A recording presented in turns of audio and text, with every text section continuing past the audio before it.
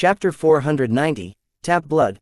Date the 29th of March 2321. Time 12:53. Location Sky Blossom City, A rank Ogre Field Gate Dungeon. Card name, Ogre Blood Spirit. Card type, Summons. Card rank, C rank. Uncommon grade. Card rate, 6 stars. Card durability, 93/100. Card effect, the host can summon an Ogre Blood Spirit. The Ogre Blood Spirit has inherited all the skill, stats, physique, traits, memories, and wisdom of its past self. Additional effect, sacrifice, detonate. Note, Ogre Blood Spirit, though they have inherited the memories and wisdom of their past selves, still need strong directions from their host to follow, as the original ogres were not so bright. Sacrifice, using this skill, the user can permanently sacrifice the blood spirit to regenerate a portion of lost health. Detonate, the host can command the blood spirit to explode when needed to. Note, the detonation of the blood spirit will result in losing the card permanently. I can make cards too. I no longer have to worry about money anymore in my life. Courtney exclaimed with happiness upon the successful blood ritual. This card has near perfect durability and star rating stats. I bet you can fetch a good amount of money for these cards. The blood spirit cards created by Courtney were good enough to create riots in the Sky Blossom City auction house. If anything, my words were like downplaying the actual value of these cards. Really, haha, I can finally stop worrying about becoming dirt poor again.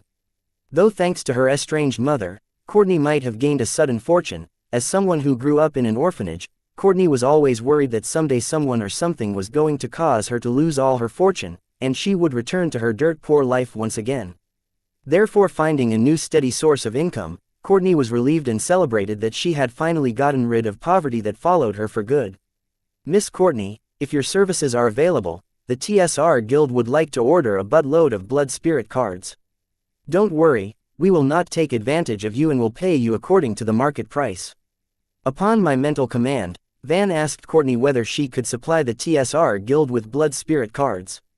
The Tiger Squadron is also willing to pay the market price for 1000 C-rank blood spirit cards. Old Ben also followed suit with Van, heeding my mental command.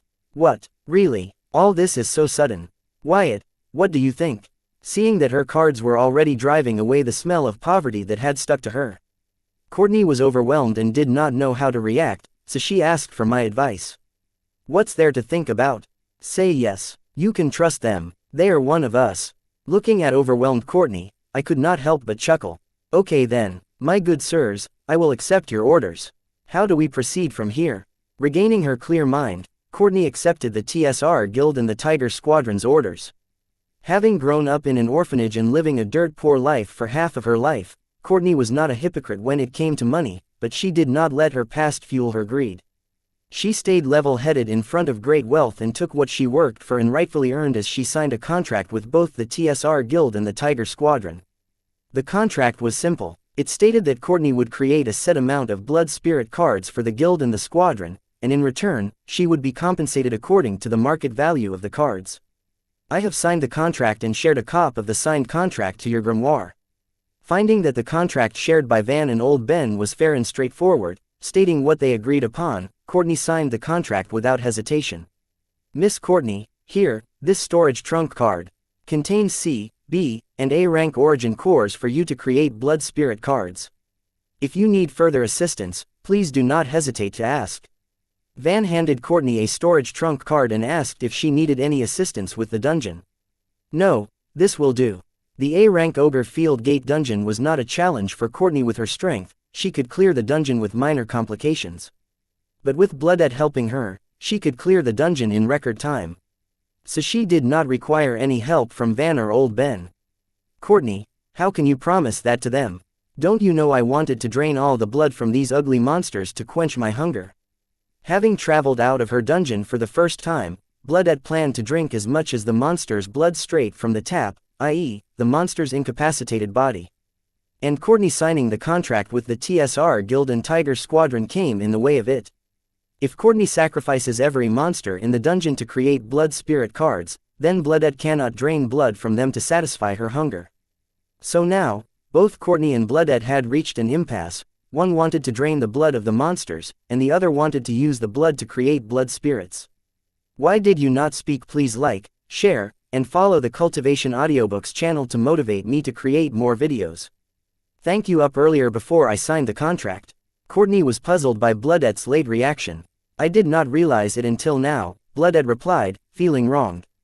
Her current situation was like she was in a chocolate factory and could not eat single chocolate because she wanted to make a fortune selling these chocolates. Well, it is too late now to complain. And by the way, with the fortune I will be making off of these blood spirit cards, we can buy as much monster blood as you want. So for now, suppress your hunger, and I will buy as much as blood once we are out. Courtney asked Bloodette to cooperate, and in return, she promised to buy her blood to her desire. No, preserved blood and tap blood are not the same. I want to drink from the tap. Bloodette started to throw a tantrum. Tap blood. Bloodette's word did not make any sense to Courtney. Chapter 491. Compromise. Date the 29th of March 2321. Time 13:06. Location Sky Blossom City, A-rank Ogre Field Gate Dungeon. Ura. A half-dozen C-rank ogres led by a B-rank ogre noticed our group and let out a war cry as they rushed towards us. I want to drink blood straight from the tap. Bloodette's tantrum had not ended yet. Seeing the incoming tanks of blood, her tantrum grew louder. Fine, you win. Every group of ogre we meet, you take half of them, and I will take the other half. Courtney finally gave into Bloodette's tantrum as she did not want to waste time bickering with Bloodette. Really? Then what about the contract? Seeing Courtney compromise, Bloodette showed a little conscious and asked Courtney how she would meet the quota required for the contract.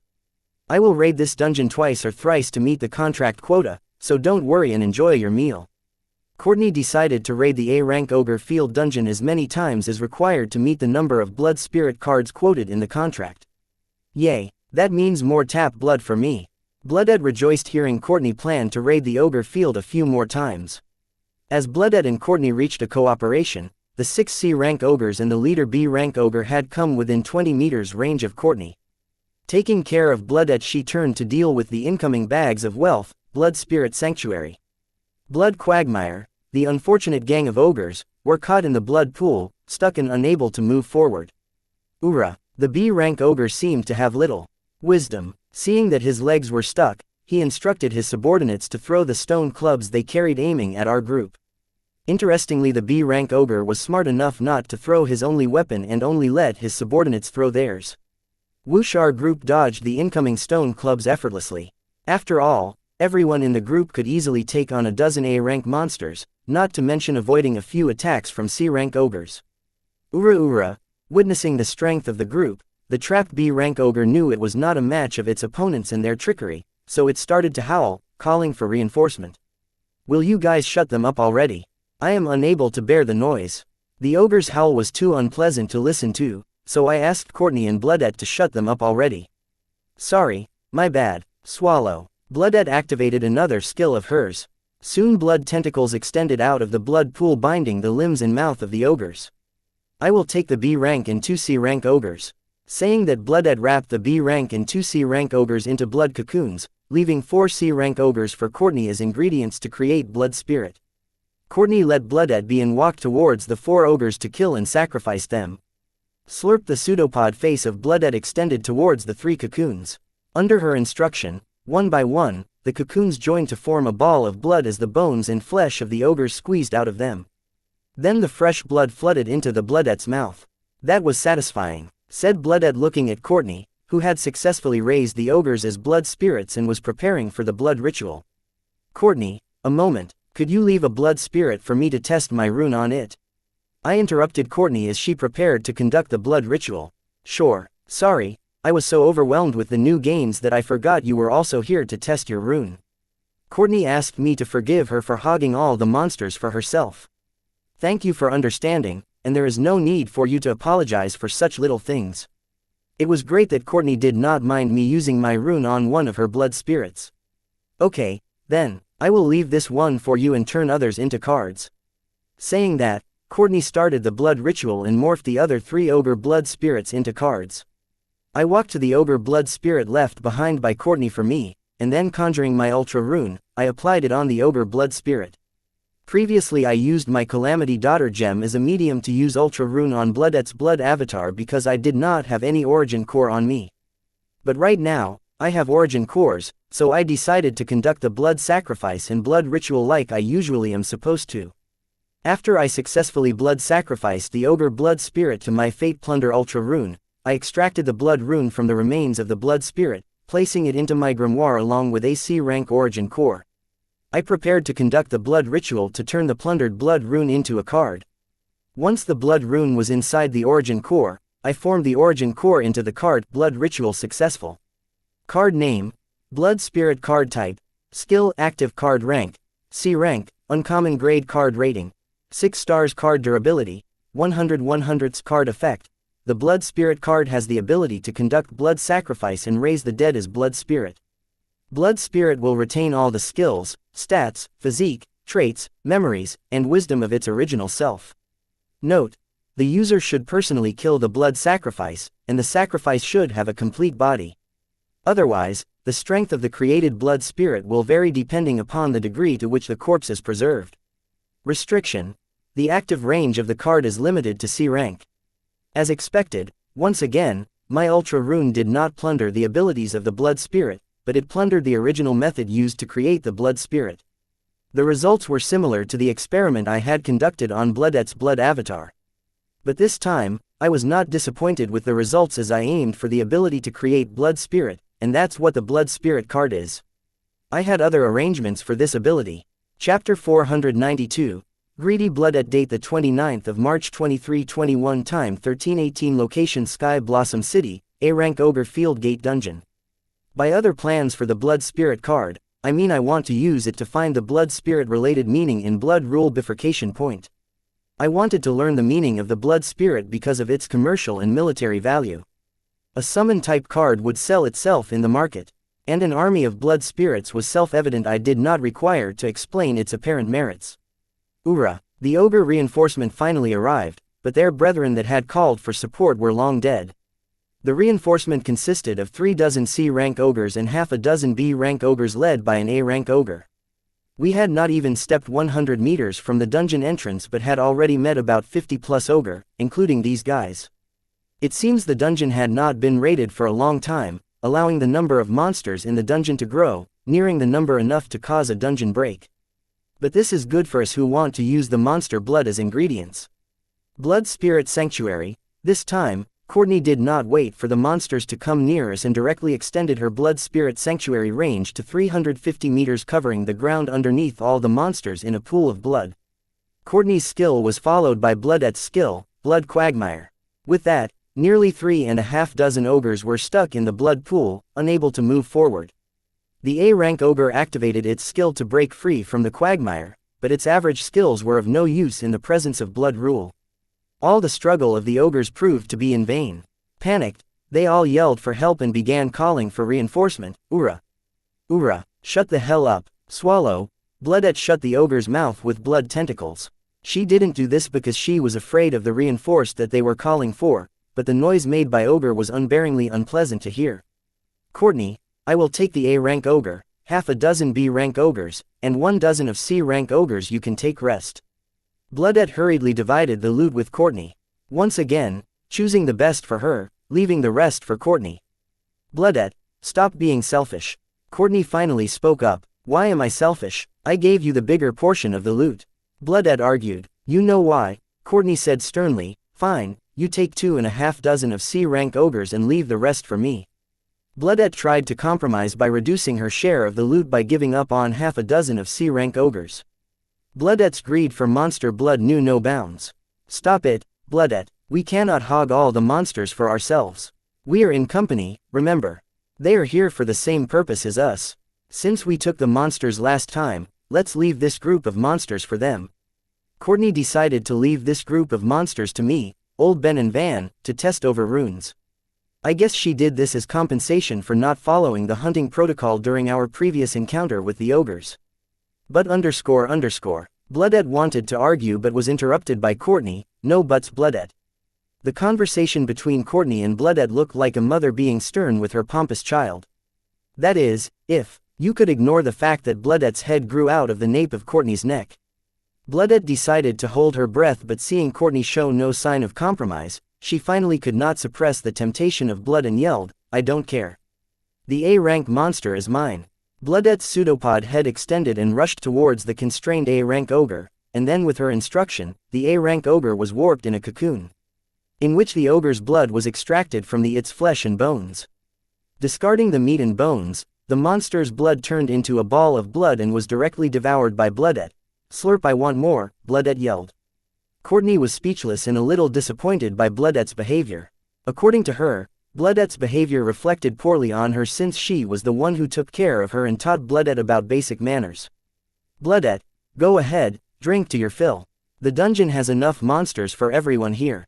Seeing the greedy Bloodette who could not suppress her hunger for quality blood, I could help but chuckle and let her have her fill. Wyatt, don't spoil her. Otherwise, she will never learn. And what about you guys, aren't you here to test the abilities and limitations of your runes? Courtney complained about me pampering Bloodette. We are, but Courtney, this won't do. We need to split up. You take this way, old Ben and Van take the middle route, and I will take the other route. As for the boss monster, how about this? The first one to make it to the boss room can kill it. Sounds fair. Any questions? If we continued to move forward in a single group, we would continue to face similar problems, so I decided that our group should split up and hunt for the monsters. And to make things more interesting, I made the boss monster the reward for the first of us to make it to the boss room by killing all the monsters on our way there. Sounds good, saying that old Ben and Van headed out the route I assigned for them without waiting for Courtney's answer. Old Ben also needed monster blood to create blood weapons for the Tiger Squadron and the TSR Guild. I guess we will split here then. Seeing old Ben and Van go their way, Courtney had no choice but to agree. Courtney, hurry, don't waste time talking. Otherwise, we will miss the boss monster to those two guys. Bloodette had already finished devouring the remaining 3.5 dozen ogres as she was worrying that Courtney would block her or I would regret my words. Chapter 493. Rock Rule. Date the 29th of March 2321. Time 13:32. Location Sky Blossom City, A-rank Ogre Field Gate Dungeon. Split up from the others, I head into the dungeon. I had summoned the 5 stone Viltronians as my bodyguards and instructed them not to kill the hostile unit and only immobilize them. I have been walking for quite a while in this path but have yet to encounter any ogres. I started to think that maybe there are no ogres in this part of the dungeon. But our encounter with 50+ ogres at the dungeon entrance clearly showed that this dungeon was filled with monsters and nearing the limit of dungeon break. But my experience right now told another story. As I walked further, it all became clear to me why I had not encountered a single ogre till now. It was because all the ogres were assembling here. It seems the aura of my 4 A-rank stone Viltronians and the A-rank boss stone Viltronian had spooked all the ogres in the surroundings, indirectly leading them to gather together to face the incoming threat together. Looking at the horde of ogres in front of me, I was delighted as this saved me the trouble of finding them all individually. The horde of ogres consisted of 100 A-rank ogres, 50 dozen B-rank ogres, and 300 dozen C-rank ogres, 4,300 ogres in total. I think 5 A-rank stone Viltronians are not worth this kind of cautious response from the ogres. But if one of the 5 A-rank ogres happens to be a boss monster with minion summon skill, then this number of ogres was far from enough. Boss monsters have a more intimidating aura than other monsters of the same realm. Therefore monsters who survive on their instinct can easily differentiate a booze monster from an ordinary monster. Clang clang. Seeing a small army blocking our path, the boss monster stone Viltronian walked next to me and asked permission to personally take care of all the small fries blocking my path. The intelligence and wisdom stats of the boss monster stone Viltronian had increased by a lot, having its Calamity Daughter core upgraded to Calamity Daughter gem and had achieved an intermediate level of sentience. The same was true of the other A-rank stone Viltronians. Their intelligence and wisdom stats had increased, growing their sentience to an intermediate level. A being with an intermediate level of sentience will showcase the same level of intelligence and wisdom displayed by human pre-teens. Sure, go ahead, remember, do not kill them but immobilize them. Seeing the confidence displayed by the boss monster stone Viltronian, I decided to give it a chance. Clang petrification clang. Gaining my permission, the boss monster stone Viltronian did not hesitate any longer, and facing the ogre army, it activated its skill, petrification. The holes that made the eyes of the stone Viltronian shone with a brilliant flash. And wherever the light of flash landed, that place petrified into stone, be it elephant grass covering the ground or the ogre army ready to charge at us. All of them were petrified into a stone statue. The entire landscape had turned into one large sculpture. It was as if the beauty of the dungeon was captured and immortalized by petrification. Clang clang, the boss monster stone Viltronian turned to me, looking to be praised for the feat it had achieved. What in the name of holy rock? When did you learn petrification, and why the heck is it so overpowered? I was the one who turned the stone element's shape from stone trolls into stone Viltronians, and I knew every skill in their arsenal. Yet I had never seen or heard or read a stone troll use petrification skill before. Therefore I could not help but ask when and how it learned the petrification skill. Clang clang, clang, surprisingly, the boss monster stone Vitronian answered my questions enthusiastically, describing its adventures and achievements in a detailed manner. I cannot believe that I am having a complete conversation with the boss monster. Before upgrading to the Calamity Daughter gem, the boss monster only knew to follow and execute my instructions with the help of Hive AI. Still, now its thought process had advanced, and it could have an independent conversation with me. The monster orb's ability is to nurture and tame the monster stored in it. That meant within the monster orb, the monsters were mentally awake and would be mentally influenced to forget the wildness and follow the orders of the Card Apprentice. This much mental independence was enough for the boss monster stone Viltronian to mentally enter the one with world state through the Calamity Soul gem and start comprehending rules. Being a stone elemental, the first rule that the stone Viltronian gained insight into was the rock rule. And at the bifurcation point of the rock rule, it was lucky enough to have chosen the petrification meaning. Over the period, its mastery of the meaning increased along with its understanding, enough to forge the petrification rune of the ultimate tier. Apparently being a stone elemental, it had a strong affinity with the rock rule, allowing it to achieve the ultimate tier in petrification, meaning in a short time. Having achieved completion in one meaning, it had already chosen the second meaning in the rock rule. However, its mastery and understanding of the meaning still weren't enough to know the title of the second meaning it had chosen to comprehend. The boss monster stone Viltronian wasn't the only one who naturally learned to use the Calamity Daughter gem as an ego gem. But the other 4 stone elementals did too. They all seemed to have commonly comprehended rock rule as their first rule, proving my theory that the stone elementals had a strong affinity with the rock rule.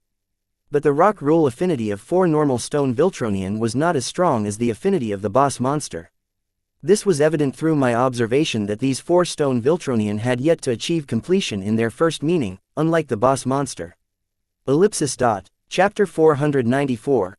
Natural Comprehension. Date the 29th of March 2321. Time 1332. Location Sky Blossom City, A-Rank Ogre Field Gate Dungeon. The natural comprehension of using Calamity Daughter gem as ego gem to comprehend rule and forge rune by the stone Viltronians did come as a big surprise to me. After all, to achieve the same, I had to knock on Anna and Luna's door several times to help me understand how to accomplish this. This showed how elementals were more suitable for rule comprehensive and rune forging than card apprentices. Not only were they more suitable for rule compression and rune forging, but they seemed to have a particular affinity with the rules closely related to the elemental they represented. As I observed the changes in the stone Viltronians brought by upgrading to their Calamity Daughter core to Calamity Daughter gem, I started to notice a pattern between the elemental affinity and rule affinity of the stone Viltronians. I observed that the stronger the elemental affinity the stone Viltronian had, the stronger was its rule affinity. The boss monster stone Viltronian was an excellent example for this observation. The boss monster had the strongest stone elemental affinity of all the stone Viltronians. And it also had the strongest rock rule affinity of all the stone Viltronians. This was evident as it could forge an ultimate rune faster than its peers. The idea that elemental affinity and rule affinity are related was just speculation. I needed more evidence to support this idea, but I had a strong hunch that the elemental affinity is directly proportional to the rule affinity. For now, I have no evidence to support these claims, but I have found a direction to explore the rule affinity. As for the evidence to support my theory, I had to prove that the elemental affinity of my stone Viltronians was the reason behind their natural compression of using Calamity Daughter gem as ego gem to comprehend rule and forge runes. Right now, I am in a dungeon and have a wager going on with others to reach the boss room first. It was not the time or place to explore my theoretical epiphany, so throwing the cluster of various thoughts to the back of my head, I looked at the petrified army of ogres. And turning to the boss monster stone Viltronian, I asked, "Are they still alive in there?" Clang clang, clang clang, clang, The boss monster replied that the ogres were still alive but not for long, so I had to hurry with my experimentation to find the possibilities and limits of the Fate Plunder Ultra Rune. It would be a waste to ruin these many good quality ingredients, so I hurried to the nearest petrified ogre and used my Fate Plunder Rune on it. Successfully conducting the blood sacrifice, I began to execute the blood ritual. Morphed the origin core containing the blood rune extracted from the sacrifice into a card. Card name, Petrification card type, Skill card active card rank, B rank, rare grade card rate, 7 stars card durability, 100/100ths card effect. When used, the card can petrify the intended target within 100 meters range of the user. Additional effect. Release note. Once petrified, the live target will not die immediately, and the petrified debuff status can be removed by using the skill release. Seeing that I did not get the skills of the ogre, instead got the petrification skill card, I was not disappointed with the resulting card, as this allowed me to understand my ultra rune further and also understand the petrification rune of my pet boss monster. The extraction of the petrification card helped me understand that since the ogre was in a petrified state, all its skills, traits, and physique were under petrified debuff and unavailable to be plundered. Instead, I received the only debuff status available on it, petrification. It was already a miracle that my rune worked on the petrified ogre, as its blood was also petrified. Calling it a miracle was overestimating its ability, as it was only able to plunder the debuff status petrification. After giving it a bit of thought, I walked to the next petrified ogre. This one was an A rank ogre. Turning to my pet boss monster, I asked it to use release skill on this single ogre. Following my command, the boss monster removed the petrification status debuff on the A rank ogre in front of me. Being released from the petrification state, the ogre fell to its knees. It looked weak and as if a lot of its vitality had been drained while in the petrified state. It seems being in a petrified state for a long time affects the victim's vitality. The once hunky and muscular A rank ogre was now scrawny and on its knees, gasping for breath, forgetting the dangers in its surroundings. Finally getting hold of itself, the ogre hurriedly stood up and attacked me. Partial transformation, kaiju form, Titan Viltronian. My left hand bulked up and grew to a monstrous size disproportionate to my body size. With all might, I strike my left fist into the ogre's chest, tearing a hole into its body. My hand passes through it, killing the A rank ogre in a mere second. Clang clang, clang, my pet boss monster, surprised by my feat, started to sing my praise. Seeing that the boss monster had learned the art of flattery and ass kissing already, I shook my head with a chuckle. Then I used the Fate Plunder Ultra Rune on the carcass of the A rank ogre. Having already met the conditions of blood sacrifice, I skipped to the blood ritual and successfully turned the extracted rune into a card. Card name, Ogre Blood Totem card type, Skill card card rank, A rank, rare grade card rate, 9 stars card durability, 100/100ths card effect. When equipped, the card gives the user all the stats and skills of A rank ogre. Additional effect, Ogre Physique, Ogre Metamorphosis, Ogre Traits, Sacrifice Ogre Metamorphosis. This skill gives the card apprentice the ability to morph their appearance into an ogre. Sacrifice. When this card is sacrificed permanently, the user recovers their health and gains a slight increase in their health points permanently. Date the 29th of March 2321, time 1332, location Sky Blossom City, A rank Ogre Field Gate Dungeon. Ogre Blood Totem, the stats, skills, traits, physique, and appearance all that was plunder from an ogre through its blood had formed into blood totem. And sacrificing this card permanently increases a person's health slightly, and this effect is permanent. Using my Fate Plunder skill on the ogre monster, I could steal all its stats, skills, traits, physique, appearance, lifespan. But unfortunately, I was not able to get any origin card, rules, or runes, as the ogre did not have any. In order to test how my Ultra Rune plunders origin card, rules, or runes, I would have to experiment on the beings which have these powers, like the card apprentices or supreme beings. So, for now, in this dungeon, I could only create Ogre Blood Totem cards. But for my current requirements, these Ogre Blood Totem cards were good enough. The additional stats of Ogre could turn any average card apprentice into a super close combat card apprentice. Not to mention the boost given to card apprentices with the Ogre's skills, traits, and physique. The ogres are mighty monsters. To defeat an ogre, it takes 2 average card apprentices of the same rank. But I could kill them without breaking a sweat because of my monstrous physique and rule power. In front of the rule power, Ogre's physical prowess was of no use. Having read the card info of the Ogre Blood Totem card, I then proceeded to have the boss monster Stone Viltronian release the ogres from petrification debuff one by one. I performed blood sacrifice and rituals on each of them to create more Ogre Blood Totem cards. Soon I had created 100 A rank, 600 B rank, and 3600 C rank Ogre Blood Totem cards. Having cleared the army of ogres, my road to the boss room was monster-free. I did not meet a single ogre monster on my way as I explored deeper into the dungeon in search of the boss room. Once I reached the boss room, I found Courtney and the blood pseudopod growing out of her nape, Bloodette waiting. It seems Van and Old Ben were the first to get to the boss monster. And apparently, I was the last one to make it here. Wyatt, you are last. Haha, Bloodette laughed at me for making it last to the boss room. It's not as if you were the first here. What are you happy about? I didn't have to respond to Bloodette's childish behavior, but I did. Don't remind her of that. I had just done consoling her that we will get boss monster in the second raid.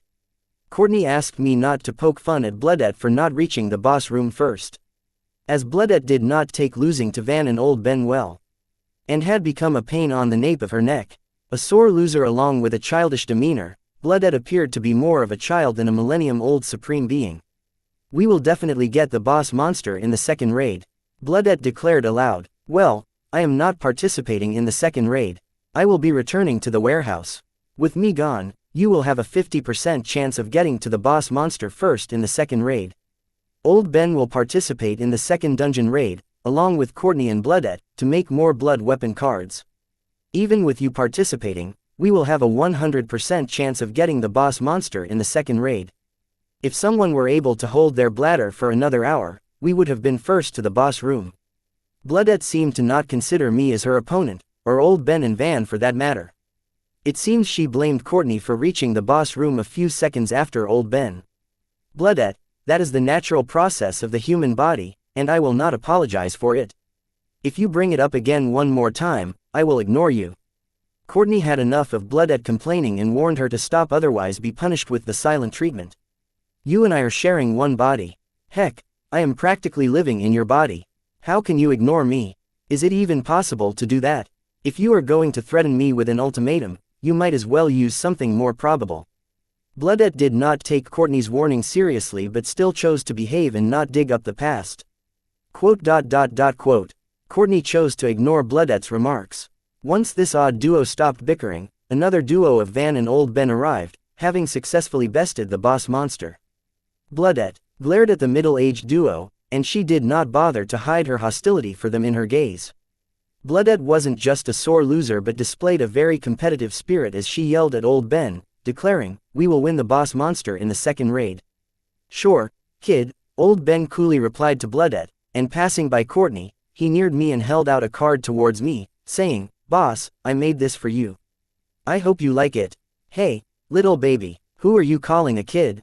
With regards to my age, your great-grandmother would call me a great-grandmother." Bloodette did not like being called a kid by someone who hasn't even lived half of her actual lifespan.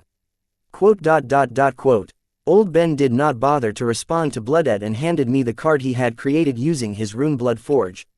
Card name, Blood Trenchcoat. Card type, item card. Card rank, A rank, rare grade. Card rate, 8 stars. Card durability, 100/100ths. Card effect, equipping this card, the user can summon a hooded trench coat woven from skill made of A rank boss monster ogre. Additional skill, protection of 100 ogres. After reading the card info, I equipped the blood weapon card in my Grimoires item slot, and with flash, I was wearing a black hooded trench coat with red shade. Date the 29th of March 2321. Time 13:48. Location Sky Blossom City, A rank ogre field gate dungeon. Protection of 100 ogres, a defensive skill that gives the wearer of blood trench coat vitality of 100 ogre. Old Ben seemed to be good at the handicraft. I did not expect the weapon card made by him to turn out to be a coat, and not to mention it's pretty fashionable. Being able to forge ogre blood into threads to create a cloth takes some serious skills. It seems the meaning Blood Forge is a perfect match with Old Ben. The only thing puzzling me about the blood forged item cards is how they gained the skill. For example, how did the blood trench coat card gain the skill protection of 100 ogres? I don't think the boss monster ogre has a skill named Protection of 100 Ogres.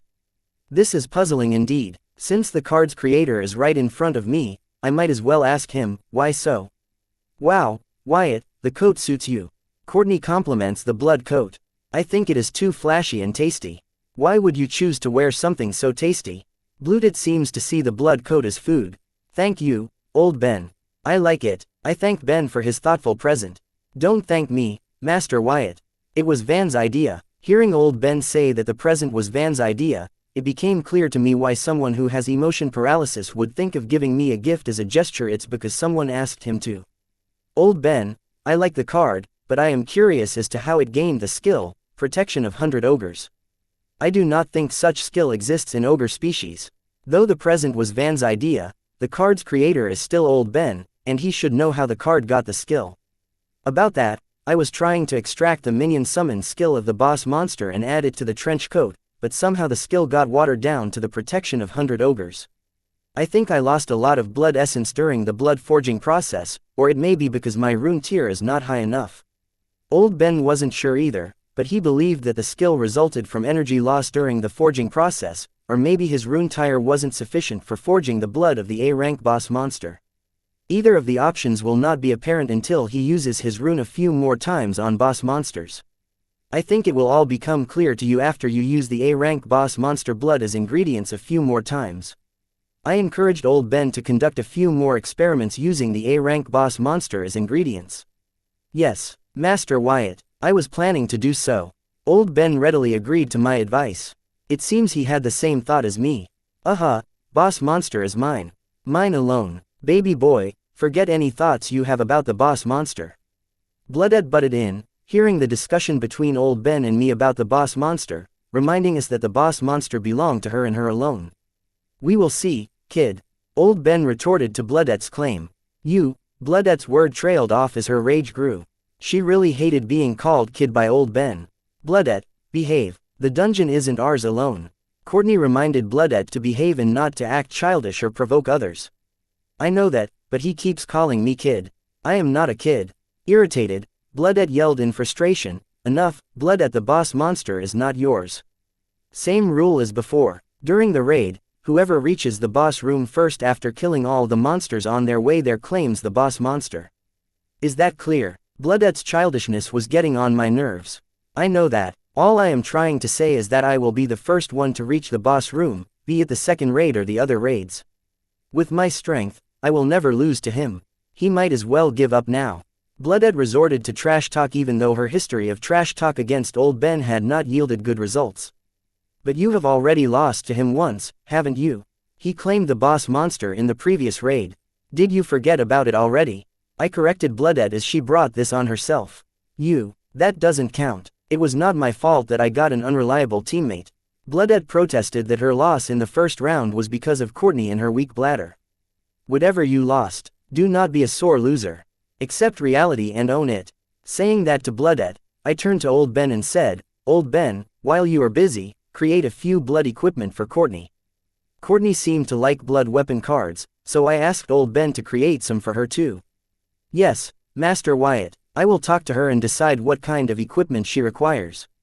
So I can make suitable equipments for her. Old Ben agreed to my request to create a few blood weapon cards for Courtney. Thank you, Captain Ben. Courtney did not act humble or remain on ceremony and hurriedly accepted old Ben's offer. Good, now I will be returning to the warehouse. Hoping that you guys will behave and achieve your task splendidly. Bidding goodbye to Courtney, Bludet, and old Ben, I head to the dungeon exit along with Van. Walking out of the dungeon gate, Van headed to the TSR Guild to plan for the future development of the TSR Guild main branch in THR vicinity of the Blood Rock Gate dungeon. Letting Van be busy with his work, I summoned my hoverbike and headed to the warehouse. Date the 29th of March 2321, time 14:09, location Sky Blossom City, Guild Association Mall, warehouse number 234. As I entered the warehouse, I saw Susan was entertaining a guest. Feeling my presence, Susan and the guest turned to look at me. As the guest faced me, I finally knew who the guest was. It was none other than Diana Keith from Fine Gold. Wyatt, you are back. How was your retreat? Any success? Susan greeted me and indirectly asked if my rune forging was a success. Yes, it was, and there were a few extra gains too. I replied to Susan enthusiastically.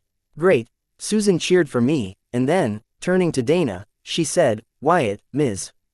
Diana Keith from Fine Gold has been waiting for your return. It has been a while now.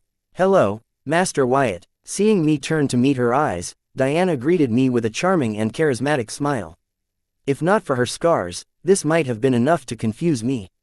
Hello, Ms. Diana Keith. What brings the CEO of Fine Gold to my humble card boutique? With all the rumors following around me, I thought Dana Keith would back off like other families.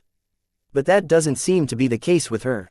Knowing Diana, she would choose to come to meet me even after knowing all the rumors about me only if she was scheming something. Master Wyatt, I wanted to congratulate you on your victory in the tournament finals. Who knew, you are not only a whiz in card creation but also card fight and personal strength. You have achieved so much at such a young age. Given a chance, Diana did not hesitate to flatter me with every kind word in her dictionary. The rumors about me being a fraud and my patent on silver milk powder being a hoax have been spreading like wildfire in all the regions. With Anna's mother adding fuel to this fire, it has become very large enough to scare away the Duskborn family, who was planning to leech off me and my newfound wealth. This is why it was puzzling to see Diana come look for me. Thank Ms. Diana. Anything else? If not __. Before I could ask Dana to leave my property, she interrupted me. Master Wyatt, have you heard from your friend Elliot? I heard he is in a pickle. Diana not only interrupted me, but she changed the topic suddenly from praising me to the current situation of Elliot. I did not know what she was trying to achieve by doing this, but she had my attention now. Honestly, I have been attempting to contact Elliot for a while, but I not could reach him. Therefore Dana's words raised alarms in my head. Ms. Diana, please explain what you are trying to say, otherwise, I may end up misunderstanding you and your intentions. I have heard that Elliot had to return early because his father is in serious condition, and using this situation to their advantage, his siblings are carrying out a coup. Therefore I asked Dana to stop beating behind the bush and spill out what she was actually after. I did not have the time or patience for her games. So I asked her to be direct and get to the point.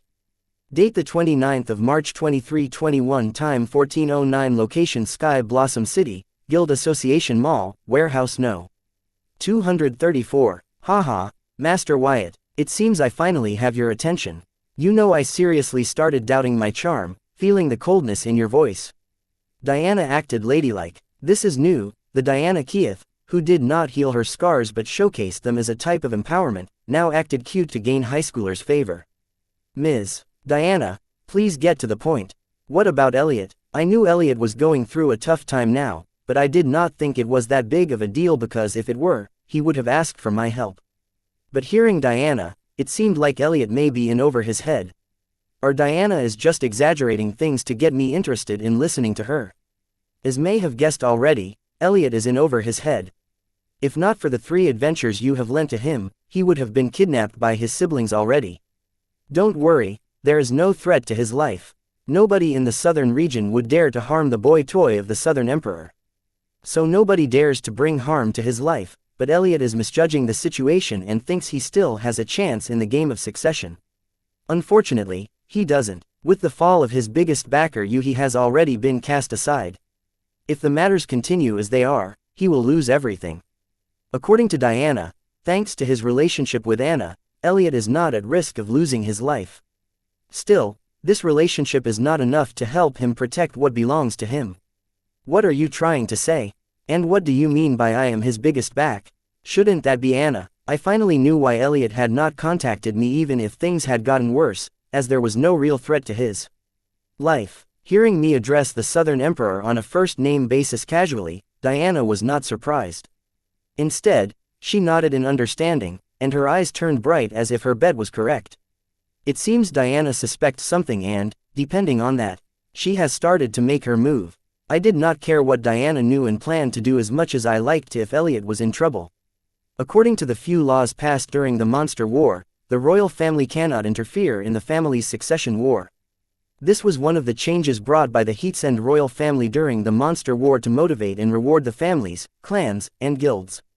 Therefore, with the Southern Emperor out of the picture, you have become Elliot's #1 backer. With your presence, it looked like Elliot was most likely to succeed the JK family and the company after his father, but that was when the world believed in your silver milk powder. The thing turned worse for Elliot when rumors about you and your patent started to spread. The family elders who strongly supported Elliot, knowing his connections with you, now started to alienate him. From the top of family succession, he fell to the absolute bottom in mere seconds.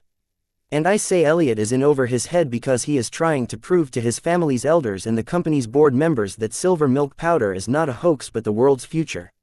Elliot doesn't seem to believe in the rumors and has absolute trust in you and your patent. But all of Elliot's effort to convince his family elders and the company's board members is a waste as the whole world has already decided that Master Wyatt and your patent is a fraud.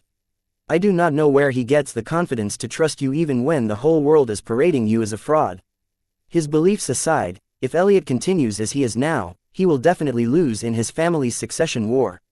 Diana explained that Elliot's relationship with me had gathered him a lot of support from his family's elders and the company's board members and had almost become the new successor of his family and company. But malicious rumors about silver milk powder led to his downfall. And what is your interest in all this? After all, without something benefiting you, you would not come all this way to give me this information, right? I did feel good that Elliot believed in me, but seeing his current position, I do not see how I can help him.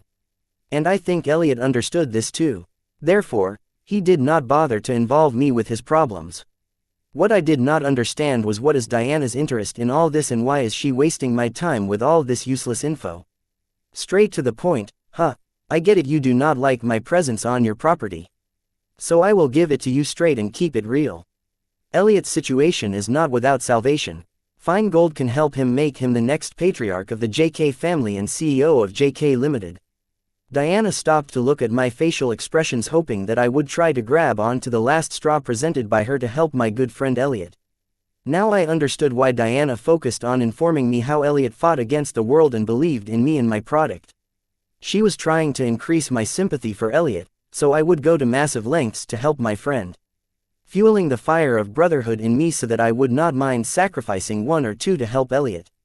Diana was on another level than her little sister Jaya. What I did not understand is why not contact Elliot directly. Instead, why come to me? Is there something she wanted from me? So, I did not indulge Diana's words too much, having figured out that she wanted something from me, and tried to obtain it by taking advantage of my friendship with Elliot by approaching the spirit of brotherhood in me. Date the 29th of March 2321, time 14:17, location Sky Blossom City, Guild Association Mall, Warehouse No. 234. Quote. Diana frowned, seeing me act clueless. All her explanation and narration only amounted to a single syllable, so. She thought I would ask her to help Elliot no matter the cost and jump right into her trap. Letting out her frustration with a sigh, she repeated herself, I said I could help Elliot. I could piss sitting down. What is your point? I would be a fool to ask Diana, how could she help Elliot, or, will she help Elliot? Asking these questions would give Diana what she wants and lead to Diana asking me, what are will to pay for me helping your friend? It would all play out as Diana planned, but I do not plan on letting that happen. Master Wyatt, I see you in a new light today. What I was trying to say earlier was that I can help Elliot if you cooperate. Seeing that I was unwilling to take the bait, Diana cast a wider net. Why are you telling me this? It would be better if you discussed this with Elliot than me, don't you think? Despite Diana making her intention of wanting my cooperation clear, I still chose to stay as if I did not understand her purpose. Master Wyatt, please do not act the fool. And for your information, before approaching you, I did approach Elliot, but it seems the bad past between JKLTB and Fine Gold is stopping him from seeing our future together. Diana, words made it clear that her target was me. First, she tried to get to me through Elliot, but it seems he did not take her helping hand. So Diana decided to approach me directly. By approaching my spirit of brotherhood, in the guise of helping Elliot, she wanted me to give her what she wanted. Thinking of all this, I knew this woman right here was too dangerous to hang around. Ms. Diana, cut to the chase. I know you are a wise woman. Otherwise, you would not have been able to build a massive empire as Fine Gold in such a small amount of time. I respect you for that, but if you think you can pull one over on me, then you're mistaken. But today is your lucky day. I am willing to negotiate. So Speak, please like, share, and follow the Cultivation Audiobooks channel to motivate me to create more videos. Thank you. Your mind, what is it that you want? Before you start, remember one thing. I don't care if it is an equal deal unless it benefits me the most. Don't bring it up, if not please leave my property. Knowing that Diana's target is me and seeing how she is going out of her way and willing to roll out of her comfort zone to trap me, I knew I had her reins in my hand and could control the negotiations as I wanted it to. I, too, believe Master Wyatt is an intelligent person. But this charade is necessary for what I will say next. You know the market valuation of fine gold based on its assets, but you need to know that the fine gold's actual value is not its assets but me, Diana Keith. With that in mind, I want you to invest in fine gold. By now, Diana knew using petty tricks and means would not work on me and would only annoy me, so finally, she decided to show her hand. Invest in fine gold, Ms. Diana. There seems to be some misunderstanding here. I am just an orphan high school student. How can I invest in a big conglomerate such as fine gold? I did not understand Diana. What is she up to? Master Wyatt, you ask me to get to the point, and yet you choose to act the fool. Isn't this a bit too much? I am being sincere here. I hope Master Wyatt will invest in fine gold. No, I hope you invest in me. And I promise I will bring you more profits than you can imagine. Diana did appear to be sincere with her words. But her action had to match her words. How much? I stopped playing and finally asked how much she expected from me and how much I could expect from her. 49% of fine gold shares. I am willing to give you 49% of fine gold's share, making you the second largest and one of the two shareholders in fine gold. In exchange for making fine gold one of the subsidiaries in the distribution of silver milk powder. Diana's action proved that she was indeed being sincere. But her proposal raised too many questions. Silver milk powder. Don't you think it's a hoax like the rest of the world? With one eyebrow raised, I intently looked at Diana's expression to see what gave her confidence to make such a big move. Honestly, I did. After all, a high schooler finding a solution to a problem which could not be solved for millennia was indeed too good to be true, and anybody would think this was a fraud. But after I saw the changes in Sky Blossom City, I saw a pattern. The pattern told me that things related to Master Wyatt are not as simple as they seem on the surface. This pattern is what led to my recent decision. Diana seemed to be telling the truth, but I was having a hard time believing that there was someone who would be willing to risk what she built using her blood and sweat based on a hunch. So all of this, just based on a hunch. Aren't you being too, how do I put it politely, optimistic? I couldn't help but ask Diana in skepticism. Master Wyatt, I am not being optimistic. I know for sure, no, I am 80% sure that silver milk powder is not a hoax but a real deal. And a proof of this would be the Silver Beach Dungeon, which the TSR Guild sold to the Southern Emperor. Date the 29th of March 2321. Time 1429. Location Sky Blossom City, Guild Association Mall, Warehouse No. 234. Silver Beach Gate Dungeon. Interesting. How much do you know about this? Hearing Diana point out the transaction of the Silver Beach Gate Dungeon from TSR Guild to Anna caught me by surprise. Therefore I couldn't help but get curious about Diana's hunch that led to her betting 49% shares of her company. Not much. All I know is that the very same day you were granted a patent for silver milk powder, the TSR Guild became the honorary guild of Southern Watch. Then today, the Southern Watch came into the city, and out of all the places, they chose to build their base near AD rank Gate Dungeon. So I verified the ownership of the Gate Dungeon, then things became clear to me, why the TSR Guild became the honorary guild and why the Southern Watch chose to station at AD rank Gate Dungeon. It's because the Southern Emperor bought the Silver Beach Dungeon from the TSR Guild. Interestingly, this exchange happened the same day your silver milk powder was granted a patent. I think Silver Beach Dungeon is the missing link that the rest of the world is missing in the creation procedure of silver milk powder. Diana explained her hunch, which led to her crazy idea of gaining my investment in return for a 49% share in fine gold, her baby. Interesting catch, but I don't see what makes you think that the Silver Beach Dungeon is the missing link that the rest of the world is missing in the creation procedure of silver milk powder. After all, Anna could have just bought the Silver Beach Gate Dungeon to own a private beach. Diana's deduction was spot on. I could feel chills and hair on the back of my hand rise. But coming to such a conclusion and connecting silver milk powder to the Silver Beach Dungeon would require more evidence than that. Yes, but that is less likely. I would not have found all this if not for the Southern Emperor helping you force the circle out of the Sky Blossom City and wiping out its remains. That day you won the tournament, and the circle fled the city. I realized that by winning the tournament, you won the recognition and approval of the royal family. As a reward, the Southern Emperor helped you exact your revenge on the circle. But I know the circle's leader. He is a slippery bastard. He felled the city before the Southern Emperor, and her forces could get to him. Despite the royal family disproving your patent on silver milk powder, I notice how the Southern Emperor continued to stay by your side and help you. Although the Southern Emperor is known for having a good time, I do not think she would break the copyright, patent, and trademark rules laid by her family for a night with a random high schooler. Considering all this, I was 60% sure Sliver Milk Powder was the real deal. With the discovery about the Southern Emperor buying Silver Beach Dungeon owned by the TSR Guild, which apparently happens to be directed by you from the shadows, I was 80% sure that your patent was not a fraud. Diana finally explained the pattern of change that she had noticed in the city. She seems to have misunderstood that Circle fled the city because of Anna. Apart from that, the rest was basically correct. Why 80%? Why not 100%? I asked Diana as her train of thoughts intrigued me.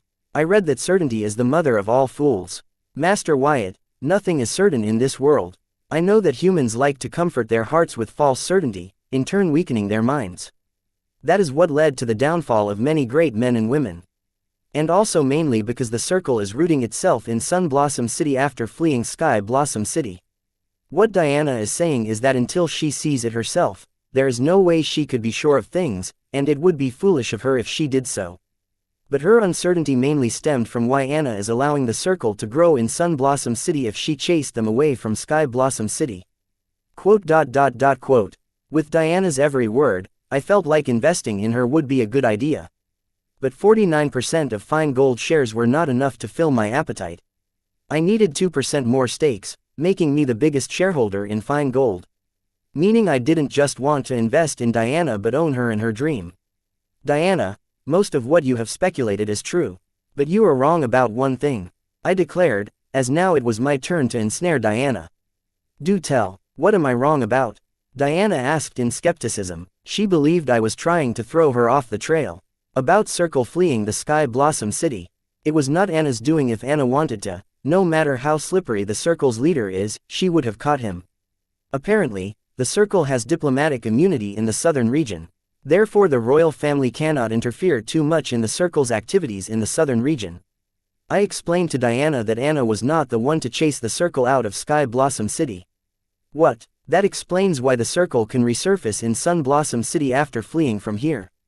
If it wasn't the Southern Emperor, then who chased the Circle out of the Sky Blossom City? Diana asked in bafflement. That question is for another day.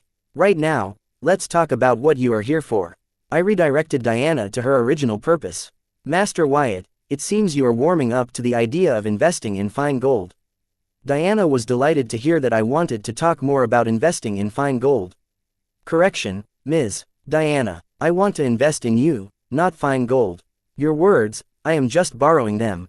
Date the 29th of March 2321, time 1441, location Sky Blossom City, Guild Association Mall, Warehouse No. 234. Master Wyatt, I am happy to know that you find me worth your investment. I am honored. Diana really felt honored to be acknowledged by the high school student in front of her. After all, he was no ordinary high school student. He was the guy who solved the problem that plagued Card Apprentice society for millennia. Having spent time with him, Diana's impression of him changed for the better, and she had a slight admiration for the boy. Therefore she could not help but feel a sense of achievement being acknowledged by him. I am flattered that you feel that way, Ms. Diana. If you will, shall we continue with the investment negotiations? This encounter with Diana was not enough to make me think that she was worth my investment. But it was the memories of Clown Mask that made me want to make Diana my subordinate. During the rise of the leader of the Circle Sky Blossom City branch, there was a time when someone came very close to killing him. It was none other than Diana. Diana from the alternate timeline was a very miserable being. Thinking of this, now that I have decided to recruit Diana, I slowly began to access the Clown Mask's memories regarding her. In the alternate timeline, Jaya never got to turn her fated ingredient blue stone into her origin card Viltronian. As time went on, the burden from the bluestone increased to the point where Jaya's life and death were no longer guaranteed. To save her sister, Diana decided to find the answers in the wreckage of the dungeon where she found Jaya. But it was all collected by the circle. Therefore, finding no choice, Diana had to forego all her past grievances with Circle and genuinely become their hunting dog. Unfortunately, Jaya could not hold on till then and died an excruciating death. Losing her only family, Diana lost the purpose of her life. But remembering the dreadful final movements of her sister, Diana found a new purpose, that is to hunt down the man responsible for all the tragedies in her life, the leader of Circle Sky Blossom Branch. In her hunt for that man, Diana didn't hesitate to sacrifice everything she had built in her whole life, fine gold. Unfortunately, Diana's thirst for revenge and all her sacrifice was only enough for her to reach that man's shadow. Considering what I knew about all the leaders of various circle branches from Clown Mask's memories, what Diana had achieved was an incredible feat. Negotiation. Master Wyatt, what's there to negotiate?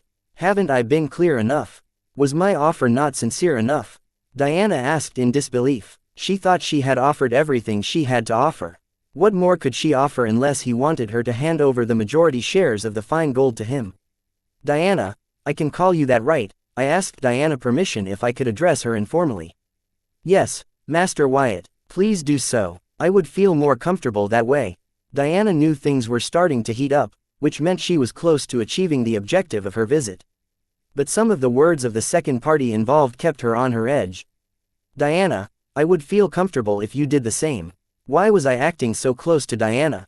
Call me a hypocrite, but accessing Clown Mask's memories about Diana's life history, I came to know her authentic personality. Going through these memories, I started to pity her. But this pity did not last for long, and it was replaced by genuine admiration for her. My respect and admiration for Diana grew to the point where I wanted to make her my friend. Yes, a friend. The adversities that Diana had overcome in her lifetime were sterling, but her maintaining sanity in her traumatic tragedy of life was more commendable. Everybody goes through difficulties. Some overcome it, and some fail to do so. What's unique about Diana? This is why I called myself a hypocrite. Many of my Calamity Daughter gems have traumatic pasts, but what sets Diana apart from them? I knew Diana's life history before I acted to recruit her. This is what sets Diana apart from others. The memories from the Clown Mask had humanized my opinion of Diana. I was going to go on war with the Circle Sun Blossom branch. I bet it would also be filled with many people with tragic and traumatic pasts like Diana, but I was not hesitant to massacre all of them because I did not know their life history. Has the Clown Mask's memories about Diana made me soft? No, but it did change my perspective of Diana. And I found her worthy of being my friend and hanging out with me in my chill life. Elliot was there too. Yes, it's given that Diana is a snake, and trusting her blindly would be foolish.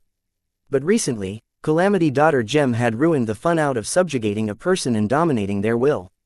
Subjugating Diana is going to be a fun little experiment. Let's start bird by bird. Don't mind if I do so, Wyatt. It did not take long for Diana to adjust to informal speech with me. Good, now let's talk business. I want to invest in you. By investing, I don't just mean making fine gold one of the subsidiary distribution agents in Solver Milk Powder's distribution chain. So please carefully consider the two choices I will give you next. The first one is obvious. I believe you have already guessed it. Give me 51% shares of fine gold. I will make sure that the name of fine gold will reach the top in every corner of this card world. Not just the fine gold, but you too. The second is what you suggested, but with this choice, my investment in fine gold will be limited to what you have proposed. I will make fine gold a subsidiary in the distribution chain of Silver Milk Powder. But my duty towards fine gold will be over with that. Date the 29th of March 2321, time 1453, location Sky Blossom City, Guild Association Mall, Warehouse No. 234. Quote. Hearing me propose what she dreaded, Diana was without words.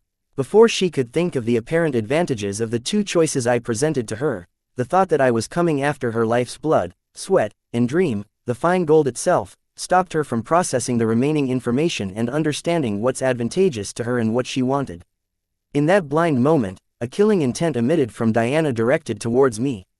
The person after her baby had to die. Diana, wake up. Diana was a hunting dog in training by the Circle and had the appropriate killing intent, but that was nothing compared to me, as I had just sacrificed 4,300 ogres in cold blood. Compared to the killing intent that I had accumulated during the blood sacrifice, Diana's killing intent appeared to be measly. I bombarded my killing intent with Diana's. The air in the warehouse froze for a second. In the presence of 4,300 mad ogres pressing, an enraged murderer could be felt in here. Cough cough. Diana started to cough up blood, facing the backlash of losing the battle of intent and being suppressed by my killing intent. Whipping the blood in the corner of her mouth, Diana stared at me intently. Her stare was filled with a mixture of terror and astonishment. As a hunting dog in training, Diana's killing intent was trained to be a sharp knife enough to kill a mortal with just its presence. So Diana was really astonished to see her intent lose, but feeling the menacing presence of her opponent's killing intent, her astonishment turned into an understanding. Are you awake now? I know some of my words were harsh, but to think that you would try to suppress me with your intent. And to think I believed our relationship was developing. What happened? We had just started addressing each other informally. Diana's intense stare did not bother me. Instead, it reminded me of a frightened cat at high alert, ready to pounce at the slightest hint of threat. A backed-up cat looking at its surrounding with a terrified expression, calling it cute, would be going overboard. I guess. Harsh. Wyatt, harsh doesn't justify what you just proposed to me. Do you know what the implications of the words you offered are? Diana thought I was being shameless by summarizing what I tried to do with the word harsh. According to her, the word harsh doesn't cut it. It doesn't even come close to what I had actually proposed. Therefore she could not help but complain in resentment. Yes, complain. As from the alteration earlier, Diana knew her prowess were of no match to the high school boy in front of her. Therefore, she had no other choice but to complain. Diana found the turn of events funny. She was a card lord, but she had to tiptoe around a card soldier. Diana, clear your head of prejudice and try to think with the admirable brain of yours that I want to invest in. You will understand that compared to losing the major stakes in your company, you will be gaining a lot more. And also, do not worry. Even if I become the major shareholder, I will be a silent partner, and you will still be in charge. And it is not like I am forcing you to choose the first option. You can always select the second option. I am not stopping you. Go ahead. With this option, you can obtain what you came for. Things were pretty damn obvious. The choices were left to Diana, and the choice she would choose would be hers and hers alone. I did not plan on forcing her, because when it comes to subjugating someone, forcing them would only lead to strong pushback, which could sometimes result in the subject getting broken, which we do not want. Therefore I let the goat walk to the butcher block. This did not mean that I would not try to influence her decision. Well, then I chose .. Before Diana could state the complete sentence, I interrupted her. Diana was not thinking realistically. She was fueled with emotions for her company and blinded to the best choice for the company's growth. Therefore it was not the best time for her to make a choice. Diana, I do not think making a choice hastily without weighing the benefits of either of the options would be a wise choice. Why don't you take your time? I bet this present will help you understand what I am trying to say. Saying that, I handed Diana 10 A rank rare grade ogre blood totem cards. Yes, nothing better than a bribe to influence a person's decision. Calling these 10 cards as a bribe would be a poor choice of words and short-sightedness. I gave these 10 cards to Diana to help her understand that when I said that I would put the fine gold name and her at the top in every corner of this world, I meant it. These 10 cards were a sample of the things I could achieve. I bet with enough time and a glass of Scotch neat, Diana would finally start seeing eye to eye with me. Quote. Diana took the 10 cards and accessed their card info. Upon inspection, she found that all 10 cards were identical. Apart from the cards' outrageous and insane stats and skills, this was the most noticeable thing. Because one cannot buy 10 perfectly identical cards in a market, let alone 10 rare A-rank identical cards. If one had those, then it could only mean that the person in question was in contact with the manufacturer of the cards. Or, in this particular case, that person was the manufacturer himself. Therefore, after scrutinizing the cards, Diana could not help but ask, "You made these cards?" "Yes, and there are more where those came from." I took out other 90 rare A-rank ogre blood totem cards, spread them in the shape of a fan, and fanned myself with it. Date the 29th of March 2321. Time 15:07. Location Sky Blossom City, Guild Association Mall, Warehouse No. 234. Are you for real? Keeping aside the mind-numbing skill description of these cards, they have near-perfect durability and star rating. These stats are outrageous, and not to mention, is it even possible to create cards of this kind? Diana asked in bafflement. The more she looked at the cards, the more disbelief she felt despite the cards being right in her hands. It is possible. These cards are not created using the average method. They are created using runes. They are a lot more powerful and more reliable than the normal cards. I was enjoying the dumbfounded, speechless look on Diana. So I really enjoyed bombarding her with another piece of news. What? Are these cards really forged using runes? Fuck. No wonder their stats and skills are so overpowered. And why did you create these many cards? Are you planning on selling them? If yes, Fine Gold will buy them.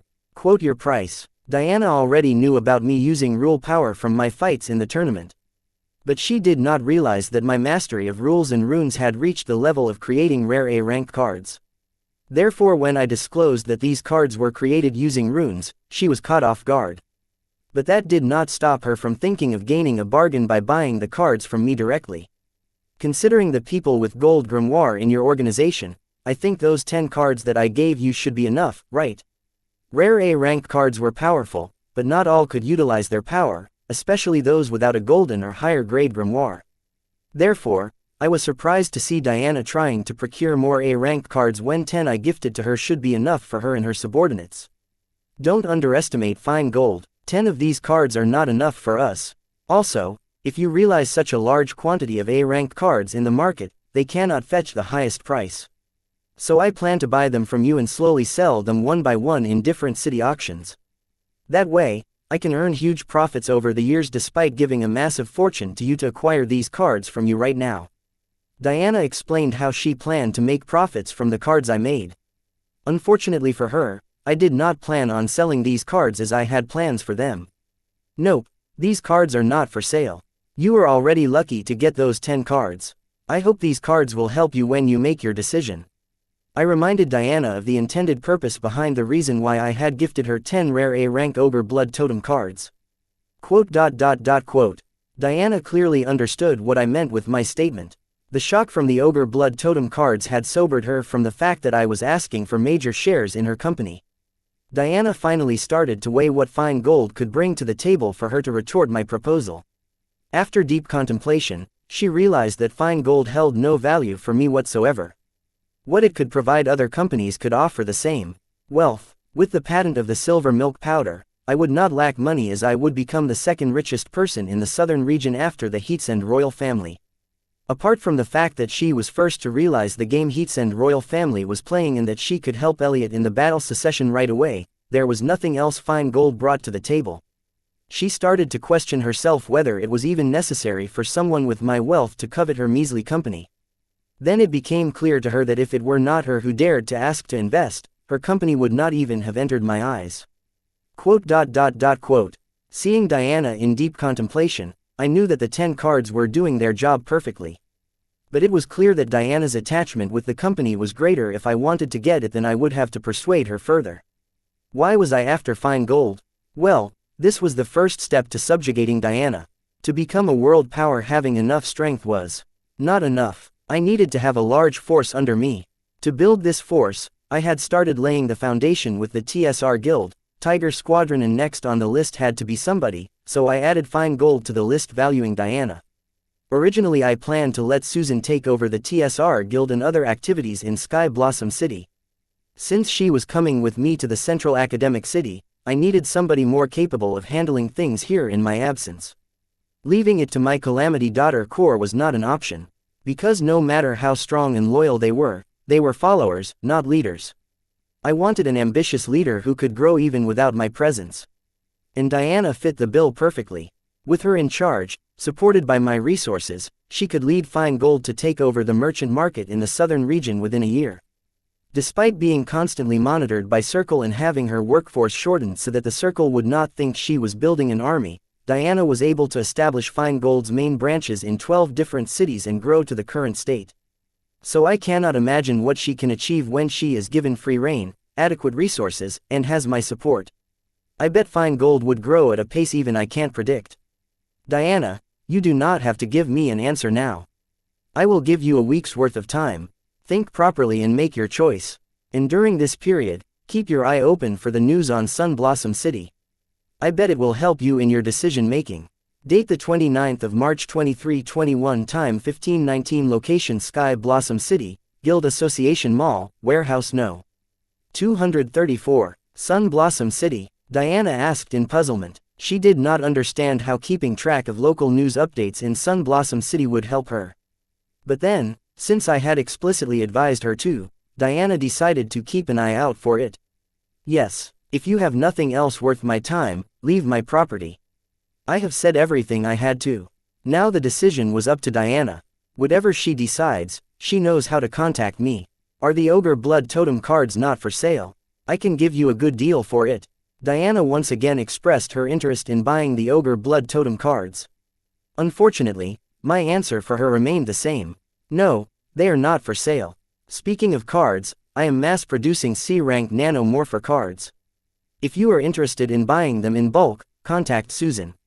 Though I was not planning on selling the Ogre Blood cards, I had another card in mind that I planned to sell, the nanomorpher cards made using C-rank liquid spirit gold. Nanomorpher, are you talking about the golem used in the tournament? That card which could switch between a hoverbike and a golem, right? It seems my advertisement of nanomorpher in the school tournament was not a dud, as Diana appears to remember the nanomorpher from the ad. Right, that one. Are you interested? Confirming Diana's doubts, I asked her if she was willing to make a mass purchase of those cards. Are there any A-rank nanomorpher cards? Diana tried her luck. After all, it wouldn't hurt to ask. There aren't any. All I have are C-rank nanomorpher cards. Are you interested or not? I repeated myself. Just C-rank. The profit margin on these cards is not high. But considering how your cards are unique of their kind and market for C-rank cards in this city is quite decent. I think they will have a good market. Since I am buying in bulk, are there any discounts? Diana knew that the profit margin on C-rank cards was not as high as A-rank cards. Therefore, she hesitated before making a decision. That's Susan's department. Contact her tomorrow. The cards should be ready then. Stating that I wait for Diana to show herself out of the warehouse. So, how much discount should I give her? After Diana walked out of the door, Susan finally made her presence known. None. You know what stiffened the prices by 20%. Those shameless psycho sisters are wealthy. They can afford the cards. I was really pissed hearing Diana shamelessly ask for a discount. Good. No discount it is. Susan was not comfortable with unfair trade practices. Therefore she did not approve of my idea to stiffen the prices by 20% and stuck to no discount. I decide the price tag of the cards I create so no one will know. Okay, prepare the card lab. I want to start creating the nanomorphers cards right away. Now that I had a buyer in place for the nanomorpher cards, I decided to finish creating them today. They wouldn't require a lot of time as the liquid spirit gold body and framework of the nanomorphers was already created by Corey. About that. Susan's words trailed off, not knowing how to explain that the card lab was still occupied. What's wrong? I asked, seeing Susan's expression. The card lab is not free. Corey is still using it. Susan finally said, don't tell me she still ain't done creating the body and framework using liquid spirit gold for the nanomorpher cards. It was almost evening, meaning Corey had an extra 8 hours, yet she could not complete her task. I was disappointed in her. I was planning on making her my assistant and letting her carry some of the heavy workloads. It seems I have to reconsider. Yes, I guess she is not as capable as she boasted. Susan, too, did not seem satisfied with Corey's performance. I will head into the card lab and take over. I could not wait around for Corey to complete the task given to her, as I did not know how long it would take Corey to get the job done. Since Diana will be here to buy the cards tomorrow, I did not have the time to wait around. Okay. I will arrange the remaining ingredients required in the creation of the nanomorpher cards. Susan headed to the warehouse shelves, and I headed to card lab. Knock asterisk knock asterisk knock. After knocking, I entered the card lab. I knew it was not ethical or safe to enter a card lab when someone was in the middle of card creation, but I did not have the luxury to think about all of this right now. And the worst that could happen is the card creation would fail, meaning all I would lose is a tiny amount of liquid spirit gold. Quote. Entering the card lab, I saw Corey comfortably sleeping on the futon while a humanoid-shaped fire extended out of her body and was utilizing her gold grimoire to refine liquid spirit gold to create nanomorpher body and framework. Yes, while Corey slept comfortably, her ego fire was helping her in the card creation process. "Hi, Wyatt, what are you doing here?" Corey Park turned to see me enter the card lab. "That is what I should be asking you. What the heck is going on here?" I was astonished to see what was happening in the card lab, especially the part where Corey slept like a log in the futon. "What the fuck?" Corey was tired, so I stepped in. "Don't worry, I am almost done. This is the last of the liquid spirit gold." Corey Park explained that Corey was mentally exhausted from refining the liquid spirit gold all night and morning. Therefore, Corey Park decided to step in and do the remaining work as Corey Bright got some sleep. "Okay, I will be outside. Once you are done, you know where to find me." Since Corey Park said she was refining the last batch of liquid spirit gold and would be done any minute now, I had no work here, so I decided to wait outside. "Okay," saying that Corey Park returned to refining while I walked out of the card lab. "Wyatt, all done, here are the cards." Handing me a stack of cards, Corey walked past me and slumped down on the couch, saying, "I am exhausted and feeling so sleepy. Do not disturb me." I took the stack of cards and checked them to see if they all had satisfactory rank and durability. All 30 cards were up to the standards. Therefore I left Corey alone and headed to the card lab, and soon Susan brought the old soul engines, soul reactors, floater components, and artificial will to create nanomorpher. With all the ingredients available, I did not delay any longer and began the creation of the nanomorpher cards. I placed all the body and framework cards into the grimoire along with the soul reactor, soul engines, and floater components. In order to turn the liquid spirit gold body and framework into the card, Corey had already used origin cores, so I did not require origin cores. I could just use the origin cores of these cards. Morphing the cards into core form, I transfer the soul pathways of the soul engine and soul reactor into each of them along with the floater components, and began to precisely assemble the soul engine, soul reactor, floater components into the body and framework made using the liquid spirit gold. After assembling the nanomorpher in each core, I took the remaining 1-ton spirit gold that I had kept aside to create weapons for the nanomorpher. For the weapon system of the nanomorpher, I chose to make an energy gun and energy blade out of the remaining liquid spirit gold for each of them. Then I transfer the soul pathways of the energy gun and energy blade into each of the cores and add them under the nanomorpher armor. I designed the energy gun and energy blade compactly so that they could hide under the nanomorpher armor and act as concealed weapons. Now that the 30 nanomorpher were assembled with soul engine, soul reactors, energy weapons, and floater components, I added the artificial will to each of the assembled nanomorpher and morphed the cores back into cards. Card name: LSG nanomorpher. Card type: item card. Card rank: C rank, uncommon grade. Card rate: 9 stars. Card durability: 92/100ths. Card effect: liquid spirit gold nanomorpher is a sentient hoverbike with the unique ability to morph into a sentient golem. Additional effect: transformation, concealed energy blaster, concealed energy blade. Reading the card info of the nanomorpher, I was satisfied even though it was a lot weaker than the one I made for myself. I didn't make these 30 nanomorpher cards as grand as mine. These nanomorpher could only morph into one form and not strengthen themselves by consuming other metals. But they meet all the conditions to be sold in the market as capable hoverbike golem cards. Date: the 29th of March 2321. Time: 21:45. Location: Sky Blossom City, Guild Association Mall, Warehouse No. 234. After creating the C-rank nanomorpher cards, I handed them to Susan, and then started to study various books on soul pathways. Though I understood the soul pathways as the air I breathe and the water I drink, I need to know how the average card apprentices understood the soul pathways. This way, I could finally start imparting my findings to the rest of the world under the guise of patent and copyright. I currently had access to the basic books distributed for rookies to get introduced to the soul pathway and its means. This knowledge was not enough for me to hand down my findings, as the stuff that I wanted to apply for patent and copyright could be considered as an advanced level of soul pathway application.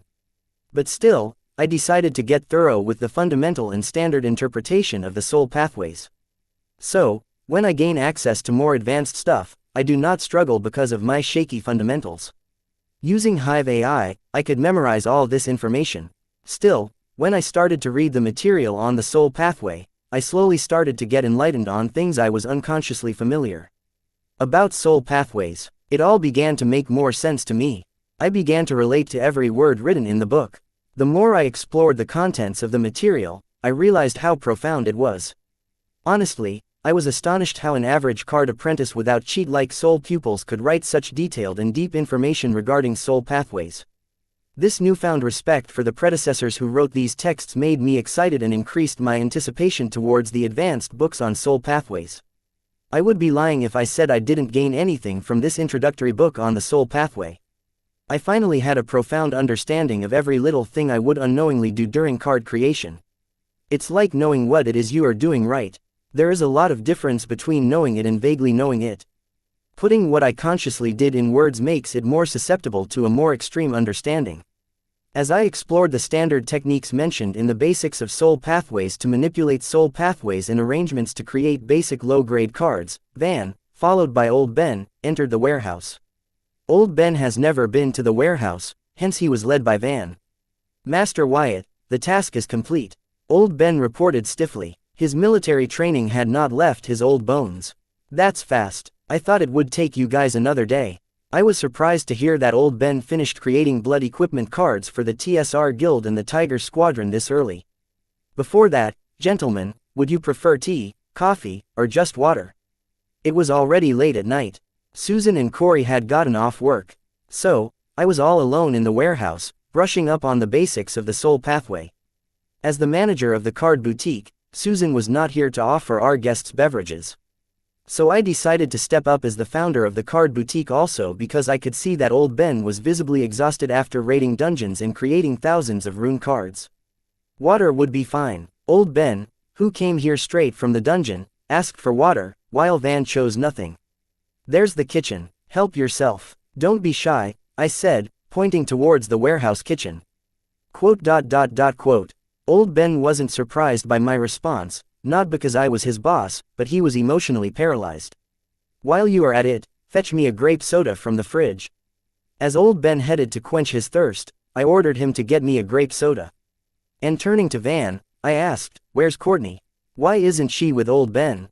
The Southern Watch has taken the clown mask and Courtney into custody. Thankfully Miss Courtney completed the contract in time. Van answered, you guys did pay her for the cards, right? Since Courtney was taken into custody by the Southern Watch, I was worried she was not paid the agreed-upon compensation. We did, and Miss Courtney asked you to come to visit her when you have time. Van delivered Courtney's message for me. I see, I would also miss Courtney, but the question was how long was the royal family planning to keep the mother and daughter pair in custody? Here you go, Master Wyatt. Handing me the soda, Old Ben sat across from me and explained, Master Wyatt, after you left, I and Courtney split up. I headed to raid the E-rank Goblin Feast Field dungeon to create low-grade blood item cards while Courtney continued to raid the Ogre Fields. Courtney created agreed-upon high-rank blood spirit cards in a single raid, and I developed enough low-rank blood equipment cards. Then we switched the dungeons, allowing me to make enough high-grade blood item cards in Ogre Field's Gate dungeon and for Courtney to create enough low-rank blood spirit cards in the Goblin Feast Field dungeon.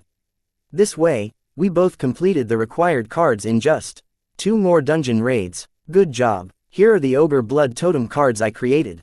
Distribute them between the Tiger Squadron and high-level executives of the TSR Guild. As for the low-level members, if I have time, I will pay a visit to the E-rank Woodapes Field dungeon to create E-rank Ape Blood Totem cards for them. I chose the E-rank Woodapes Field dungeon instead of the E-rank Goblin Feast Field dungeon because the physique of the Woodape is a lot stronger than the best of the goblins and because Woodapes are more agile than goblins. E-rank Woodapes Field dungeon, good choice, boss. I will reserve it for the next few days under the TSR Guild name. Feel free to visit whenever you are free, boss. Van took it upon himself to make the arrangements. Master Wyatt, if you don't mind, I would like to create more blood equipment cards to gather funds for the Tiger Squadron. It seems Old Ben planned to use his rune to gather funds and keep the Tiger Squadron running. Tiger Squadron has been under the scrutiny of the City Lord for a long time, and its members are surviving on minimum wages despite them being Grandmaster Realm Card Apprentices. Since all these problems stemmed because of him stepping down as captain, Old Ben took it upon himself to rectify them and compensate his soldiers appropriately for their years of loyalty even though he was not there when they needed him the most. Date the 29th of March 2321. Time 21:59. Location Sky Blossom City, Guild Association Mall, Warehouse No. 234 inches. Go ahead. Tiger Squadron is your responsibility. Do your best to keep it afloat. If the financial troubles are urgent, I could allocate some funds for the Tiger Squadron. I respected how old Ben looked after his soldiers and tried to rectify his mistakes by making up for his absence over the years by himself. Thank you, Master Wyatt. The situation is not that urgent. I can handle the situation. Old Ben refused to ask for funds and assured me that he could take care of it himself. Good, but do not hesitate to ask for help if you need it. Asking old Ben not to be shy to ask for help, I advised him, if you plan to sell the blood equipment cards, contact Susan for assistance. With her present, you don't have to worry about fair pricing and being taken advantage of. Yes, Master Wyatt. Now, if you may, I plan to head back to raiding dungeons to create enough cards to come up with funds. Old Ben knew no rest. He planned to get back to raiding dungeons to create more rune cards and gather the funds as soon as possible. Sure, but that will have to wait as I have matters to discuss with you too. Saying that, I ran my gaze over old Ben and Van, adding, it's regarding our plan to invade the Sun Blossom City and whipping out its branch of Circle. Quote. Hearing my words, Van and old Ben became visibly serious. I had already given each of them their respective tasks for the upcoming mission. So they knew what I was talking about. Van, how far have you looked into the Circle Sun Blossom City branch and the authorities, families that are facilitating their activities in that city? Earlier I had tasked Van to dig in the Circle and its connections in Sun Blossom City. Almost everyone who is anybody in the Sun Blossom City is already in Circle's pocket. The authorities, guilds, families, even the Card Creationist Association, everyone is at the beck and call of the inner circle of the Circle. The roots of the Circle in the Sun Blossom City are very deep. Van reported that the whole Sun Blossom City is under the Circle's thumb. What about their new leader? Were you able to find anything about him? The control of Circle on Sun Blossom City was stronger than I thought. So I asked Van about the leader of Sun Blossom City branch Circle. The new leader of the Circle is Mike Brown. He is a local hero. A few years ago, random 3B ranked gate dungeon opened up in the Sun Blossom City. The city's rapid response team focused their activity in the high-income neighborhood of the city and left slums to fend for themselves. Then Mike Brown showed up out of nowhere, hunted all the monsters, and finally captured the gate dungeon single-handedly. Since then, he has been hailed as savior, hero of the poor by the citizens of Sun Blossom City. Once he was pronounced as the leader of the Circle Sun Blossom branch, the citizens and authorities were no longer opposed to the idea of Circle opening a branch in their city. Van narrated the feats of Mike Brown, the leader of the Circle Sun Blossom branch. Quote. Hearing that not only did the Circle have all the authorities and families of the Sun Blossom City in their pockets, but were also well received by the citizens of the city because of the heroic leader, I was astonished. And I was surprised to see the growth of the Circle's influence in Sun Blossom City in such a short time. The authorities and families of the Sun Blossom City were already in pockets of the Circle Sky Blossom branch, so not a surprise that Circle's influence grew to such a dangerous level in such a short time. Van explained that the degree of Circle's control in Sun Blossom City was not surprising as authorities and families of the city were already subjugated by the Circle even before they moved into the city. This will make our invasion plan a lot harder than it had to be. Waging war against the Circle in an unknown land was already a massive risk. But the unknown land turned out to be the home field for the Circle, making it even riskier to declare war on them. I had members of the TSR Guild and Tiger Squadron to handle the cannon fodders of the Circle. At the same time, my Calamity daughter Gems take care of the inner circle. And I would hunt the big fishes and the kingfish, Mike Brown himself. This way, the workforce on both sides would be equal, but things change if the authorities, families, and guilds provide the Circle with reinforcement. If this were to happen, my forces and I would be facing the entire forces of the Sun Blossom City. With various forces attacking us from all sides, the battlefield would become a cage for my troops and me. No matter how strong the members of the TSR Guild and Tiger Squadron have grown with blood equipment, blood spirit, blood totem cards, they still cannot take on an entire city. I could intervene with my ego elementals. After all, the average card apprentice cannot defend against the rule attacks, then the war to slaughter the circle would turn into a city-wide massacre because that is the only way my troops and I can escape the city. And no matter how much Anna valued me, she would have to arrest me and hold me responsible for massacring an entire city. With that, I would have to say goodbye to my chill university life and plan on how to survive a prison life in the card world. Fuck this, I cursed in frustration, realizing how hard it would be to invade the Sun Blossom City and wage war against the strongest organization of the city. Date the 29th of March 2321, time 22:09, location Sky Blossom City, Guild Association Mall, Warehouse No. 234. I had prepared to face the circle but not the entire Sun Blossom City. By the looks of it, if I have to attack the circle, I will have to prepare retaliation from the whole city. Facing an entire city was out of the question as it would make me the bad guy, the public enemy. The public image of the circle in Sun Blossom City is very different from the one they had in Sky Blossom City. In Sky Blossom City, in people's eyes, the circle was a mysterious and powerful organization that even the city lord feared. The citizens of the Sky Blossom City never knew the circle's dirty laundry. But in Sun Blossom City, the circle had a reputation of a righteous organization led by a heroic leader. This reputation of the circle in Sun Blossom City was a far cry from the one in Sky Blossom City. This new change in the way the circle operated came with the new branch leader. It seems he had a different image for the circle in mind compared to the old branch leader. This image is what made it easier for the circle to move the forces of the Sun Blossom City in their time of need. At such a period, if the TSR Guild and Tiger Squadron led by me were to declare war on the circle, we would literally become the bad guys in public eyes, and the family's guilds, authorities mobilizing their forces to provide the circle with reinforcement would be justified in itself. It would look like the city came together to purge the outside enemy. That's not good for the members of the TSR Guild and Tiger Squadron or me. Considering all this, it became more challenging for me to think of a way to attack the circle without facing the wrath of the entire Sun Blossom City. All my preparation until now was to fight the circle, not a city. If I don't find a way around this, I might have to give up attacking the circle in order not to become the demon lord who massacred half of a city in the eyes of the entire world.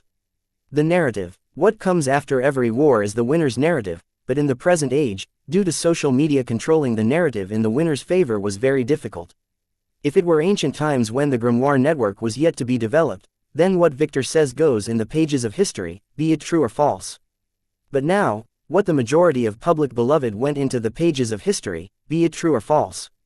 Therefore controlling the public opinion was a big deal in modern warfare to control the final narrative on the conclusion of any conflict. This is what the new leader was doing by building a righteous image for the circle and a heroic image for himself. In the people's eyes, the circle and he were the good guys, so automatically marking every organization or person that went against them or they themselves targeted as the bad guys. Every story had good guys and bad guys. The circle had already filled in the role of good guys, and anyone that went against them would automatically be labeled as the bad guys. This meant that even if I were to somehow avoid facing the city after attacking the circle, I would still lose, as the other branches of the circle would ignite the public into labeling me as the demon lord that slaughtered an entire organization. Whatever the reason I had to attack the circle's Sun Blossom branch, would it matter to the people? I could hide the identity of my troops and me when attacking the circle, but the blood rule cards used by my troops would be very distinctive, and unless I planned not to use these cards in the future, world would sooner or later figure out that it was I who attacked the circle. And with a push from other branches of circle, I believe the world would know a lot sooner. Why did I care about the public opinion of me? The answer was straightforward. It is because I am weak. When someone is labeled as the bad guy, it becomes easier for his enemies to come after him. Just take the example of the demigod Redfall. He had an intimate relationship with so many people, and most of them became his devotees. In most cases, these people were husbands and wives of prominent figures in the world. Yet the world could not prosecute Redfall because all the relationships he had with his various partners were consensual. His partners took all the blame upon themselves, therefore, giving no reason for the world to prosecute demigod Redfall until the information that he grew humans as livestock to conduct blood sacrifice and blood ritual to make a breakthrough in his active soul control came to light. Using this as a reason, those that lost their partners to Redfall's lifestyle band together under the one banner that they would exterminate an evil card apprentice when, in reality, all they cared about was taking revenge on the demigod Redfall for robbing their husbands and wives. This is how the world works. If I were to strike the circle without enough preparations immaturely, then even if I won the battle, I would be labeled as the bad guy, give the rest of the circle branches a chance to band together and prosecute me under a justifiable cause of eliminating evil.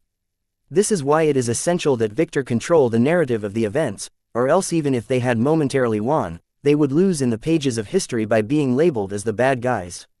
No matter how strong one is, nobody can beat time. Therefore, it was rudimentary to control the narrative. In ancient times the narrative of the events was Victor's right, but in modern warfare, the one with the most favorable public opinion controlled the narrative, making it necessary for me to come out as a good guy in the battle against the circle. Date the 29th of March 2321, time 22:13, location Sky Blossom City, Guild Association Mall, Warehouse No. 234 inches. Boss, we could officially challenge the Circle of Sun Blossom branch to a guild war. Seeing me in deep contemplation, Van proposed an idea to directly confront the circle without worrying about facing the entire city's forces, a guild war. Guild war is a legal way of slaughtering enemies or competitors to handle disputes and grudges. But this requires the initiator of the guild wars to prove the legitimacy of the reason behind invoking the guild war. Unless the cause is found reasonable by the war council or it is found that there is no room for compromise between the two parties, neither of the parties involved can engage in a war, but most of the time, private battles take place in the background, hidden from the war council. And most of the time, the war council turns a blind eye to this unless concrete proof is provided by the parties involved.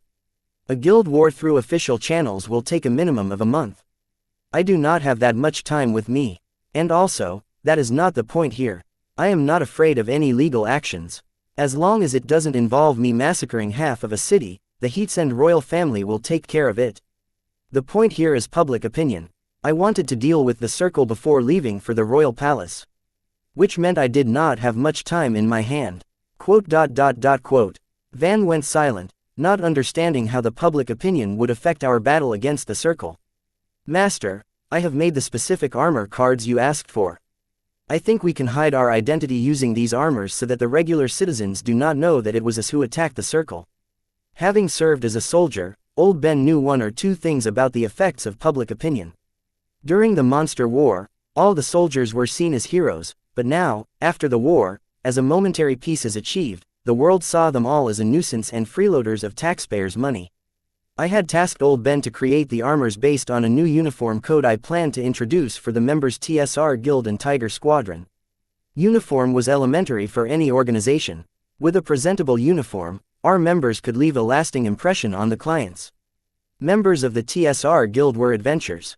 They would require a little time to get used to the new uniform code soon to be imposed, but the members of Tiger Squadron were veteran soldiers. I bet they would love it to be collectively represented by a uniform. Old Ben, having witnessed firsthand how public opinion could affect after the war, suggested that we hide our identities such that regular people don't know that it was the TSR Guild and Tiger Squadron that attacked the circle. This would work if not for other branches of Circle, who will try their best to bring the matter to light and create an unfair public opinion against us. That won't work. We have to approach this issue in a different way. To tackle this, we cannot find the solution to this by thinking like an adventurer or a soldier. We need to think like a politician. That is to snatch the control of the public opinion from the circle's hand. Van, you understand what I am implying, right? Please find out how the circle is controlling public opinion, how they are able to hide all their dirty laundry from the people's eyes, and figure out who are the people helping the circle to circulate this new public image of theirs. The answer to my question was obvious. Since the circle is playing the role of good guys in the public's eyes, I just had to snatch the role of the good guy from them. And how am I going to achieve this? Obviously, by shedding some light on the dirty laundry of the circle, which it is hiding from the rest of the world. There are two steps to this part, the first being finding evidence of their wrongdoings and the second being figuring out the public reach.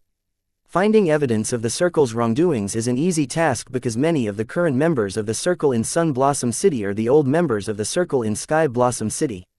Those people have learned to cover their tracks in Sun Blossom City under the direction of their new leader, but these people have left a lot of evidence of their past crimes in Sky Blossom City. So digging up dirt on the circle was a simple task. Public reach refers to how I get the evidence of the circle's shady past to reach as many people as possible before the circle's goons scrub it all. This is why I asked Van to find out how the circle is maintaining its new public image. If I know how the circle is doing its false publicity and keeping its past from surfacing in the Grimoire network, then I could figure out a perfect way to shed light on what the circle is, to the general populace. And prepare for countermeasures against the goons of the circle trying to scrap the evidence I have provided in the Grimoire network for the people to see what the circle actually is.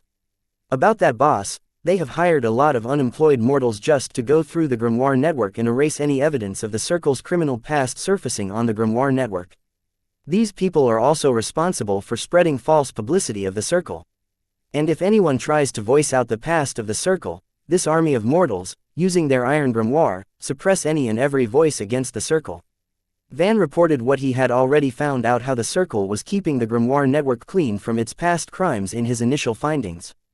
Date the 29th of March 2321, time 22:27, location Sky Blossom City, Guild Association Mall, Warehouse No. 234 inches. Interesting, employing mortals to monitor the Grimoire network and spread false publicity. The circle has come a long way from its old persona under the leadership of its new leader. Well, two can play that game. Hearing how the circle was able to clean its old past and falsify an entirely new past fitting the righteous image it was trying to build, I could not help but laugh, realizing that this was one of the oldest tricks used by many pop stars, actors, politicians back on Earth. Though this method was a cheap trick, it worked. Therefore it was popularly used by famous people with a past to hide. Boss, do you want me to start hiring people to counter the false publicity army of the circle? Van asked if he should form a mortal army to do our bidding in the Grimoire network. No, that won't be necessary. I have something better in mind. Bring me 10,000 C-rank artificial wills. It's time I showed you the power of modern supercomputers. It is a proven fact that the human brain is less efficient than a supercomputer in a specified repetitive task. Who needs a mortal army when I can have an army of supercomputers working for me? I was going to create a card that I had planned to develop a long time ago to help lessen my burden in card creation. Now seems a better time to create it than any. I put off making this card till now because I plan to create a rare grade version of this card with 100,000 A-rank artificial wills with help from the Heatsend royal family. Getting 1 or 2 A-rank artificial wills in this third-rate city is already a miracle, much less 100,000 A-rank artificial wills. I plan to have the Heatsend royal family procure me 100,000 A-rank artificial required to create this card when I move to the royal palace. But it seems I need this card right away. Therefore, I decided to create a temporary watered-down version of this card for my current use. 10,000 C-rank artificial wills. I will get them right away. Van was dumbfounded and thought he heard it wrong, but after a pause, he nodded affirmatively and headed to make the required arrangements to execute my request. If needed, make use of the Southern Emperor and the royal family's name. Those Card Creationist Association snobs will not fork out such a large number of artificial wills without alarming motivation. I advised Van to his back, which got smaller as he walked further away out of the warehouse. Yes, boss, Van yelled back. AMD continued to head out. Master, what would you like me to do? Seeing Van was given an errand, old Ben asked one for himself. I have shared a few memories of places and names with your Calamity daughter Gem's Hive AI. Follow the list and collect all the evidence. Take a few trusted tiger soldiers with you. Let them do the talking if needed. Using the memories of Clown Mask, it was not hard for me to find dirt on the circle and its deeds in Sky Blossom City. I shared these memories with old Ben so that he could efficiently gather all this evidence. All my soldiers are trustworthy, Master Wyatt. We will not fail the mission you have assigned to us. The reason I asked old Ben to take some of his trusted soldiers with him was not that he was not strong enough for the task, but due to his emotion paralysis, it made him unfit to do specific tasks which required social and people skills. Okay, but still, after Van is done here, I will ask him to join you. Soldiers are stiff and too disciplined. They lack the slick tongue of an adventurer who could find a friend in anybody. Therefore I plan for Van to accompany old Ben on this mission. Okay, Master Wyatt, I will not disappoint you. Seeing how I insisted on adding extra people to help assist him in his mission, old Ben felt my lack of trust in his abilities and took it as a challenge to prove himself worthy. Good, I know you will. I gave a few words of encouragement to old Ben. Boss, I did not fail in my mission.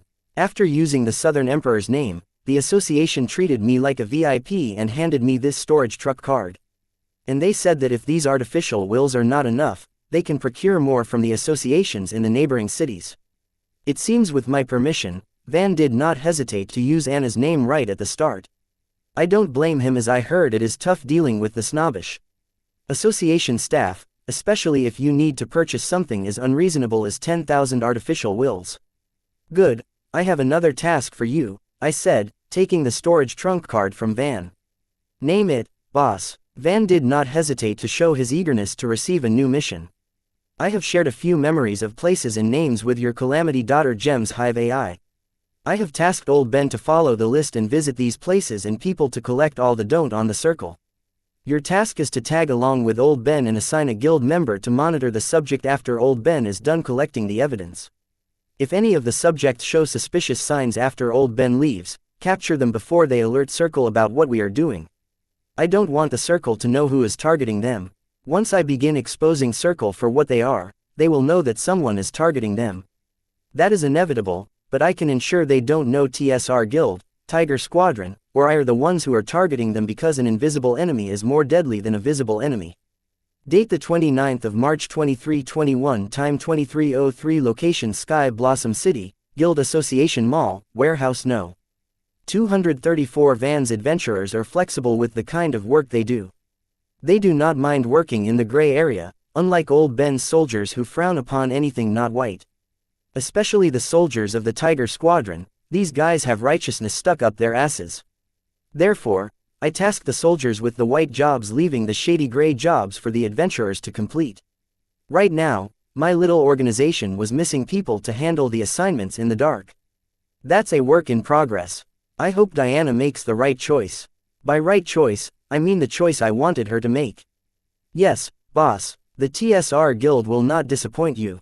This can be considered the first task I have commissioned to the entire TSR Guild. Van was thrilled, as this was his opportunity to show me how far the TSR Guild has come under his leadership. I know, but be careful. The Circle is not allowed to know what we are up to. I want this to be a surprise. Mike Brown, I want to look at the expression he will be making when he knows that I am behind the downfall of his kingdom. Though Van did a thorough background check on the new Sun Blossom branch leader of the Circle. It was not complete, and how do I know that? Because I had the complete history of Mike Brown with me. Where did I get this information from? From the Clown Mosque's memories. Yes, Clown Mosque's memories had detailed information on every branch leader of the Circle. From these memories, I learned a revolutionary truth about the Circle's supreme leader and its numerous branch leaders, which would come to the light way ahead in the alternate future. Knowing this truth about the leaders of the Circle, I knew that my enemy was not just the Sky Blossom branch leader of the Circle. He is not the only one to be blamed for his sins against the Wyatt family, but all of them, the Circle's supreme leader and its numerous branch leaders. This truth is one of the reasons why I plan to attack the Sun Blossom branch of the Circle. And another reason is this is the only branch of Circle which I can destroy with my current power. Okay, I will be careful. Boss will get to surprise the Circle as you planned. I will make sure of it. Van made a vow and headed out on his mission. Now that I had the 10,000 C-rank artificial wills cards and a few C-rank origin cores left from earlier in the dungeon, I had all the ingredients I required to create the card I wanted to make. Therefore, turning on the security lock of the warehouse, I head to the card lab to begin the card creation process.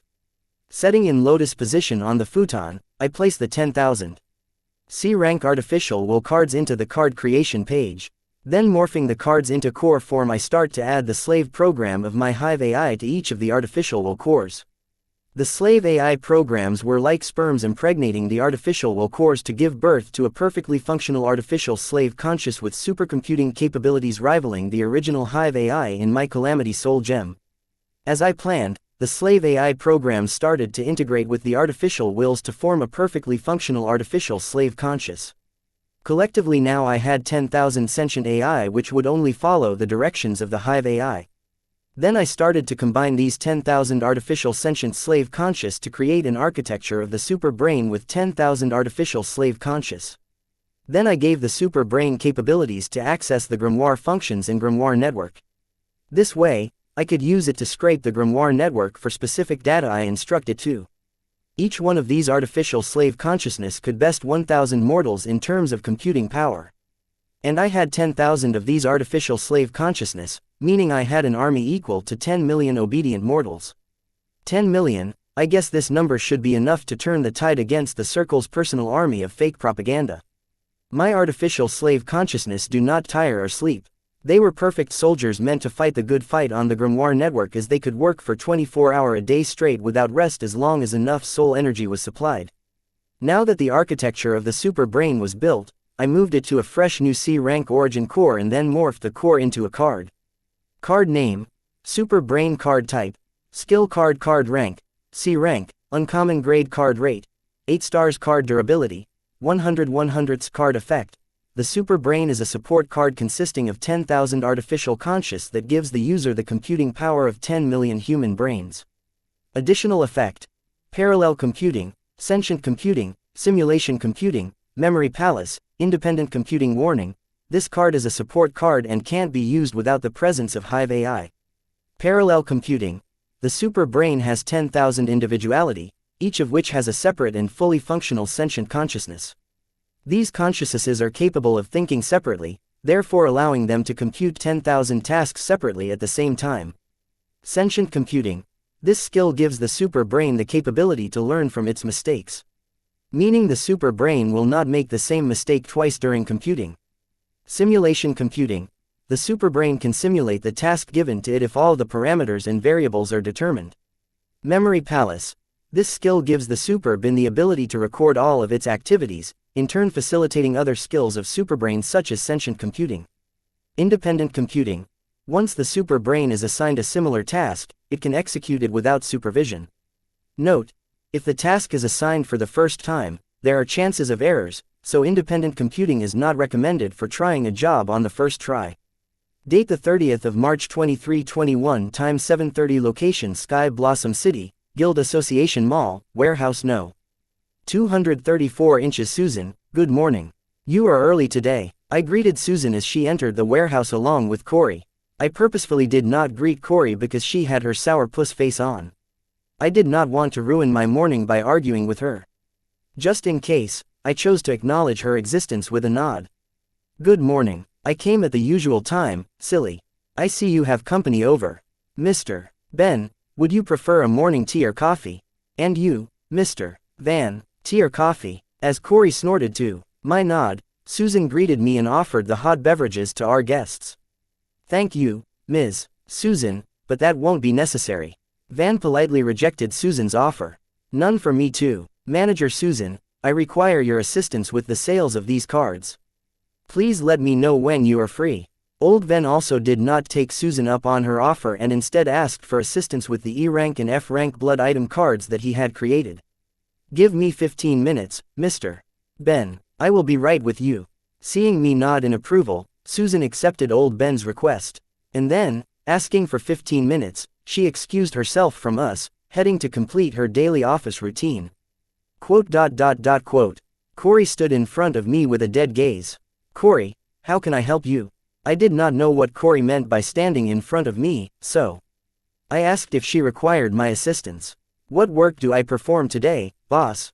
Corey grumbled. I did not understand whether Corey wanted me to assign her a task or not.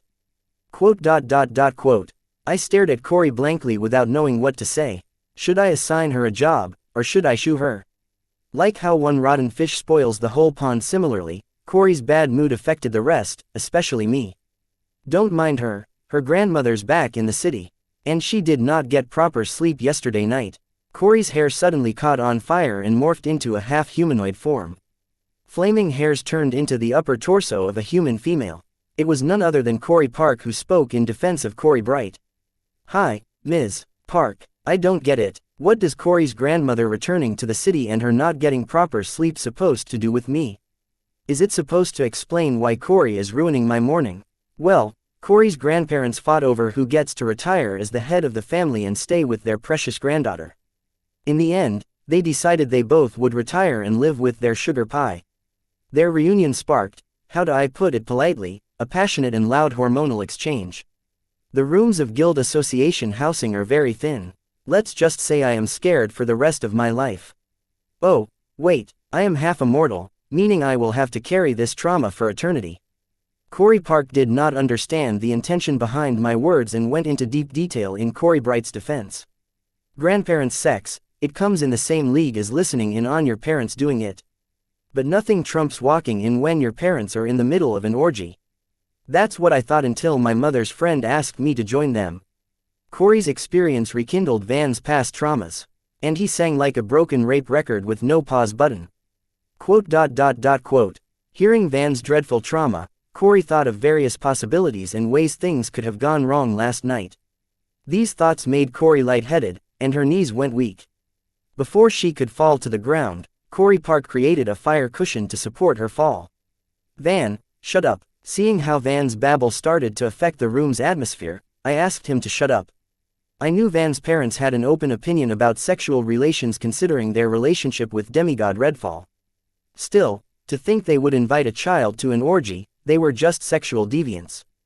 Corey, considering your situation, why don't you take a day off? Go home and have a good sleep. After listening to Ms. Park's explanation and seeing Corey's situation, I decided to give her a day off. I did not take pity on Corey. I just did not want her to continue raining on my morning. I had spent an entire night planning how to counter the Circle's false propaganda, and finally, all the pieces were in place just when I was about to commence with my Grimoire network warfare. Corey interrupted me with her story of eavesdropping on her grandparents having sex. No, anything but that. I cannot return to that forsaken place. The walls of that room will continue to haunt me. Please, I will do anything but that. I am begging you. I work for free. Just let me focus on something else. Hearing me ask her to take a day off and return to how to rest, Corey yelled in hysteria and began begging for work. You already work for free. Ms. Park reminded Corey, how about I book you a premium spa package in the Guild Association Mall? That should help you relax and get you some sleep. Booking doesn't require money. Seeing disgruntled Corey, I helped her book a premium spa session. After all, I want Corey and her sob story out of here. What is a spa? Ah, that should be relaxing. Corey, come on, let's go. I want to experience this spa. Corey Park seems to have accessed Corey Bright's memories to learn what a spa is. Learning about it, she seemed to agree with me, mostly because she wanted to experience it for the first time. Okay, we will go, but not to the Guild Association Mall Spa but Fine Gold Spa. They know how to treat a real VIP. In Association Mall, if you pay appropriate money, you can access all the tiers of privilege they provide. But in Fine Gold, there is a hidden privilege tier that is only accessible to the true VIPs. Date the 30th of March 2321 time 7:48 Location Sky Blossom City, Guild Association Mall, Warehouse No. 234 inches. Where's Corey? Susan asked, unable to find Corey. Corey went to Fine Gold Spa. She told me she had a rough night, so I gave her a day off. I half-heartedly replied to Susan as I was busy going through all the dirt old Ben had collected on the Circle. That girl, already slacking off. It seems I need to have a talk with her. Not knowing the whole reason behind Corey's actions, Susan decided that Corey was slacking off and needed some stern disciplining. Yes, you should do that, I answered without thinking. Quote. Feeling a lack of intent in my answer, Susan knew I was not paying attention to her words. So she turned to old Ben and asked, Mr. Ben, how may I be of your service? I want you to sell these cards, saying that old Ben handed Susan a D-ranked storage truck card. I am sorry, Mr. Ben, could transfer the contents of this storage truck card to a lower grade storage trunk card. I am just a bronze grade grimoire holder. Susan is still a card student with a bronze grade grimoire, which meant she could not equip D-rank cards. Without equipping the storage truck card, Susan could not access the cards that old Ben wanted to sell, so she asked old Ben to change the storage card to a lower grade. Sorry, my bad, I will change it right away. Old Ben apologized. Though old Ben was suffering from emotion paralysis, over the years, he had learned how to act normal so that he could blend in with the people surrounding him and not make people around him feel uncomfortable. That won't be necessary, old Ben. Just as old Ben was about to shift the cards in the storage card to a lower grade storage trunk card, I interrupted him from doing so. Having gone through the evidence collected by old Ben, I heard his conversation with Susan. Then a thought strikes in my head. I had many silver and gold grimoire with me that I collected as the spoils of war from the fools that came looking for trouble. The thought I had was to give one of the silver grimoires to Susan and help her to upgrade. I was already planning on giving a silver grimoire to Susan once she reached the card soldier realm, as the average card apprentice meets the threshold of contracting a silver grimoire when they break through to the card soldier realm. Yes, there are exceptional cases such as myself, Corey, Amy, Pax, etc. And I did try getting Susan contracting silver grimoire. When I got an extra silver grimoire, but it turns out Susan was not included in the exceptional cases. Susan tried upgrading her bronze grimoire to the silver grimoire with lots of hope, but, in the end, failed. Despite already knowing that Susan could not upgrade her bronze grimoire to the silver grimoire, why did I think of having Susan contact the silver grimoire again? Because this time it was different. I had an idea. It would be more appropriate to call it a shortcut to help Susan upgrade her bronze grimoire to a silver grimoire. And the name of this shortcut was silver milk powder. Yes, I was planning on using silver milk powder to help Susan upgrade her bronze grimoire to the silver grimoire. The silver milk powder helps mortals increase their active soul control by temporarily improving their connection to the soul and soul power. This is basically like increasing the aptitude of a mortal in terms of active soul control. This aptitude is what separates the average card apprentices from the exceptional cases. This means that with a better aptitude in terms of soul and soul energy, anyone can become an exceptional case. Therefore, I plan to feed Susan with the silver milk powder, temporarily increasing her connection with the soul and soul energy, in turn temporarily increasing her aptitude. Finally, allowing her to upgrade her bronze grimoire to the silver grimoire. This is all a theory that I had just thought of and did not have any proof to support my theory. Upgrading grimoire is not a dangerous event except for some loss in soul energy. There will be no other side effects unless you consider a decrease in self-esteem as a side effect. Failing to upgrade her bronze grimoire to the silver grimoire the first time was already a massive blow to Susan's self-esteem, and going through it the second time would be devastating. Still, considering the gains and losses for taking a chance to upgrade Susan's bronze grimoire to the silver grimoire was worth it. But in the end, it was up to Susan to decide whether she would go through the shortcut I thought of to upgrade her bronze grimoire to the silver grimoire. Wyatt, why do you say that? Is something the problem? Seeing me interpret Ben from shifting the cards in the D-rank storage card to a lower grade storage trunk card, Susan could not help but ask in surprise. It was one thing for old Ben not to know that she was just a bronze grade grimoire holder, but I should already know that, as I was the one who helped her create her origin card. I was right next to her as she failed to upgrade her bronze grade grimoire to silver grade grimoire. Therefore Susan did not understand why I would stop old Ben from transferring the cards to a lower grade storage trunk card. Susan, I know you have already failed to upgrade your grimoire to silver grade once, but listen to me. I have a theory that could help boost your chances in upgrading your grimoire to silver grade. Would you like to try it? I started to explain the theory I thought of to help Susan upgrade her bronze grade grimoire to silver grade and asked Susan to decide whether she planned to go through with it. Date the 30th of March 2321, time 8:12, location Sky Blossom City, Guild Association Mall, Warehouse No. 234 inches. So, you're saying that taking this silver milk powder would increase my chances of successfully upgrading my bronze grade grimoire to silver grade grimoire? Susan asked with skepticism, hearing my explanation on how the silver milk powder could temporarily increase her aptitude and help her upgrade her grimoire to silver grade. Yes, I nodded affirmatively. Are you sure? I did not want to bring it up until now, but since you brought it up, when did you create silver milk powder? When did you apply for its patent? Is it a genuine product, or are the rumors about it true? I trust you, but I know nothing about this, so forgive me if I look a little skeptical. Susan was my exclusive manager, and since she maintained the online shop, she was pretty active on the Grimoire network to check up on reviews, news, etc., about our card boutique and the person running it. Silver milk powder has made a splash in the media these days. It is not new for some con man to come forward claiming that he has created the perfect solution for helping mortals with their active soul control. In regular times, scandals such as this would not be worth reporting, but the silver milk powder scandal was different, as it had the involvement of the Southern Emperor and the Heatsend royal family. Even the trivial information regarding the Southern Emperor and the royal family could become breaking news, much less a scandal involving the long-searched solution for helping mortals with their active soul control. This story was bound to go viral. And it did. The questions are starting to spread on the Grimoire network, asking the royal family for an explanation. The royal has already explained that silver milk powder was a hoax, and an investigation into it has proceeded. But this was not enough for netizens. They demanded more information, such as whether the Southern Emperor was part of the fraud or was she also the victim of the 17-year-old conman. If either of them were true, was it wise for the royal family to let the current Southern continue to lead such an essential and influential role in the Southern region despite her recent crucial shortcomings? Yes, calls for annexation of the Southern Emperor title from Anna had become a trend. Not just Anna, I had become the talk of every house in the region.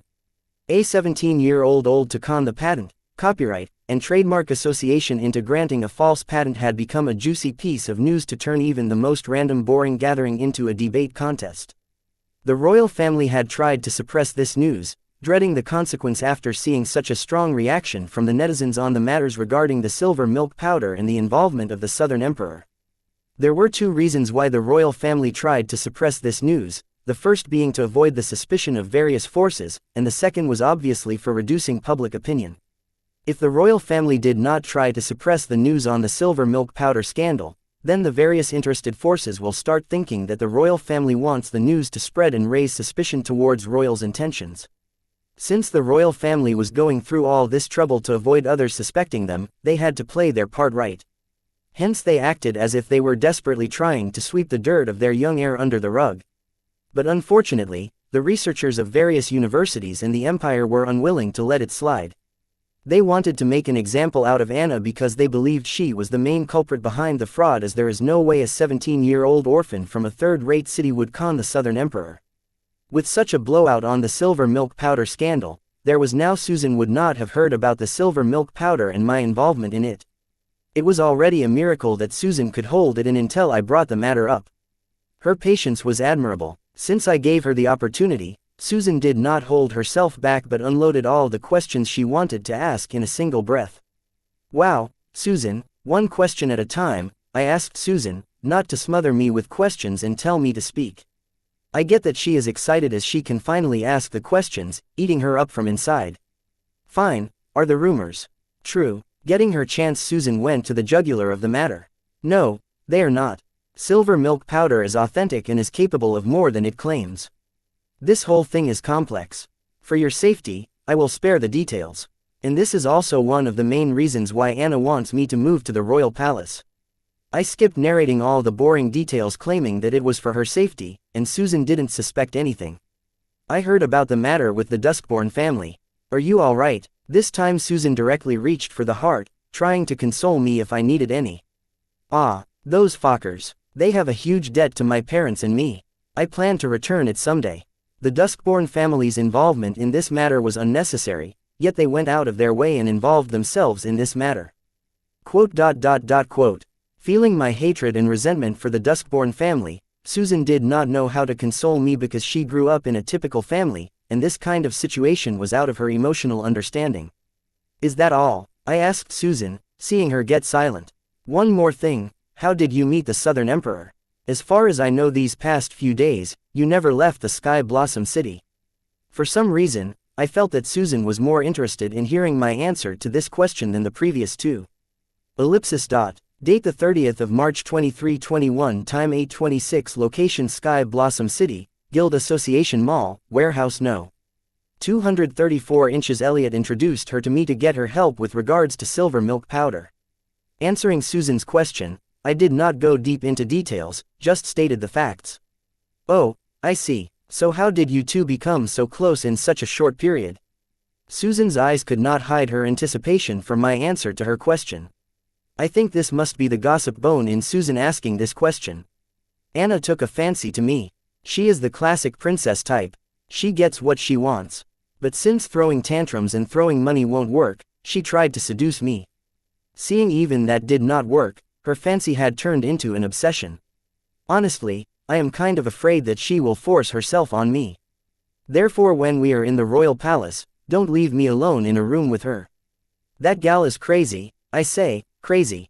I honestly narrated how my relationship with Anna progressed. Also cautioned her about Anna's tendencies. And how she did not understand that no means no. Quote. Hearing me speak, please like, share, and follow the Cultivation Audiobooks channel to motivate me to create more videos. Thank you. So casually about the Southern Emperor, Susan was baffled and hurriedly eyed Van and Old Ben to see their reaction. Don't worry about them snitching. They are my people. They would never snitch about me. I assured Susan that Van and Old Ben are trustworthy people and would keep the conversation in this room to themselves. If you say so. Despite me assuring her by vouching for Van and Old Ben, Susan still watched her words and acted with caution. After all, speaking ill of the Southern Emperor was a minor crime. So, what have you decided? Are you willing to try upgrading your bronze-grade grimoire to a silver-grade grimoire with the assistance of silver milk powder? Having cleared her doubts and answered her questions, I asked Susan if she was willing to try upgrading her grimoire once again. Is this silver milk powder really that miraculous? Susan found it hard to believe that the silver dust in front of her would help her upgrade her grimoire. I did not blame Susan for being a little skeptical. Excluding the rumors surrounding the silver milk powder, the effects promised by the intake of silver milk powder were too miraculous and too to be true. Therefore a little skepticism is to be expected. Yes, it is. Why don't you try a little bit? Since words were not enough, I thought experiencing the effects should be enough to help her decide. That sounds reasonable. Saying that, Susan tried to intake a pinch of silver milk powder I had given to her. But I hurriedly stopped her from doing so. Wait, that is highly concentrated silver milk powder. That amount should be enough to prove deadly for a card scholar, let alone a rookie card student such as yourself. For my personal use, I had made a separate stock of highly concentrated silver milk powder, which upon dilution amounts equal to kilos of silver milk powder. Therefore even a pinch of this concentrated silver milk powder was too much for a card student. It had to be diluted before consumption. Hey, it was you who suggested it, Susan complained as I was the one who suggested it and also the one who stopped her from acting on my suggestion. I did, but I did not ask you to consume it directly. Fetch a glass of water.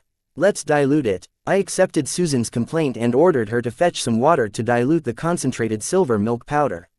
Here you go. Soon, Susan brought a glass of water from the kitchen and handed it to me. Behold, taking the glass of water from Susan, I dissolved a pinch of silver milk powder, and soon the water turned into shimmering milk. Seeing the glass of water turn into a glass of milk, Susan gasped in astonishment. Just take a sip of it. That should be enough for you to experience the greatness of the silver milk powder. I handed the glass of silver milk to Susan and advised her just to drink a sip of it as that should be enough for her current active soul control percentage. Okay, following my advice, Susan took a sip of the silver milk water. As soon as the milk entered her mouth, Susan felt soothing energy on the surface of her tongue as it gently flowed through her food pipe into her stomach. As if pouring oil to the fire, Susan suddenly felt the soul energy in her rage as the silver milk water entered her stomach. Feeling the volatile soul energy in her body, Susan hurriedly sat down in a lotus position on the couch and started to focus on tempering her active soul control percentage. And after a good 5 minutes, Susan opened her eyes, which were filled with great astonishment experiencing the miraculous effect of the silver milk water. Wow, this silver milk powder is just marvelous.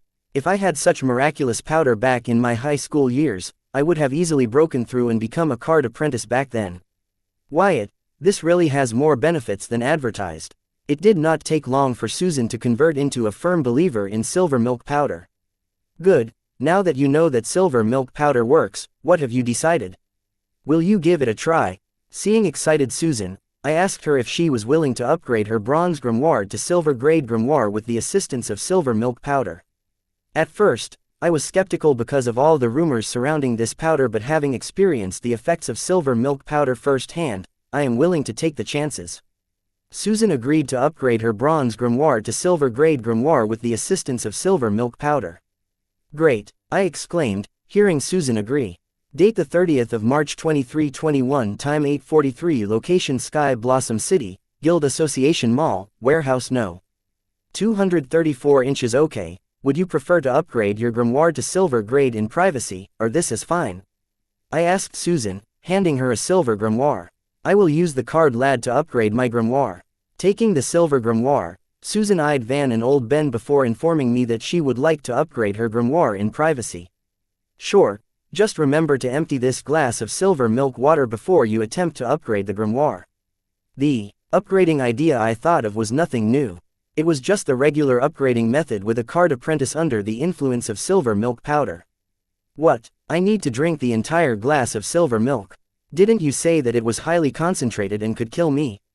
Hearing me ask her to consume the entire glass of silver milk water, Susan exclaimed in horror, remembering the repercussions of taking in highly concentrated silver milk powder. Susan did not want to die owed on silver milk powder.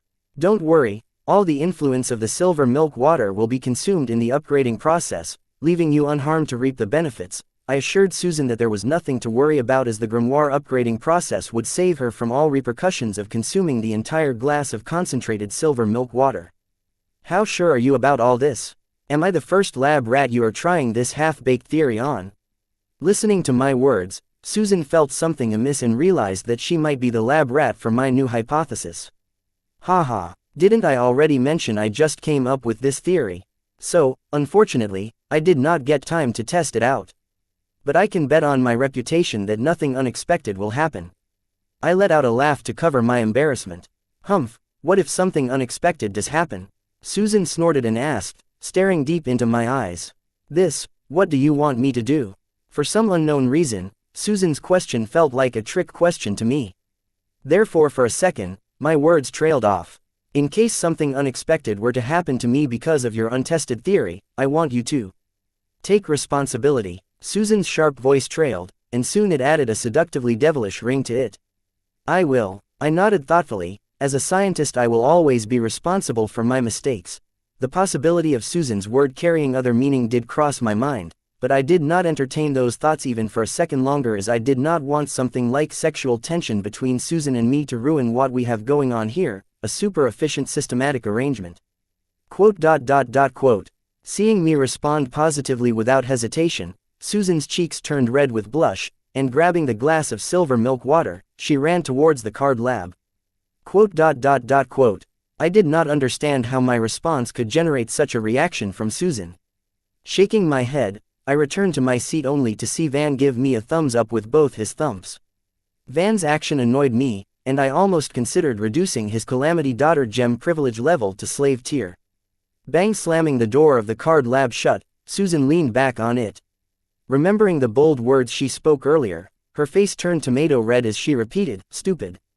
Stupid." Susan did not know what had got into her to do something so bold, but ever since she saw Luna kiss her boss, she felt this strange feeling grow in her heart, which has been on a trend ever since then. Now, matter how much she tried to erase or suppress or hide these veiled thoughts, they did not seem to go away. It kept resurfacing, and every time it resurfaced, it would grow stronger. Because of these veiled feelings, Susan's nights have been restless. And today, she finally did it. She indirectly blurted out what was in her heart. Thankfully, her boss was as dense as they came and did not realize the intentions behind her words. Nevertheless, remembering how he answered her positively without any delay or hesitation, her heartbeat raised to an alarming speed. "Begone, begone, veiled thoughts begone," Susan chanted, trying to suppress her unidentified feeling for her exclusive client whom she wanted to make her exclusive man. Time to upgrade. Suppressing her dirty thoughts and clearing her mind, Susan focused on the matter at hand. She was here to upgrade her bronze grimoire to a silver grimoire under the influence of silver milk powder, not fantasize about her boss. Susan sat on the futon in a lotus position and placed the silver grimoire in her bronze grimoire's card creation page, ready to upgrade the bronze grade grimoire to a silver grade. Before starting the process as suggested by her boss, she chugged down the silver milk water in one breath and hurriedly began to upgrade the bronze grimoire to silver grimoire. Under the influence of the silver milk water, Susan felt like she had entered the enlightened state, but unfortunately, she did not. She was just high under the effect of concentrated silver milk powder. Just when Susan felt that this state would consume her heart, mind, and soul, finally the upgrading process began, and all the boost to Susan's connection with her soul and soul power suddenly vanished as if it never existed. The silver milk water's boost disappeared from Susan's body to her grimoire. Right then, a brilliant silver light shone in the card lab, indicating that Susan's upgrade to silver grade grimoire was successful. "Good job, you two. All I had asked for is here. Now, all we have to do is wait and watch." I equipped the Superbrain card and shared the photocopy of all the evidence collected on the crime committed by the Circle in Sky Blossom City. I patiently monitored as the sentient AI consciousnesses of Superbrain did their job to make all this evidence reach as many people as possible on the Grimoire network flawlessly. "Boss, there is a minor situation. As I was admiring the proficiency of the Superbrain card and watching my new toy work their magic as I expected them to, Van drew my attention with a dire voice. "What happened?" I asked disgruntledly, being disturbed from watching my babies at work. "All the other subordinates in the Blood Rock Cave have returned except one, Sarah," Van reported. "So, what's the problem if she wants to continue to learn and experience blood rules more? Let her," I asked in annoyance. Because I had increased the authority of Van's Calamity daughter Gem so that he could handle such small things, it seems I had overestimated him. "Boss, the problem is Sarah seems to have entered a trance-like state and is glowing with blood-red light. This caused others to choose to leave the Blood Rock Cave voluntarily. Others are worried about Sarah as they have not experienced something like this before." Van narrated what he had gathered. Okay, let's head to the Blood Rock Cave.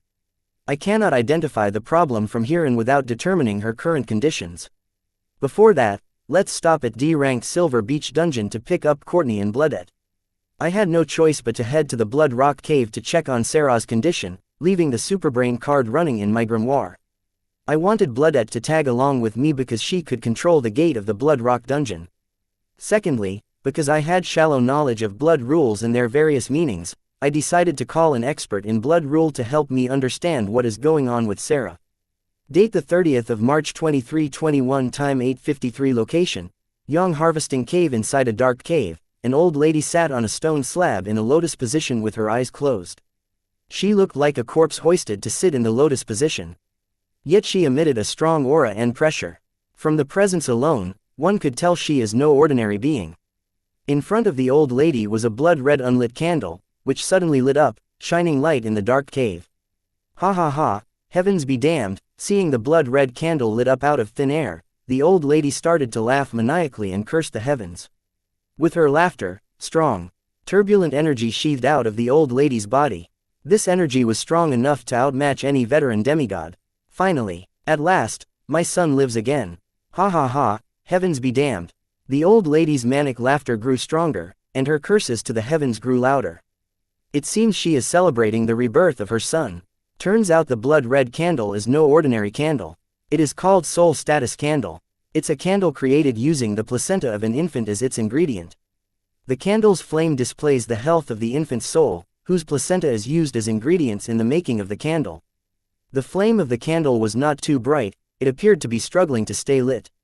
Seeing this, the old lady exclaimed, "My baby needs me." Date the 30th of March 2321, time 8:59, location, Yang Harvesting Cave. Card name, Soul Status Candle. Card type, Item Card. Bonded card rank, SSS rank, Legend grade. Card rate, 13 stars. Card durability, 75/100ths. Card effect, the host can use this item to keep track of the updates on the bonded soul's health. Additional effect, location tracking, soul nourishing, fragrance of the murderer. Special status, bonded to My Little Prince. Warning, the extinguishing of the candle flame and the candle turning into dust represents the bonded soul being permanently destroyed. If the candle flame is extinguished, but the candle remains intact, represents that the soul has entered the river of souls to join the cycle of reincarnation. Note, when the soul enters the cycle of reincarnation, the candles will melt and evaporate. If the soul entering the river of souls repeatedly will result in the decrease of card durability. Location tracking, the flame on the soul status candle can direct the user to the bonded soul. Note, the bonded soul will know it's being tracked, and tracking is impossible if the bonded soul doesn't want to be found. Soul nourishing, the host can use their soul to nourish the soul of the bonded soul in case it is damaged. Restriction, the greater the distance between the user and the bounded soul, the greater the user's price to nourish the damaged soul. Note, this soul nourishment is restricted to the damaged part of the soul. It cannot go beyond that. Fragrances of the murderer, if the bonded soul enters the river of souls, the person responsible for sending the bonded soul to the river of the soul will get branded with a unique fragrance similar to the one emitted by the soul status candle. The holder of the soul status candle can smell the aroma imprinted on the murderer irrespective of distances within the said world's confines. Restrictions, if the soul is destroyed or enters the cycle of reincarnation, fragrance branded on the murderer will also dissipate. Note, the fragrance imprint is invincible as long as the bonded soul is in the river of souls.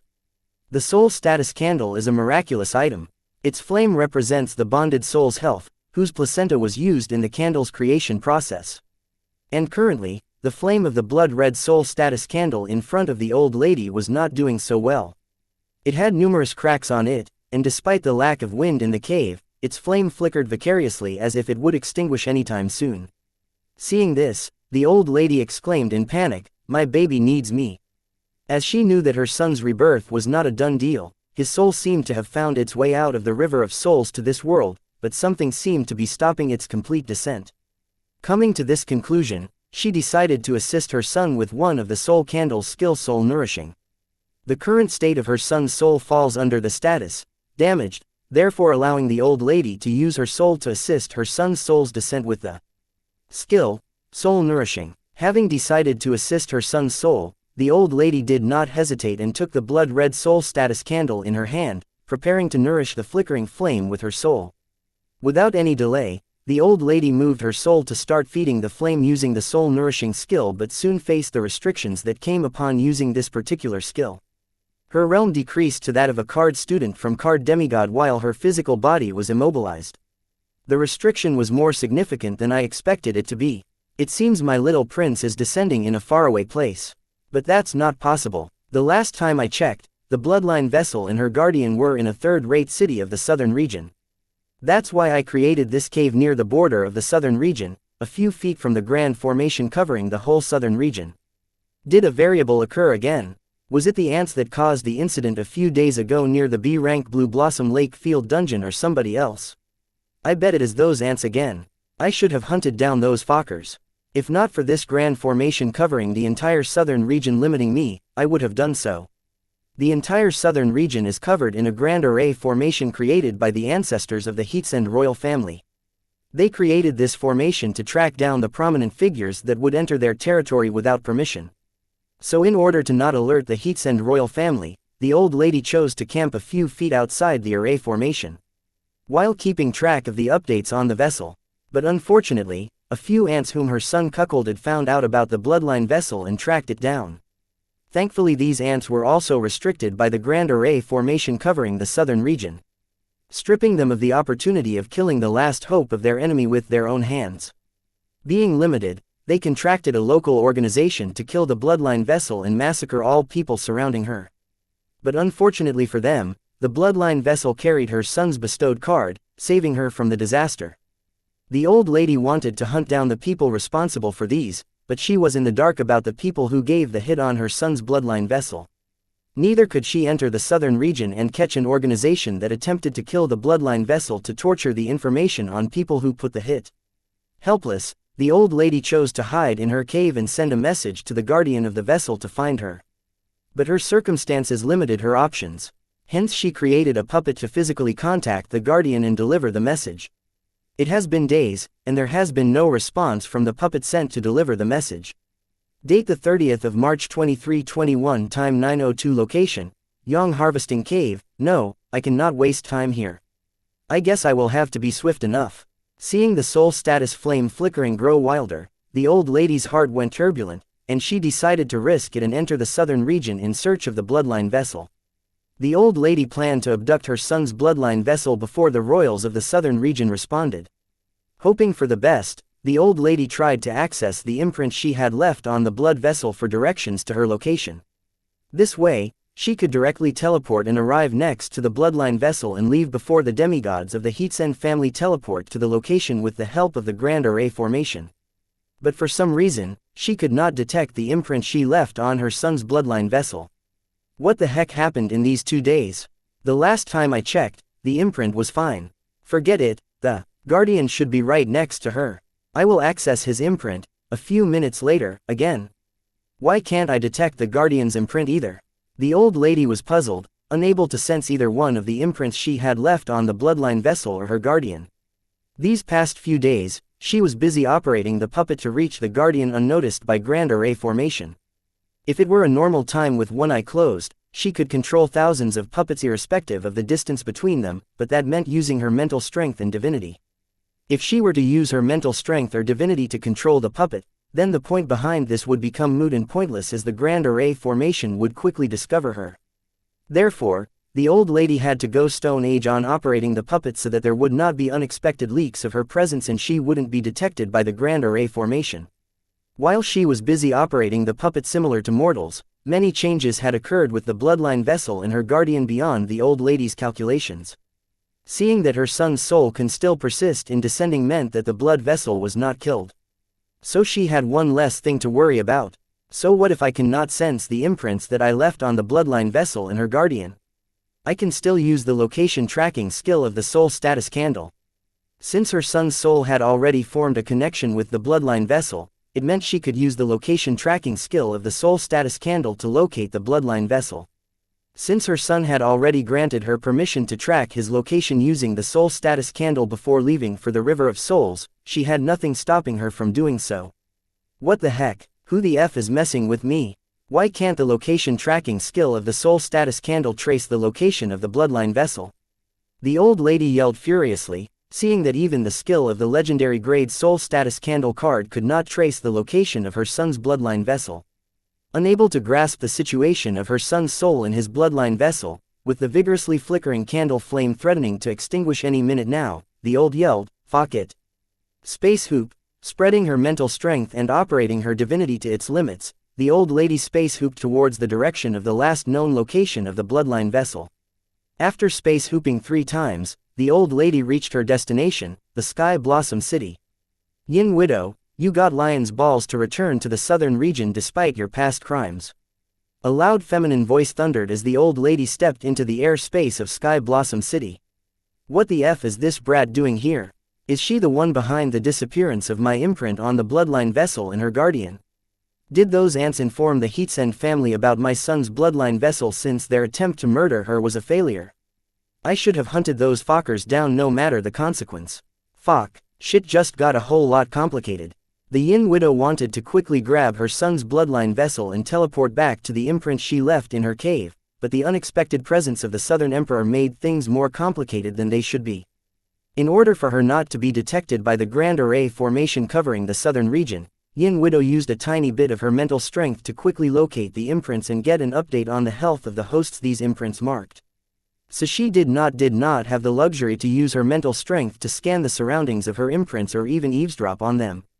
Being limited in her options due to various circumstances, Yin Widow did not know the Southern Emperor was in close proximity to her soul's bloodline vessel. Due to lack of information, the Yin Widow misunderstood that the ants that were cuckolded by her son having been unable to destroy the last hope her son had informed the Heatsend family about the bloodline vessel to get their revenge one or the other way. Hence she concluded that this was the reason behind the visit of the Southern Emperor to the third-rate city like Sky Blossom City, and misunderstood that right now, her son's bloodline vessel was in the Southern Emperor's possession to be used as a hostage against her. Brat, I am not here to fight.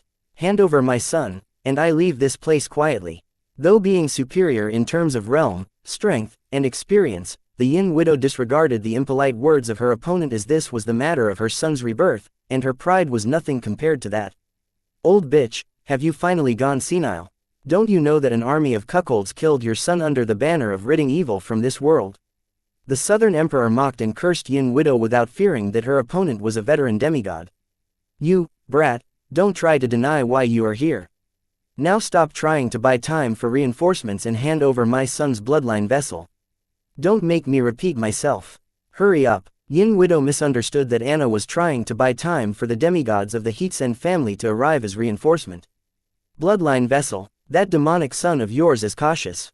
Why wouldn't he be, with all the disgruntled husbands and wives aiming to cut off his worn-out meat raw due to him cuckolding people left and right? What did he accept the consequences would be? And you? What did you do to him for him to grow up into such a deviant? Date the 30th of March 2321. Time 8:54. Location Sky Blossom City, D-Rank Silver Beach Gate Dungeon. Luna, how long do I have to share my mental strength? Anna asked Luna while her mental strength was pouring into a strange, mysterious device. Just a while longer, Luna responded to Anna's question, but her eyes stayed on the sheet of data and various parameters provided by the device. You have been saying that for the past 3 hours, and why the heck am I doing this? Aren't there any other personnel? Anna has been pouring her mental strength into the mysterious device for 3 hours now and reasonably grew impatient.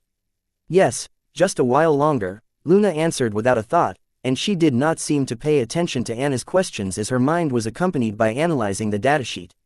Arg, Anna gritted her teeth and swallowed her anger. Anna wanted to stop pouring her mental strength into the strange device if not for Luna's warning that if she were to stop in the middle, then they would have to start all over again. Seeing that, except her, all the eligible personnel for this task were busy setting up the apparatus for dungeon relocation, she had no choice but to swallow her anger. Otherwise, one slip, and she would have repeated the whole process all over again. "Annie, go pass me a cold one." Anna barked an order at her Batman. "Yes, ma'am, here you go." Annie, the Batman, was a peaked card king, yet she was not offended by being assigned as a personal soldier servant to serve the Southern Emperor. Just when Anna thought she could soon enjoy a chilled beer, her grimoire rang with alert notifications. Without much thought and hesitation, Anna threw the beer on the ground as she knew the alert notification only sounded in case of emergency and quickly summoned her grimoire to check the notification. Alert: a demigod invasion detected by Grand Array Formation. Note: for further information, access the Grand Array Formation terminal. Which fool is so eager to die?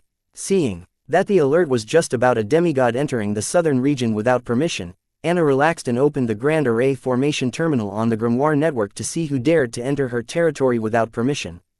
Checking records to identify the invader. Target found. Target name: Yin Widow. Target location: coordinates of breach 82.8628 degrees south, 135.0000 degrees north. The target is using space skills to wander, unable to lock the target's location inside the Grand Array Formation in real time. Fugitive alert. Fugitive: Yin Widow Realm, Card Demigod Crime, complete massacre of the 25th Regiment of the Southern Watch and 18th Regiment of Southern State Guards. Status: very dangerous. Bounty alert. Wanted: Yin Widow Realm, Card Demigod Bounty, 5 incomplete divinity employer, Heatsend Royal Family. Bounty alert. Wanted: Yin Widow Realm, Card Demigod Bounty, 20 incomplete divinity employer, Yin Yang Harmony Sect. Whoosh. Anna, did you read the notification? If my guess is right, that old bat is heading towards this city. Oldman Lorenzo appeared out of thin air next to Anna and predicted that Yin Widow might be headed to the Sky Blossom City. Unlike Anna, Lorenzo is well versed in the geography of the southern region and the boundary of the Grand Array Formation. Reading the coordinates of the breach, he could guess the likely target based on the location nearest to the array is close. And Sky Blossom City was first on the list. Why would she head here? That makes no sense, old man. Anna did not understand why a demigod would risk death to come to the Sky Blossom City. There are 2 reasons for that: either she is here to take revenge on her sister's murder by killing his precious niece, or she is here on behalf of the Yin Yang Harmony Sect to steal the dungeon we are trying to relocate. The Yin Yang Harmony Sect is getting creative. By using a fugitive to do their dirty work, they can deny any involvement and avoid any possible repercussions if she gets caught. As always, Lorenzo overread into the whole situation. "You old fool, it is taking so many of us and so much time to relocate to this dungeon. How do you expect her to steal the dungeon? Even if she is a demigod, that's impossible." Anna did not buy into Lorenzo's words as there were so many holes in his theory, not to mention the dungeon reaction was a top-secret mission known to few people. The soldiers don't even know why they were relocating this dungeon. Most of them thought this was just an experiment to check the progress of the dungeon relocation research. Decades ago, when Yin Widow escaped from the imprisonment of the Yin Yang Harmony Sect, she raided their treasury and stole quite a few legendary cards. And one of them is the miniature world card. With that card, it wouldn't be an effort for her to steal this D-rank dungeon. Lorenzo explained the reason behind his theory. Fuck, these damn traitors. If it were some other time, Anna would not believe Lorenzo's explanation but contemplate the possibility of the Matron and Pa clan's involvement. She could not take the chance. "Do you believe me now?" Lorenzo asked smugly. "No, I am just worried if the Matron and the Pa clan are involved in this matter." "Old man, hurry and find Wyatt. He may be one of her targets." Anna finally became serious, thinking of the possibility that the Matron had sent a demigod this time to finish the assassination job and steal the dungeon. "Don't worry about the boy. Prioritize the dungeon. If we lose that, then we lose a lot." In Lorenzo's mind, the dungeon was more important than the life of a high schooler. Without the silver milk produced in the dungeon, they cannot manufacture silver milk powder. Therefore he thought that Anna should set her priorities straight and choose family benefit over a crush. Date the 30th of March 2321. Time 9:02. Location Sky Blossom City, D-ranked Silver Beach Gate Dungeon, Lorenzo, shut the fuck up and do as I say, Anna yelled at Lorenzo, reminding him that she is in charge and he has to do what she asks of him. The kid is safe. He has entered the Blood Supreme's sealed dungeon with Courtney. Using the array formation covering the city, Lorenzo has monitored Wyatt and kept track of Wyatt's movements ever since he ditched Luna. What, Courtney? Shouldn't she be in custody? How did she escape? When did she run away? Why did you not inform me of her escape? Hearing that her young crush was safe and sound, Anna's nerves finally calmed down.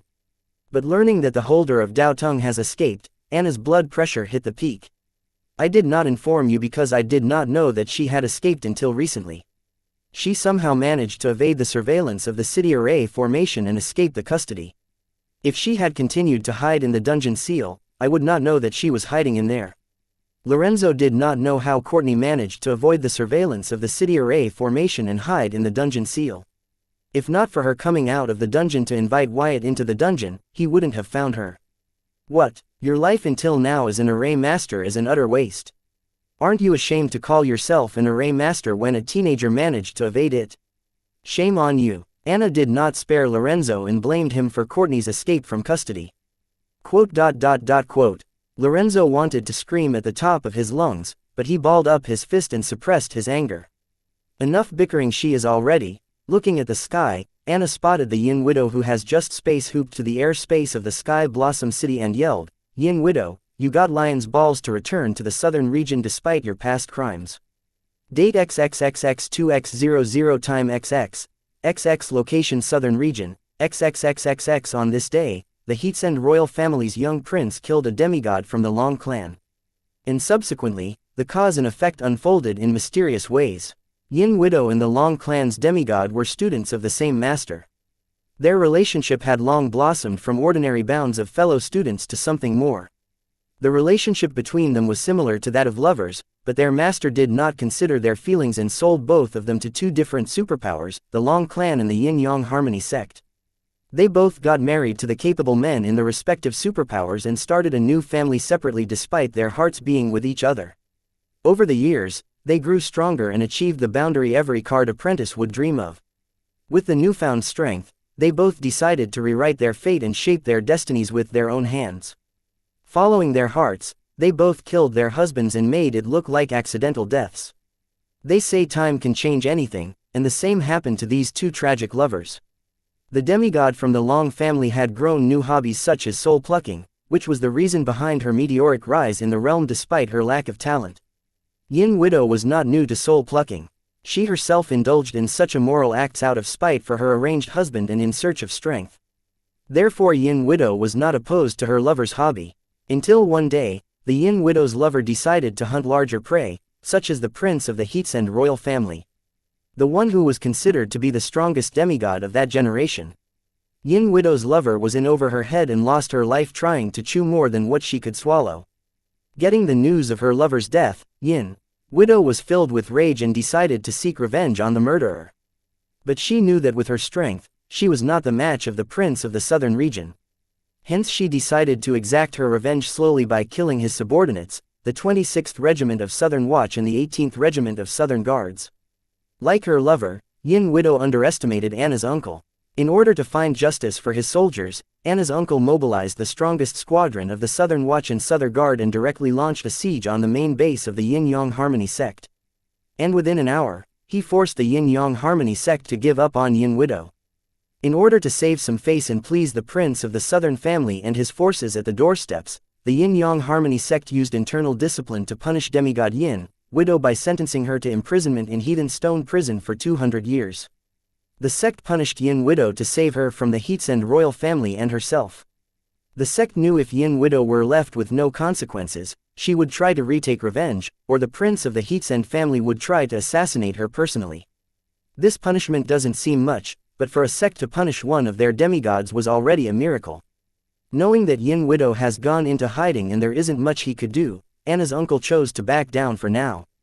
Just when everyone thought everything was settled, fate had other plans. Yin Widow's son was being hunted down by his enemies under the banner of justice for the heinous crimes he had committed against humanity. Learning the news, the disgruntled Yin Widow escaped from her imprisonment and raided the Yin-Yang Harmony sect treasury as she knew she alone could not help her son. she required more firepower to take on her baby's enemies. Unfortunately, by the time she reached her son, he had already been killed by the angry mob. Learning the death of her only son, the Yin widow went crazy, and in a fit of rage, she blamed the prince of the Heatsend royal family for her son's death. Date the 30th of March 2321, time 9:04, location Sky Blossom City, D-ranked Silver Beach Gate Dungeon. Little brat, stop stalling for time and hand over my son's bloodline vessel. Yin widow was being very tolerant right now. If not for her believing that her son's bloodline vessel was being held hostage by the Southern Emperor, she would have already killed the little harlot for talking smack. Old charlatan, I do not have your son's bloodline vessel. Wasn't I clear the first time? Anna yelled at Yin widow, not minding her words because the person in front of her could kill her with just her intent.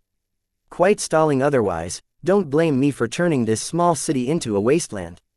Seeing that trying to negotiate with the little floozy did not work, Yin widow decided to get a little aggressive to get the hoochie serious. Who is stalling? Don't you get it? No reinforcement is coming. If they wanted to, with the help of Grand Array formation, they would have already. So you stop making threats and stand by your words. Anna made it clear that no reinforcements were coming to help her deal with Yin widow, yet somehow her confidence did not seem to waver in front of an existence that could kill her with a thought. Little tramp, aren't you overestimating yourself? What gives you the confidence to handle me without the help of demigods from your family? Is it because you are holding my son's bloodline vessel hostage? Remember, brat, if my son fails to descend today, I will color the entire southern region with your family's blood.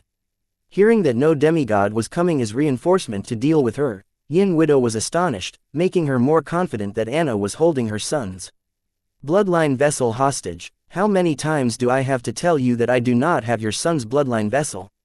Quit yapping and put out already. Anna was annoyed hearing Yin widow repeatedly claiming that she was holding her son's bloodline vessel hostage and asked Yin widow to stop moving her jaw and do what she threatened to do. Girl, how long are you going to deny? Do you think this is a joke or feel like I am joking? Don't force my hand. I am begging you to hand over my son's bloodline vessel, and I will swear on my soul to end any and all cause and effect between the Heatsend family and me.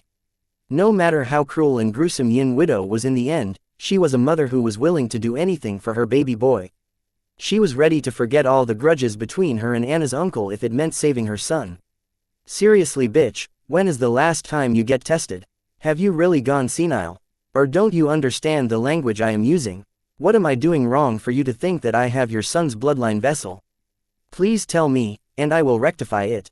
Anna was afraid Yin widow had gone senile for real, as nothing is scarier than a crazy demigod.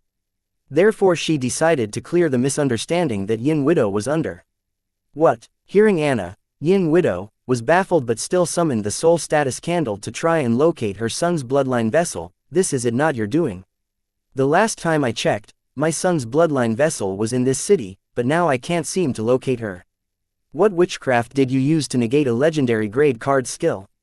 Even though Yin widow decided to consider Anna's words, she still did not seem to believe Anna was innocent of what she thought she was guilty about. No wonder you were willing to risk death and come out of hiding. Seeing the vigorously flickering flame on the soul status candle summoned by Yin widow, Anna finally understood why Yin widow was willing to go as far as using the word beg earlier. If you don't have my son's bloodline vessel, then I will have to turn this city upside down to find her. The flame on the soul status candle had gotten visibly dimmer, and it appeared to be struggling to stay alive. Therefore Yin widow decided to no longer waste time bickering with Anna and find her son's bloodline vessel, even if it meant to turn the whole Sky Blossom City upside down, as this was the place where the bloodline vessel was last seen. Yin widow felt that if she were to find a trace of the bloodline vessel, she could track its location. Yeah, that's not happening. Seeing Yin widow prepare to sacrifice the entire Sky Blossom City to trace a single person, Anna reacted. Are you going to stop me? Girl, step aside, I just want to find my son. Don't come looking for trouble. Yin widow did not know why the demigods of the southern region did not react to her presence. But she did not believe that hurting Anna would work in her favor. Instead, it would attract the expedition of the Heatsend family. She was here to find her son's bloodline vessel and help him descend to fight with the Heatsend royal family. Old slut, try me. Anna confidently stood in front of young widow and taunted her. Fine, you are asking for it. I will not kill you but disable you. Yin widow decided to swat the fly, disturbing her from finding her son. She believed as long as she did not kill Anna and was quick with her work, then that would be okay. Bring it, old hag. Anna did not deter under the presence of Yin Widow's denominating soul energy suppression but boldly stood up, ready to get her fists bloody. Don't blame me. You asked for it. The Hedsend family should teach their calves not to be ignorant of the tiger in front of them. Having said that, she whispered, World Cutter. With Yin Widow's command, the wind surrounding her gathered to form a thin wind blade and headed towards Anna, aiming for her left shoulder joint. Date the 30th of March 2321. Time 9:10. Location Sky Blossom City, D-ranked Silver Beach Gate Dungeon. Seeing the wind in the surrounding area gather to form a blade and head towards her, Anna did not show fear. Instead, the corners of her mouth raised, hearing her grimoire sound with notification, and she muttered, finally. Card, Southern Emperor, detected. All conditions meet. Removing the restriction on Grand Array formation. Ruler mode activated. Host name Anna Heatsend. Verifying host authority sufficient. Ruler selected. Establishing a connection between the Grand Array formation and the ruler. Connection established. Happy hunting. Giga punch. Anna yelled as she balled up her fist and punched at the incoming World Cutter. A ball of pure and concentrated soul energy extends out of Anna's fist and speeds towards the speeding World Cutter. As the ball of soul energy and wind blade collide, a huge explosive spark is emitted while the two attacks null each other out. The shockwaves spread throughout the city below. The tall buildings swayed like trees with the spread of the shockwaves. How is it possible? Seeing her attack get negated by Anna's punch, Yin Widow was stunned, unable to comprehend what just happened. How could a Card Emperor defend against a Card Demigod's attack? This was just illogical. That's it, old hag, how did you survive my uncle's pursuit with such little strength? Anna did not mean to taunt Yin Widow. She genuinely felt that Yin Widow's attack did not pack the power of a Card Demigod. It was no way near the energy showcased by her uncle. Being connected to the Grand Array formation, Anna felt an enormous surge in her strength as massive power ran through her body. She felt that every grass, rock, tree of the southern land was part of the Array formation empowering her. It was as if she had become one with the entire southern region and represented every living being in it as a single entity. This power gave Anna the confidence to taunt and go toe-to-toe with a demigod. I can't believe it, he not only passed you his title but also the legendary Heatsend family heirloom. To think that he would pass the card to you instead of his son or daughter. So the rumors are true. You are his true heir and Achilles' heel. Witnessing the impossible feat pulled by Anna, Yin Widow remembered the Heatsend family heirloom that was passed down to every generation of the family patriarch. No, old friend, you didn't. The southern region is going to be turbulent again. Lorenzo knew that with all the trinkets passed to Anna by her elders, a demigod could not harm her, but that was a temporary measure, so he was apprehensive for Anna and couldn't understand where her confidence stemmed from for her to act so brazenly in front of the demigod. But seeing Anna access the soul energy of the Grand Array formation covering the southern region, Lorenzo knew Anna's grandfather had passed the Heatsend family heirloom to Anna, which was equal to declaring to the rest of the world that Anna was going to be the next matriarch of the Heatsend family. Grandpa. Luna knew exactly what her grandfather meant by the southern region being turbulent again. If her great-uncle had chosen either Anna's mother or uncle as the next matriarch or patriarch, then things would not become as complicated as they were about to. All I know is your cousins and relatives are going to be pissed, said old Lorenzo as he knew his friend's decision would piss many people off. But Lorenzo did not care about that. He was worried about his fate, as it looked like he would be Anna's slave for the rest of his life. While her grandfather was worried about becoming Anna's workhorse, Luna was concerned about something different that only time would reveal. No wonder you dared to be so bold. Having found Anna's source of confidence, Yin Widow was deterred. As inside the Grand Array formation, Anna could be considered unbeatable. Yin Widow remembers that predecessors of the Heatsend family had used this card to withstand so many wars and single-handedly managed to stay on top of it all. Enough talk, old hag, let's rumble. With the newfound strength, Anna wanted to explore its boundaries and was in no mood for talk. Girl, get it together if we fight in the city airspace. The city will face a disaster. If you don't want to cause the death of millions of innocent lives, you better pipe down. Yin Widow was tight on time, so she did not want to blow up the situation.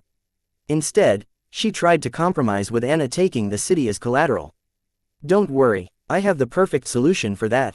Field card, Gladiator Pit.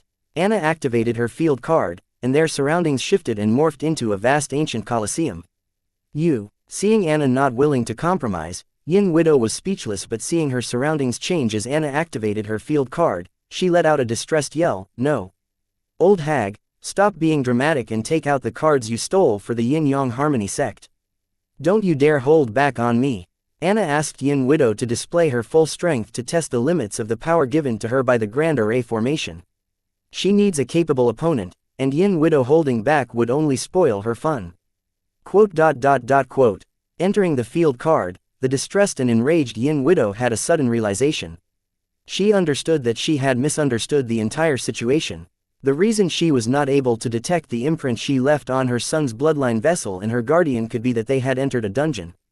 Meaning that the Southern Emperor was not holding her son's last hope hostage. This sudden realization gave Yin Widow a lot of clarity and certainty. But this did not ease her worries, as her son's descent was still not complete. It felt as if someone or something was blocking his path. Date the 30th of March 2321, time 9:14, location Sky Blossom City, SS rank, field card, Gladiator's Pit. Card name, Southern Emperor. Card type, bestowal card. Bonded, card rank, SSS rank, legendary grade. Card rate, 10 stars. Card durability, 100/100ths. Card effect, this card is a bestowal card created by the unparalleled demigod by refining the entire southern region as his domain using the Grand Array formation. The unparalleled demigod bestowed this card on his descendants to continue the demigod's excellent work to protect the southern region and its people. Additional effect, key, ruler, special status, bonded to unparalleled bloodline restriction. The user must have the unparalleled bloodline to use this card. If the bloodline purity is not high enough, the card's effect will be decreased by 80%, and the user has to be acknowledged by the southern region's Grand Array formation to access the card's power. Note: to gain the recognition of the southern region's Grand Array formation, the host should have the unparalleled bloodline and be recommended by the previous ruler of the southern region. In case the bloodline purity is not high enough, a card demigod cannot use this card despite the recognition of the Grand Array formation. Key: the Southern Emperor card is one of the keys to access the boundless power of the southern region's Grand Array formation. Ruler: the holder of this card will be considered as the heir of the unparalleled bloodline. Card name, Gladiator's Pit. Card type, field card. Card rank, SS rank, legendary grade. Card rate, 14 stars. Card durability, 90/100ths. Card effect, the host can warp designated opponents and themselves into the ancient Colosseum to fight with world and its rules as the audience, witness, and referee. Additional effect, contract war, champion's mercy. Note: opponents can only leave the Gladiator Pit upon completion of the agreed terms or if permitted by the referee. Contract war, all the terms agreed upon between the competitors before the battle will be automatically bonded as a sole contract, as the world and its rules will witness the battle. Note: the defeated has to fulfill the bargain or will be punished with the death penalty. Champion's mercy, if the defeated fails to keep his end of the bargain, then he will be at the mercy of the champion. Note: in case of a life and death battle, the champion can claim the loser's life as a trophy. Card name, Giga Force. Card type, Rune Skill. Card rank, S rank, mythical grade. Card rate, 16 stars. Card durability, 89/100ths. Card effect, equipping this card, the user's soul energy will gain additional attribute Giga Force. Giga Force is based on the heavy meaning of the gravity rule. Additionally effect, Giga Combat Arts, fattening. Note: Giga Force can be used with other martial arts. Giga Combat Arts, a combat art specifically created to efficiently make use of the heavy meaning of the gravity rule fattening. The host can increase their weight by keeping the mass constant and raising the gravity applied to the body. At the same time, the agility of the host remains unexpected by the rise of gravity on the body. Note: this skill cannot be used on others. Haha, little thank you. Your stubbornness has given me clarity about the situation. So I will say this one last time: all I want is to find my son's bloodline vessels, and then I will be on my way. I do not seek trouble. Find Widow was not afraid of fighting Anna but feared that fighting Anna would waste her precious time, which she could have used to find her son's bloodline vessel and his soul return to this world. Therefore, the Yin Widow, who is known to be a crazed demigod, tried to reason with Anna. Everything in the southern region is mine, be it your son's bloodline vessel or your life. Since they are in the southern region, they are mine. declared Anna with a haughty demeanor. If Anna was proud and arrogant before, the presence of bloodless power of the Grad Array formation made her worse. I don't have time for this, trap card, undead graveyard. Seeing Anna was being unreasonable, Yin Widow decided to go on the offense and get it over with as soon as possible. Just when Yin Widow summoned her trap card, she felt a force stop her. When experiencing such an episode, Yin Widow was scared silly and could not help but yell, "What the fuck? Oh, I forgot to mention before we started to fight, we had to wager something, otherwise, these guys will not let us fight," Anna said, pointing upwards. Quote. Yin Widow's eyes followed Anna's finger and witnessed that left her wordless. The sky of the Colosseum displayed two spiritual planes filled with various rules. One spiritual plane Yin Widow was similar with, since this was the spiritual plane she visited whenever she entered one with the world state. And this spiritual plane had fewer rules than the second spiritual plane, which Yin Widow deduced as Anna's spiritual plane. Do you want to wager something or gut plain old life and death battle? Either is fine with me, so you decide. Anna did covet anything of the Yin Widow, so she did not want any wager with her. Instead, she preferred the life and death battle but being a good host. Anna decided to leave the choice up to Yin Widow. Quote.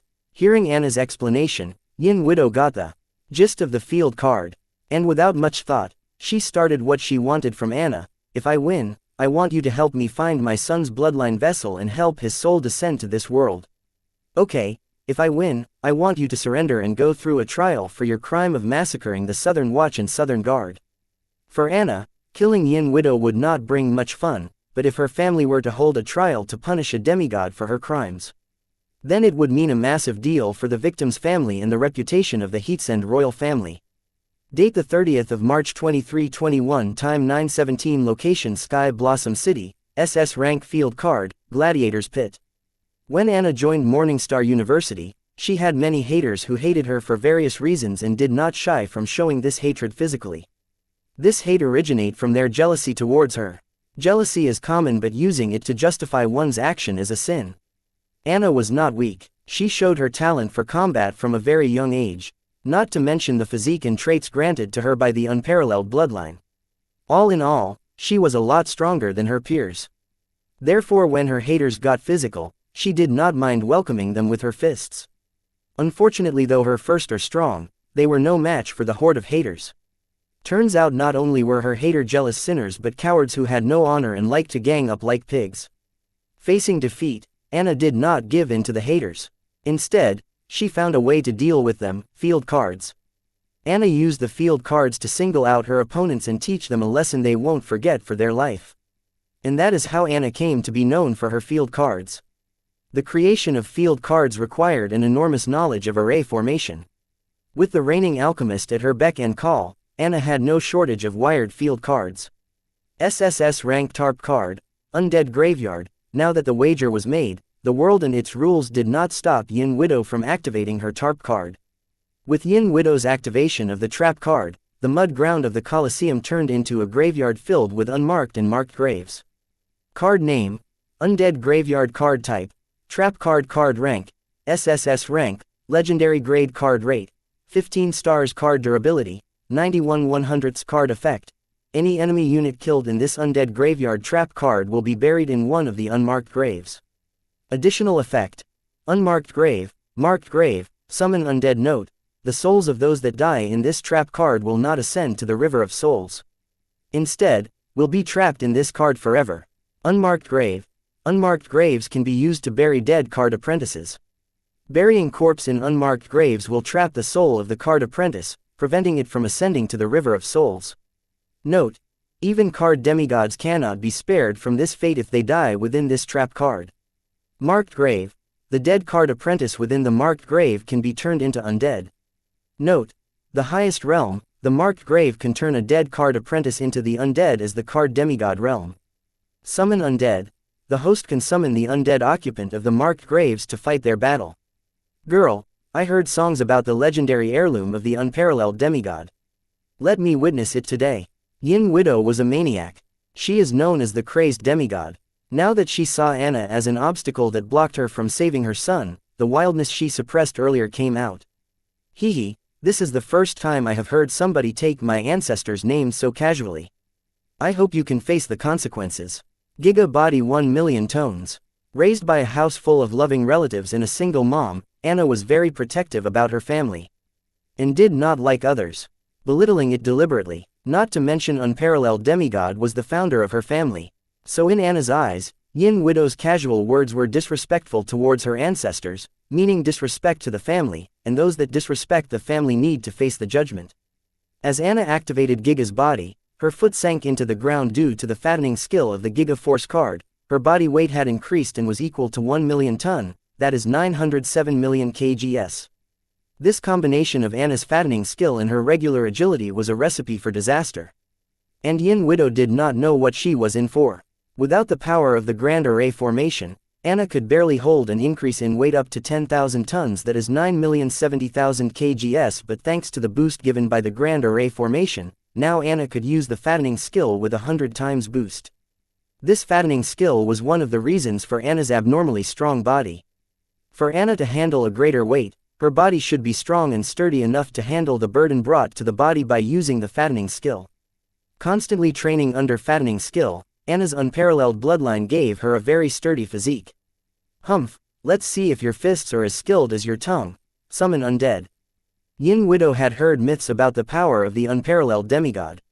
She knew that the unparalleled demigod was one of those great souls that could remain conscious and aware in the river of souls. It is said that a part of his will has unified with the world, allowing him to multitask and function normally as he connects to the spiritual plane. He could constantly be in one with the world state, be it performing daily routine or fighting life and death battles. After his death, the unified part of unparalleled demigod became a part of the world, meaning his unparalleled bloodline was accepted by the world and its rule. This is why Anna, Luna, and their cousins and other descendants with unparalleled bloodlines could effortlessly achieve Card Emperor and Demigod realm. The best example of this were Anna's uncle and mother. How many of the demigods have you killed to create so many marked graves? Do each of them hold a demigod realm undead? Seeing nearly 5 demigod realm undead surface from 5 marked graves with Yin Widow's command, Anna believed that all of the marked graves held a demigod level undead. Not enough. Yin Widow was not in the mood for talking, and she made it clear by her command to her undead summons, capture her. With Yin Widow's command, the 5 demigod realm undead washed towards Anna. Date the 30th of March 2321, time 9:23, location Sky Blossom City, SS rank field card, Gladiator's Pit. The 5 undead card demigods dashed towards Anna, encircling her. Then they each summoned their respective diamond grimoire. Quote. Seeing each of the undead demigods summon diamond grimoire, Anna became speechless. Brat, just give up. Though your family heirloom grants you the strength to fight a demigod, I don't believe that it will be enough to fight 5 demigods at once. Though Yin Widow wanted to teach Anna a lesson, she had her priorities straight. And saving her son came first, and it would save a lot of time if Anna were just to give up. Give up. Anna's words trailed as she vanished from her spot and appeared above one of the undead demigods and threw a punch aiming for its head. Boom! Upon the impact of Anna's punch, a loud explosive sound was heard, and dust rose, covering the other's view, preventing them from knowing the result of the collision. Shatter! It turns out the undead demigod blocked Anna's punch by invoking a barrier card. Though it could stop Anna's fist, it crumbled like bread upon impact. Old hag, this demigod is stronger than you. There is no way you could have killed him. Tell me, which family's ancestral grave you robbed to create such a strong undead demigod? The force behind Anna's Giga body punch could punch a hole through an average SSS grade card, but this one was able to block her punch. I am no grave robber, and this card doesn't work like that. I can only summon people killed in this trap card as undead. These undead demigods you are fighting are from the way beyond war. The Yin-Yang Harmony sect ancestors had trapped and murdered them all secretly. Hoping to use this card as their trump card, the SSS grade trap card was one of the cards she stole from the treasury of the Yin-Yang Harmony sect. These demigods are from that era. No wonder that thing was able to withstand my punch. Anna finally understood why these demigods were strong enough to withstand the strength of the Grand Array formation. They were the demigods from the ancient period. During that period, monsters and supreme beings ran rampant. Despite the long lifespan of card apprentices, living past 40 years old was considered lucky. and those who could reach the demigod realm in such a turbulent era could be regarded as the strongest and the brightest. Now that you understand that, how about you give up? Yin Widow still did not give up persuading Anna to surrender. I always wondered what kind of cards you stole from the Yin-Yang Harmony sect for them to put a bounty of 20 divinity on your head. Seeing this card in action, I got to say this card is indeed worth 20 divinity or even more. Not to mention the ugly past of the Yin-Yang Harmony sect that is buried in this card. If the world knew what the Yin-Yang Harmony sect did during that era, this world would not have a place for them. 20 divinity equals 20 demigods, which is massive wealth even for a secret sect such as the Yin-Yang Harmony sect. But compared to the ugly past of the sect, it was nothing. And also, they never planned to pay the bounty. They were just trying their luck in making things difficult for Yin Widow. It seems you do not plan on giving up. You made your bed, do not blame me, I did give you a choice. Commence 6-pointed star array formation. Seeing Anna had no notion of giving up, Yin Widow decided to go full out and capture Anna into submission. Yin Widow had finally found a clue that her son's bloodline vessel was in a dungeon. Since she was last spotted in the Sky Blossom City, it was very likely that her son's bloodline vessel was in one of the dungeons within the vicinity of the Sky Blossom City. Yin Widow was a fugitive on the run with a total of 25 divinity bounty on her head. She was wanted by the Heatsend royal family and Yin-Yang Harmony sect. Therefore, she could not stay in one place for an extended period. Now that the Grand Array formation of the southern region had found her whereabouts, it wouldn't be long before the hunting dogs from the Yin-Yang Harmony sect would soon catch up to her. Therefore she planned to recruit Anna's help, the emperor of the southern region. Anna would find her some and help him reborn while she was on the run once again. This was why Yin Widow asked for Anna's help as a wager. With an overpowered card like the SSS rank legendary grade trap card Undead Graveyard at her disposal, Yin Widow was not afraid of being ambushed by a group of demigods. Still, she knew in this mysterious world nothing was overpowered. Everything had its bane. For example, the ultimate tier silence rune card passed within the disciplinary hall of the Yin-Yang Harmony sect. 6-pointed star array formation, with Yin Widow's command, the 5 undead and Yin Widow herself once again positioned to encircle Anna and simultaneously began to activate the SS rank legend. Grade: 6-pointed star area formation. No, you don't. Anna finally sobered from invincible feeling and overconfidence brought to her by the sudden influx of vast energy from her connection with the Grand Array formation. Being outnumbered had dug up her old memories. If not for her requiring to gain support from her connection with Grand Array formation, Anna would have used the Damned Arena field card as usual. Because in the Damned Arena, she could defeat any number of opponents with the advantage of her physique given to her by unparalleled bloodline. But this time, the opponent was of a card demigod realm, and those that form divinity usually refine their body and physique.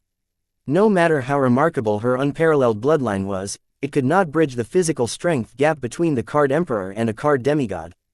Date the 30th of March 2321, time 9:27, location Sky Blossom City, SS rank field card, Gladiator's Pit. Having sobered up from the false sense of invincibility, Anna no longer acted arrogantly and decided to finish the fight as soon as possible. Considering the number of marked graves and believing that all of them housed an undead demigod, Anna realized that prolonged battle would not work in her favor as nobody can compare to undead in stamina. Flicker, Anna teleported out of the encirclement of the 5 undead and the Yin Widow. Tisk, clicking her tongue in annoyance, Yin Widow yelled, "Follow her, don't let her rest." Group-ranged combat within an open and limited space like a coliseum had an obvious disadvantage: friendly fire. Considering that all 6 of them were demigods, their fire was pretty devastating, meaning if they went full out on Anna, then they had to assess the risk of hurting themselves in the line of action. Therefore, despite having the advantage of numbers and firepower, Yin Widow could only watch helplessly as Anna ran around in the stadium like a rat. Seeing Anna shamelessly flicker around the stadium despite talking a big game, Yin Widow was enraged as every second wasted her meant endangering her son's soul. Thanks to the wager Anna made with Yin Widow earlier, neither of them could leave the stadium unless they defeated the other. Anna planned to capture Yin Widow and bring her to justice using the wager, but the whole thing just backfired on her. Yin Widow was not just a senile demigod. She carried an army with her. Thanks to the field card she summoned now, she could not even get help from her family. Right now, she regretted cockily denying the reinforcements from the family. Unable to hold back, Yin Widow yelled, Is this the power of your unparalleled bloodline? Running around like a rat? Why don't you change the name of your unparalleled bloodline to Rat Bloodline? What Yin Widow was trying to achieve by taunting unparalleled bloodline was obvious. She wanted to enrage Anna and use her anger against her. As long as Anna gives in to her rage and stops running, she can finally put an end to this charade and go find her son's bloodline vessel and help his soul descend into it. That's your opinion. Having dealt with her share of bullies, Anna knew how to tolerate and act when ready. Anna's rage was boiling hearing Yin Widow's insult to her family bloodline, but she knew losing her life would not do any good to the family. Instead, it would prove Yin Widow's words. Therefore, no matter how angry she was, Anna suppressed it and focused on cracking Yin Widow's trap card because that is how she could get out of this mess she had gotten herself into. What? Yin Widow's taunt didn't seem to work as she accepted it too. She was baffled hearing Anna's reply and even thought that Anna was trolling her. Just a few minutes ago, she wanted to punish her for speaking her ancestor's name casually, and now she acts as if it's not her business. Yin Widow finally stopped seeing Anna as a little girl but a scheming devil waiting for an opportunity to strike. Yin Widow could easily win this battle by prolonging this battle until Anna is exhausted and then capturing her. Unfortunately, she had a time limit of her own, the soul status candle, whose struggling flame constantly reminded her that her son's soul is on balance and she should nearly up. World's greatest mother, your dumb daughter needs your assistance. Please help me, mother, yelled Anna, her ruby checks told that she was embarrassed beyond redemption. But soon, her eyes glowed with intelligence. Hearing Anna's yell, Yin Widow decided that Anna was trolling her. I got it. Saying that, Anna flickered to one of the open marked graves which belonged to one of the 5 undead demigods chasing her. Arriving next to the grave, Anna threw a punch aiming at the tombstone of the open marked grave, yelling, Giga Punch. No. Seeing what Anna was up to, Yin Widow yelled in distress. Boom! With a loud sound, the tombstone crumbled with the impact of Anna's Giga Punch. As the tombstone of the marked grave crumbled to dust and one of the 5 undead demigods chasing Anna turned to ashes, its diamond grimoire fell to the ground. You bitch, how did you figure it out? Yin Widow yelled in distress, seeing one of the precious undead demigods from the ancient era die trying to capture a Card Emperor realm brat. How? It's because I am smart and you are dumb. Get it? I am too smart for you. Anna started to boast shamelessly, fully knowing that the credit of finding the weakness to the undead graveyard card belonged to the SS rank legend grade bestowal card, Mother's Love, created by Mother. Anna's mother's exact words when bestowing this card to little Anna were, Anna, you are dumb. Believe it, otherwise, you will have a hard life in society. Blame your father's Neanderthal genes. Anyway, you are my daughter, I have to look past your flaws and help you overcome them, but your dumbness is innate, something you are born with. So the only way I can think of making up for your flaws with this card. Always equip it, give it a rest, it has something to do with the shameful chant you yelled earlier. Yin Widow knew Anna activated a card which helped her decipher the weakness of her trap card. What shameful chant? I don't remember yelling. Anna denied Yin Widow's claims and said, you couldn't be more obvious trying to hide the weakness of your trap card. Your mistakes are what led to me deciphering that the tombstones of the marked grave held the souls of the undead demigods. Impossible. I have used the same technique to kill numerous demigods. Most of them were infamous for their intellect. How can an airhead bimbo like you overcome what they couldn't? Date the 30th of March 2321, time 9:27, location Sky Blossom City, SS rank field card, Gladiator's Pit. Card name, Flicker card type, Rune skill card rank, SS rank, Legend grade card rate, 13 stars card durability, 96 100ths card effect. This rune card is created using the plus ultra rune of Flicker, meaning of the fire rule. The user can instantly flicker and escape to a distance within reach of their mental strength. Additional effect, Flame Dance, Flicker Steps, Evasion plus 50. Requirement, Mastery of Flicker, meaning of the fire rule is required to use this card. Note, can be used in combination with Wind rule. Flame Dance, using the technique increases the chances of the card apprentice to evade all ranged and close attacks. Note, can be used in combination with Wind rule. Flicker Steps, this light movement technique allows the user to move from one location to another in the shortest time possible with the shortest energy consumption. Note, this card can be used in combination with the Swift, meaning of the Wind rule. Card name, Mother's Love card type, bestowed card bonded card rank, A rank, rare grade card rate, 8 stars card durability, 94 100ths card effect. Mother's Love is a bestowal card created by a demigod who is too embarrassed to add her name to the card because she is ashamed of creating such a card for her dumb daughter. The card Mother's Love contains a spirit clone of the dumb daughter's mother, which will aid the dumb daughter in decision making. Additional skill. Password protected, sharing senses special status, bonded to my dumb daughter. Note, the mother's clone is a spirit body and does not have any physical body or realm. Her sole purpose is to judge her daughter's life choices. Password protected.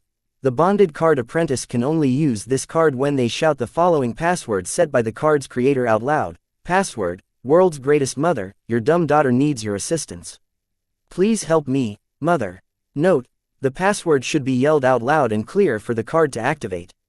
Sharing senses. This skill allows the user to share their senses with the spirit clone in the card. Being a spirit body, the clone has no physical senses, therefore, this skill allows it to borrow the host's physical senses. TLDR, this card was gifted to Anna by her mother when she was going to attend Morningstar University. At that time, Anna was of the card master realm and only had a golden grimoire. Therefore the card Mother's Love is of A rank, the maximum limit of card rank a golden grimoire can hold. Who are you calling an airhead bimbo, you old hag? Believe it or not, I will smash a fist-sized hole in your mouth with my Giga Punch. Anna yelled in rage, hearing Yin Widow call her an airhead bimbo. How could a dumb bitch like you decipher the trap card responsible for the deaths of dozens of ancient and modern demigods? You aren't an actual demigod, to begin with. You yelled that embarrassing chant to activate a card, didn't you? I bet that card helped you decipher the trap. Considering the family full of demigods guardians backing you, this is not surprising. I guess I cannot take you in without some sacrifice. Yin Widow had underestimated Anna and believed that she was nothing but a spoiled brat with a rich and powerful family. But seeing how Anna could decipher her trap with outside help or not, Yin Widow realized not to underestimate the love and tolerance of the rich and powerful for their spoiled children. She, herself, was the best example of such parents. She would do anything for her son. No, you couldn't be so wrong. I deciphered this trap by myself. All I had to do was ask myself, why are you only summoning 5 undead demigods when you have dozens of demigods? Even if the narrow space of the stadium were constraining you, if I were you, I would still summon as many undead as possible. So the limited space cannot be why you did not raise the remaining undead. Is it friendly fire? All your summons is undead. They neither fear pain nor losing a limb because they can put themselves back together as long as their core is intact. So the friendly fire also cannot be why you did not raise the remaining undead. Eliminating the 2 apparent reasons, I was also puzzled by your choice of only summoning 5 undead demigods. Unable to understand the reason to be home, your reasoning behind the actions, I had no choice but to continue to escape. While escaping, I noticed an interesting pattern in the 5 undead that kept chasing me. They would only use skills to attack me when I was near an marked grave, but when I was near one of the 5 open marked graves, they would chase me. I found it odd at first, but seeing how the pattern repeated itself, I knew there was something here. You did not want to be caught in friendly fire. At first, I could put my finger on it, but remember that high-ranking undead can hide their cores in a secure vessel. I knew why the 5 undead did not attack me when I neared one of the 5 open marked graves. I realized that the 2 obvious reasons I thought of earlier were indeed why you did not summon the rest of your undead army. The reason why you did not make any big moves or summon other undead is that you were afraid that their graves would be caught in the crossfire. Constrained by the limited space of the stadium, the more undead you summoned, the more open marked graves you must watch out for. But still, I was not sure about it, as I did not understand why only avoid open marked graves and not the other marked graves. Maybe because the marked graves with the undead in them are invulnerable to damage, unlike the open marked graves. The conclusion I reached was far-fetched, so I decided to find an answer through action. And that's how I deciphered your trap. Anna, word by word, narrated what her mother's spirit clone explained to her. She did not seem to mind taking all the credit for finding the weakness of the undead graveyard trap card. But still, Anna using the field card did limit Yin Widow's trap card, so Anna did deserve some of the credit. Date the 30th of March 2321, time 9:31, location Sky Blossom City, SS rank field card, Gladiator's Pit. Quote. Hearing Anna's detailed explanation of how she deciphered one of the most dreaded trap cards, Yin Widow was speechless, as what Anna pointed out were indeed the key reasons that led to her downfall. If not for being constrained by the limited space in Anna's field card, Yin Widow would have summoned all her undead demigods without having to worry about the open graves of the trap card being caught in the crossfire. Since the undead demigods' souls were sealed in the tombstones of their grave, they did not have to worry about their core being damaged like the average undead. Therefore these undead demigods were more ferocious and powerful than their alive selves. Facing such a fearless army, the previous victims of the trap card never stood a chance, as the battle would not even last longer than a few minutes, which was not enough for these infamous demigods to decipher the weakness of the trap card. Hence, in the end, their corpse would be added to the collection of the undead in the card. Anna's luck was undeniable, and it was working very hard for her. If not for her using the Gladiator's Pit field card, she would already become the part of the undead family in the trap card with a cooled and eerie grave for her to sleep in. Sigh, Grandpa was right. Being too strong is very lonely. Anna narcissistically ran her hands through her hair, boasting about her borrowed strength. Young slut, don't get cocky.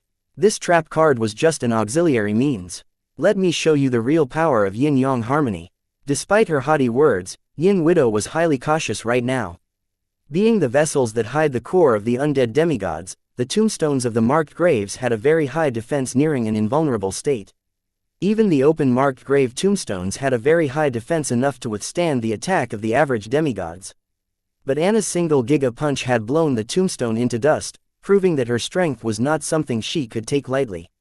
Whatever, old hag, bring it. Anna's words trailed as she flickered next to Yin Widow and threw a punch, yelling, Giga Punch. Naive, such obvious sneak attacks will not work on me. Try harder. Yin Widow's body shattered into pieces like a broken mirror. And her voice sounded from behind as Anna felt a prick on the back of her fist. Mirror image. Anna had already learned that not everyone was like her, who liked to fight head-on with brute force. They had various means and most used trickery rather than fighting head-on. But, seeing an opponent pull out a card which carried an army of undead demigods was her first. Therefore, she knew she had to end her fight with Yin Widow as soon as possible. Otherwise, this card fight may end up becoming her last.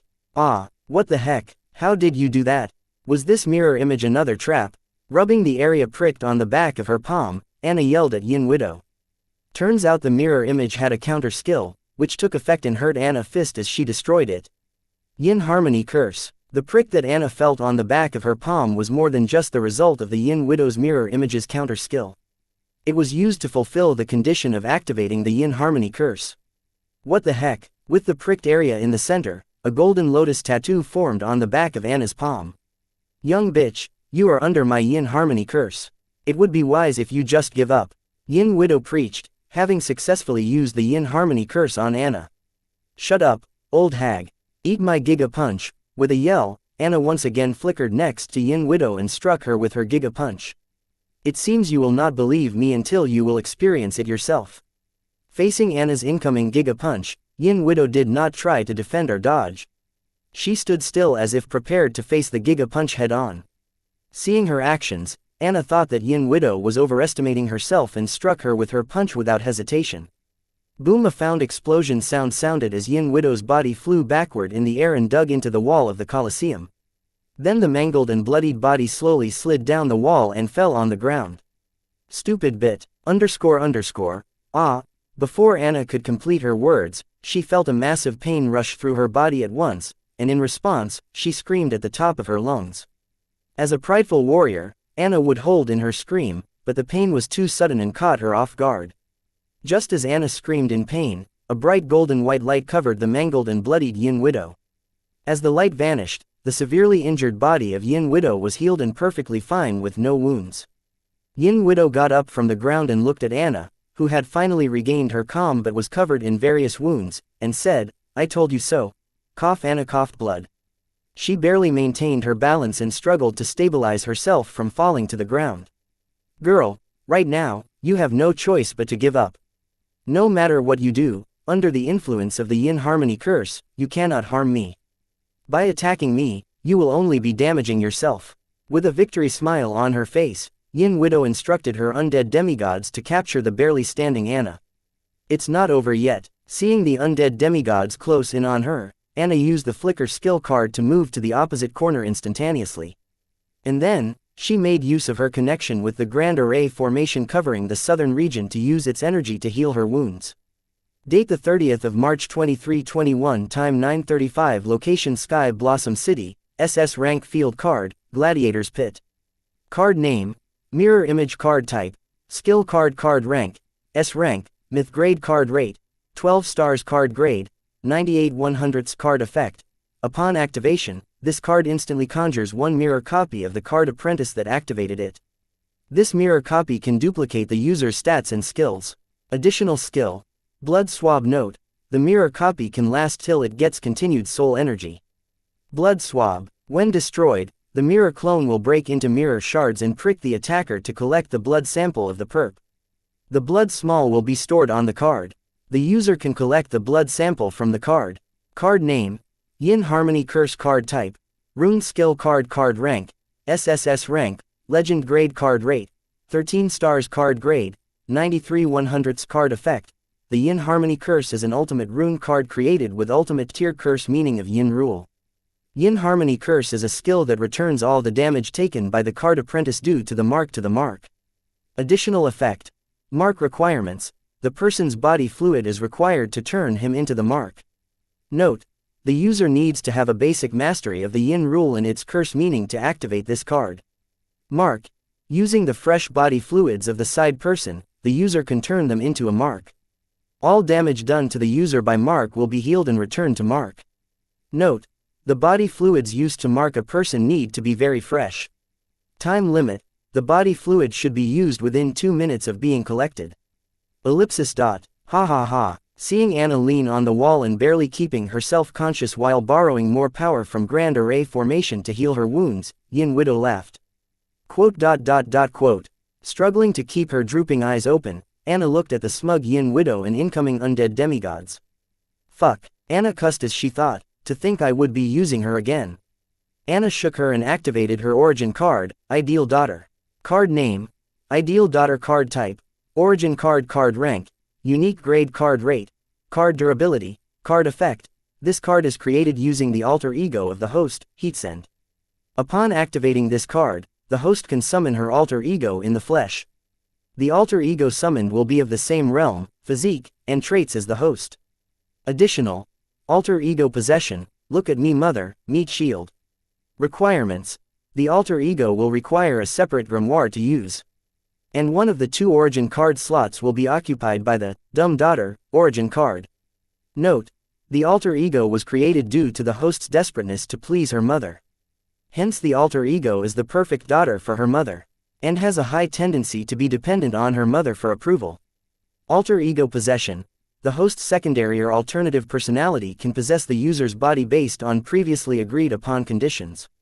During possession, all bodily functions, skills, abilities, and stats of the host are increased by 10 times, and the energy consumption is doubled. Additional effect, dual grimoire. During alter ego possession, the host can use both the grimoires simultaneously. Note, alter ego will automatically return to the card once the agreed upon duration of possession passes. Look at me mother. In the presence of the host's mother, the boost gained by the card will be doubled. With the cheering of the host's mother, the boost gained by the card will be tripled. If the host's mother cheers by yelling, I am proud of my daughter, the boost gained by the card will be quadrupled. If the host's mother cheers by yelling, I love you my daughter, the boost gained by the card will be quintupled. Note, the skill, look at me mother, only takes effect when the host's mother is present within the limits of the host's mental strength range. This skill is not available during alter ego possession. Meet shield. The host can transfer all her physical injuries to her alter ego's flesh body. Note, soul injuries are non-transferable, and the recreation of the alter ego's flesh body will take 1 hour. Card name, Dumb Daughter card type, Origin card card rank, unique grade card rate, card durability, card effect. This card is the alter card of the Ideal Daughter origin card. Additional effects, alter ego possession, my dumb self requirement. The Ideal Daughter needs to be summoned by the Dumb Daughter. Note, Dumb Daughter is the user's alter ego's origin card. My Dumb Self, a skill that boosts the original user's overall stats, physique, traits, and skills at the expense of decreasing the user's intelligence and wisdom stats. Note: the intelligence and wisdom stats of a person can go below 0 and become a negative integer. Warning: once the intelligence and wisdom stats of a person goes below 0, there are chances of permanent damage to these stats. You finally remembered me, or did you just want my help to get out of some trouble? As Anna activated her origin card, her alter ego did not appear as she expected it to. Instead, a cold voice sounded in her mind. Quick, help me solve this old hag and her undead dildos. Anna mentally responded to her alter ego. No, I don't wanna. The alter ego protested. Anne, this is not the time to throw a tantrum. If you delay any more, I will be done for. Anna yelled in panic. You can't fool me again. I saw everything from within the grimoire.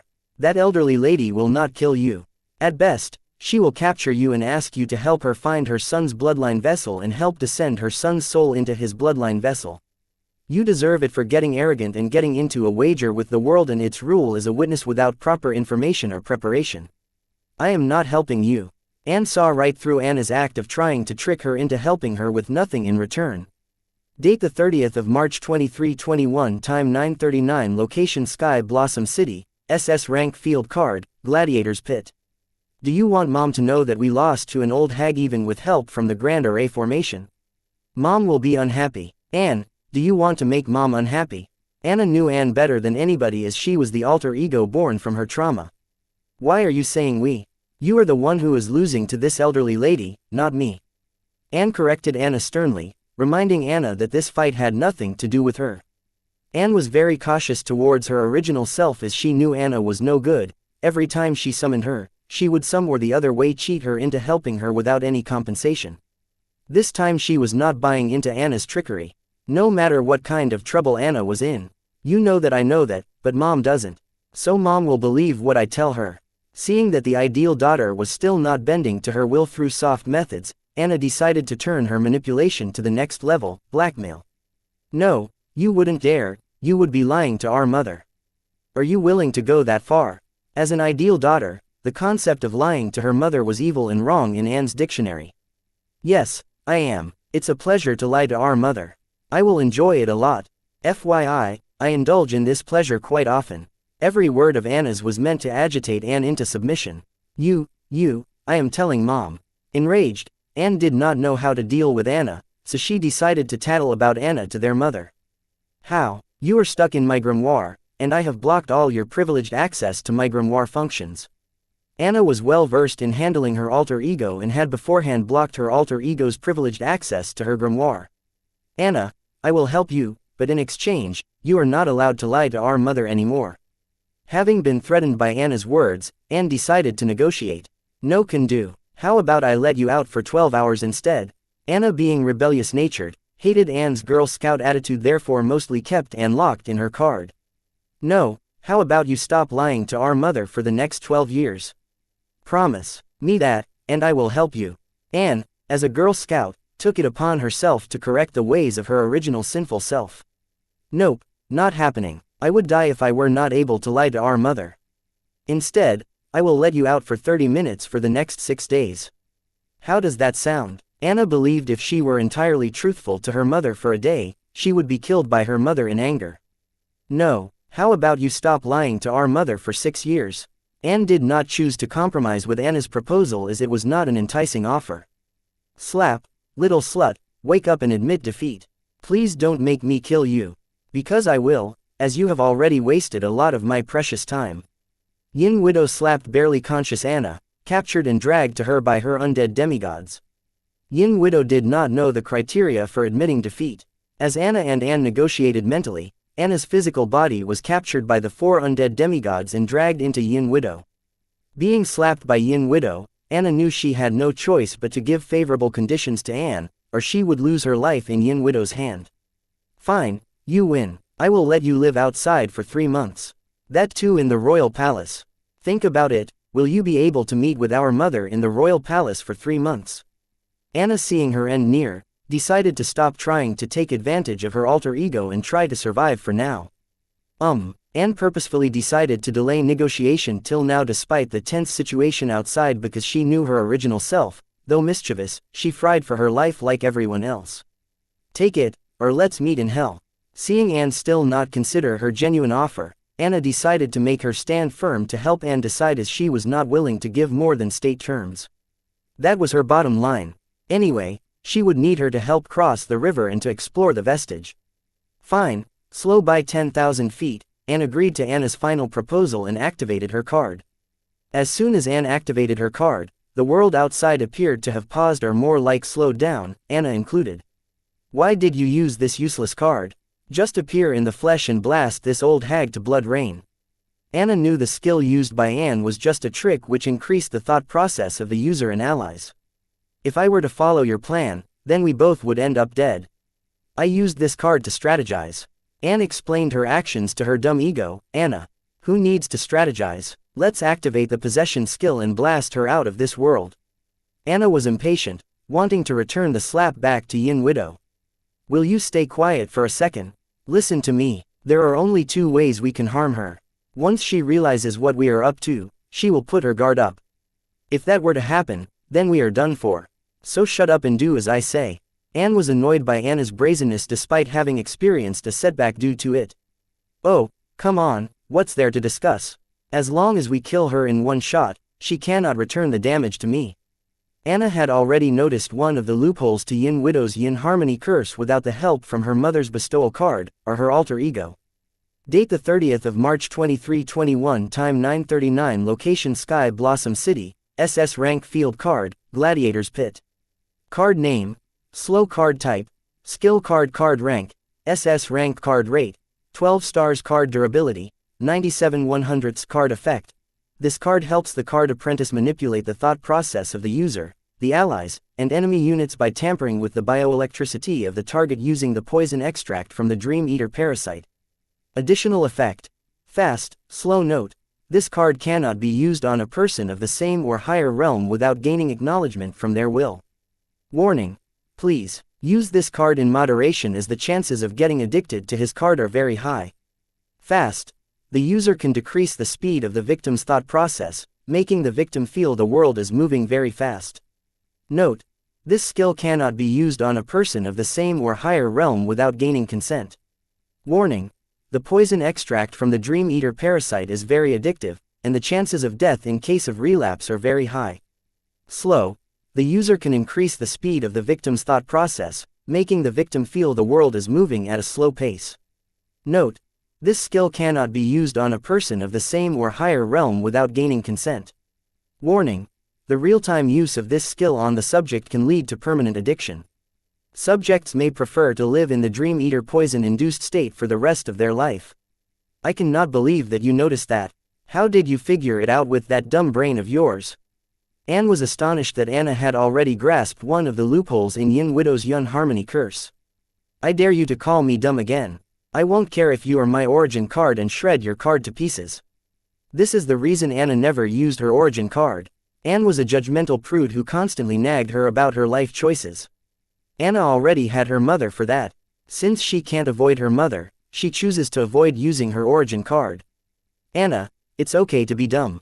Everybody is not made the same way. Your freakishly strong body makes up for your tiny brain, so relax. Anne tried to console Anna for being dumb. That's it. Release me from the effect of your slow card. I am going to shred you into as many tiny pieces as possible. Under the effect of Anne's card, Anna's thought process was 10,000 times faster than the average speed, which means 1 second outside was 2 hours inside in her head. If Anna tries to shred her origin card, she would have spent a few hours mentally before her body actually tore her origin card. Enough. Don't act like baby Anna. Do you think the Yin Widow is stupid? After you have deciphered her trap card, she will definitely not underestimate your smartness. I believe that the elderly lady is up to something. Otherwise, she would not ask her undead to drag you right in front of her. Also, if you kill her here, how are you going to drag her to the Southern Watch military court to punish Cheer for her crimes? Anne found Yin Widow's action fishy, and that is why she was against Anna's idea of entering possession mode and blasting the elderly lady into blood rain. I see. But do you really think she is up to something? I feel that she is too confident about her Yin Harmony curse and throws all her caution out of the wind. Anna felt that confident about her curse card Yin Widow had grown reckless enough to allow her within such proximity to her. No, experience the strength behind your Giga Punch. There is no way she would let you punch her defenseless unless she no longer plans to keep you alive. That's it, she wants to kill you using your own strength so that our family cannot track her. It seems she has grown impatient but not enough to get her hands dirty. Anne finally found the reasoning behind Yin Widow's reckless actions. It seems she no longer plans to use Anna's help with her son's revival. What? Don't tell me Mom used my placenta to create a soul status candle card. That is just gross. The notion of her mother using her placenta as a card ingredient disgusted Anna. I don't think so, but there are better alternatives for a soul status candle card. I bet Mom must have created one to keep track of your sorry ass. If Mom did not, Grandma and Grandpa must have. Yin Harmony Curse seems to be the best way to bypass those tracking cards. Anne explained. Wait, if we were to one-shot her, we don't have to worry about the curse returning the damage. Right, Anna was right. In the state of alter ego possession, her strength would increase by 10 times. That should be enough to one-shot the Yin Widow. What if she has a resurrection card? The user has to withstand the damage first before the Yin Harmony Curse activates, which means if we kill her in a single punch, the Yin Harmony Curse will be nullified. But if she had equipped a resurrection card in her grimoire, then you will face imminent death through the feedback of the Yin Harmony Curse after she resurrects. Anne pointed out to Anna that there are cards that could revive a person, meaning that death is not the end. No way, that Veil card has been banned since ancient times. The chances of her possessing such a card are near zero. The resurrection card that Anne spoke of fell under the demonic practice. Therefore, its card recipe was destroyed, and the card was banned from production. Now, who is the naive one?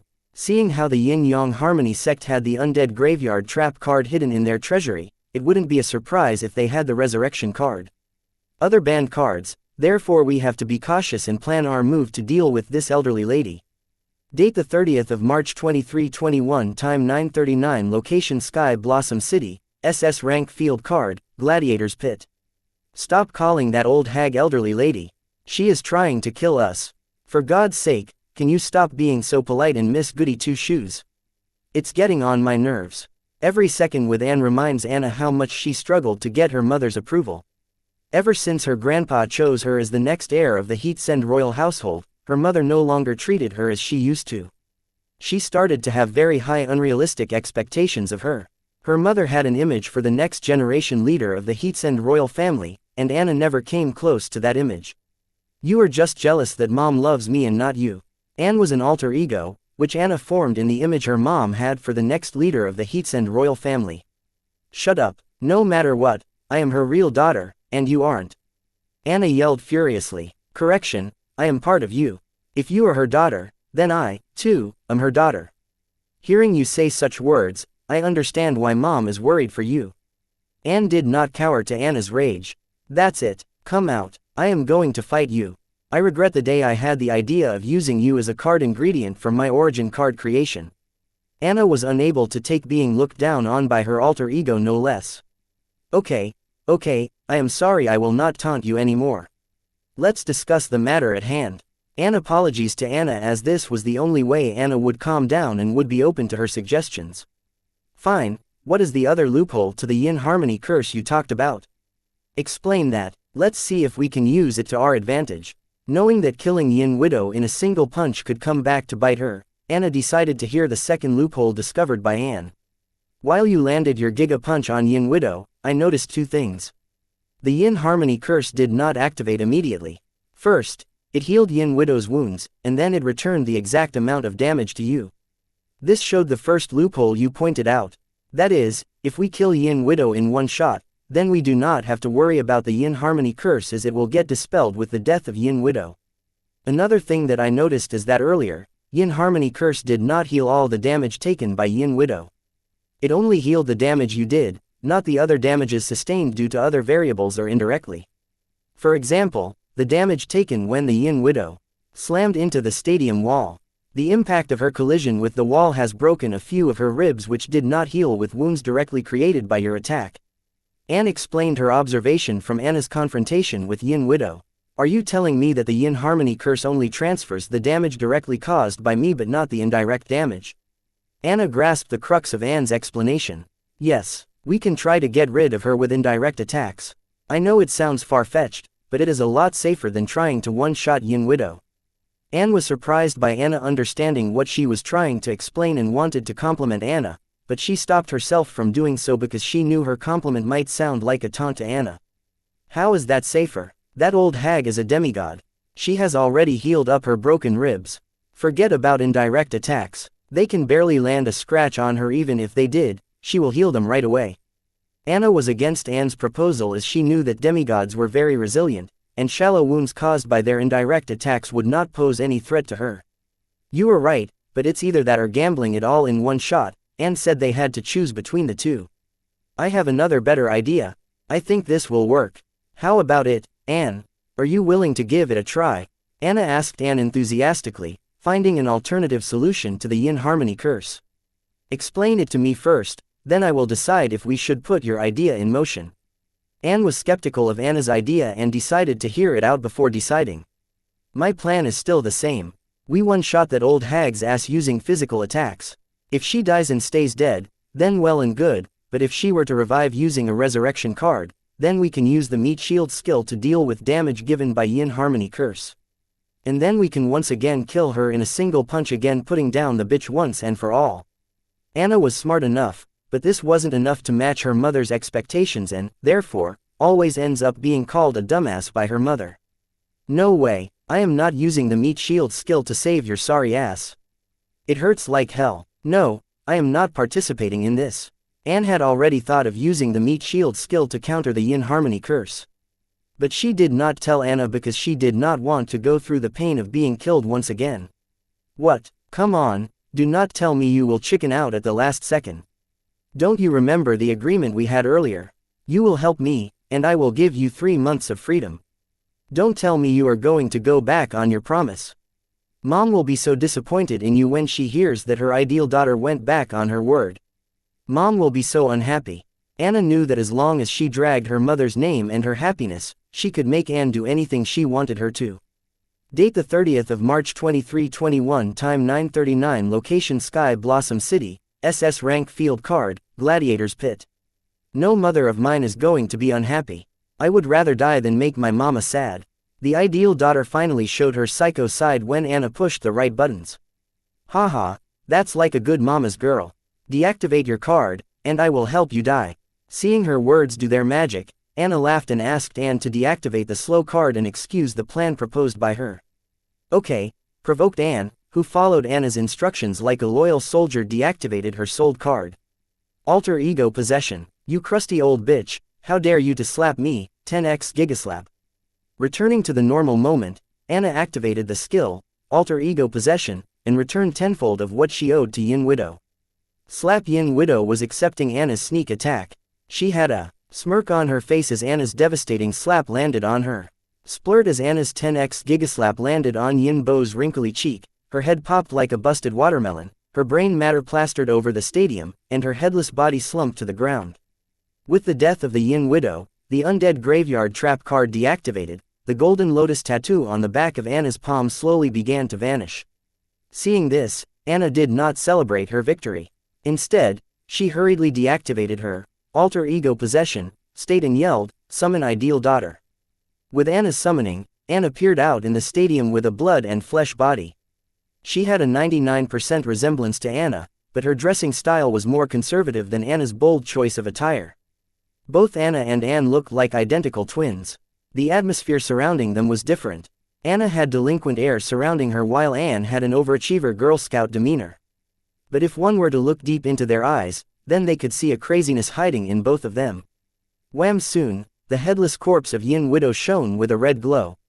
As what's left of her busted head above her neck started to wriggle and slowly started to regenerate, trying to form a new head. As if I would let you. Giga punch. Seeing that the Yin Widow's headless corpse was trying to regrow its head, Anna did not give it a thought and decided to slam the headless corpse into a meat patty and end all the trouble once and for all.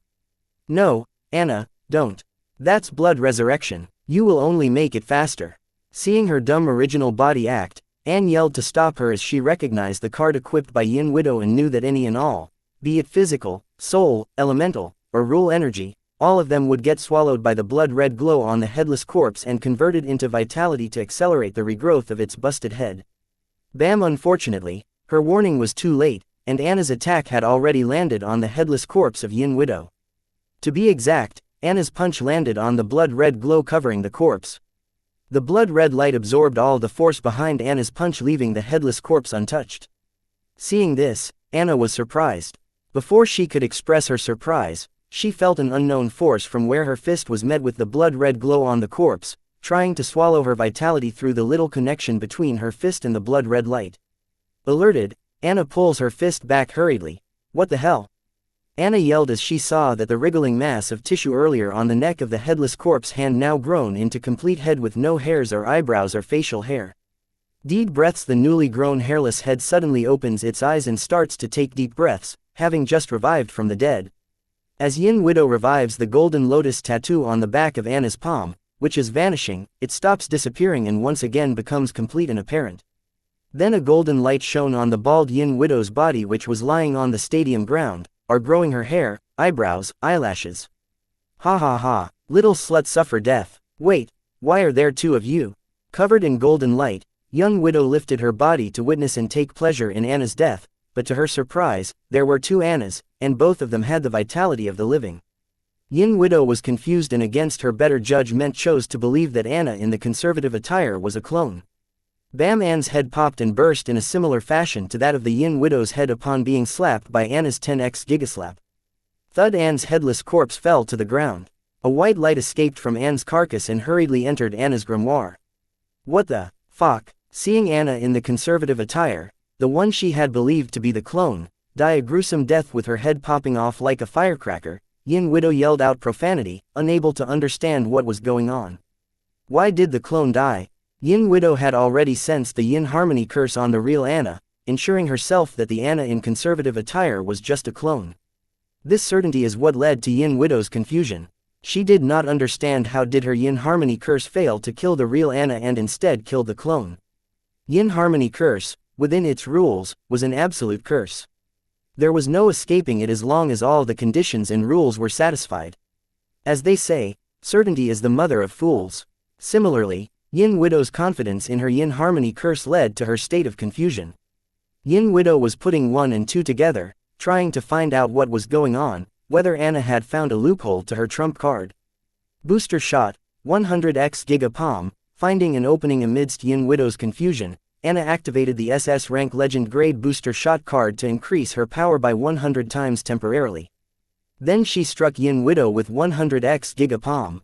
Date the 30th of March 2321, time 9:43, location Sky Blossom City, SS rank Field Card, Gladiator's Pit. Card name, Booster Shot card type, Item card card rank, SS rank, Legend Grade card rate, 12 stars card durability, 99 100ths card effect. Booster Shot is a drug created using the hormonal extracts of a humanoid alien beast within the realm of Card Emperor, yet had the physical strength to rival a peak demigod.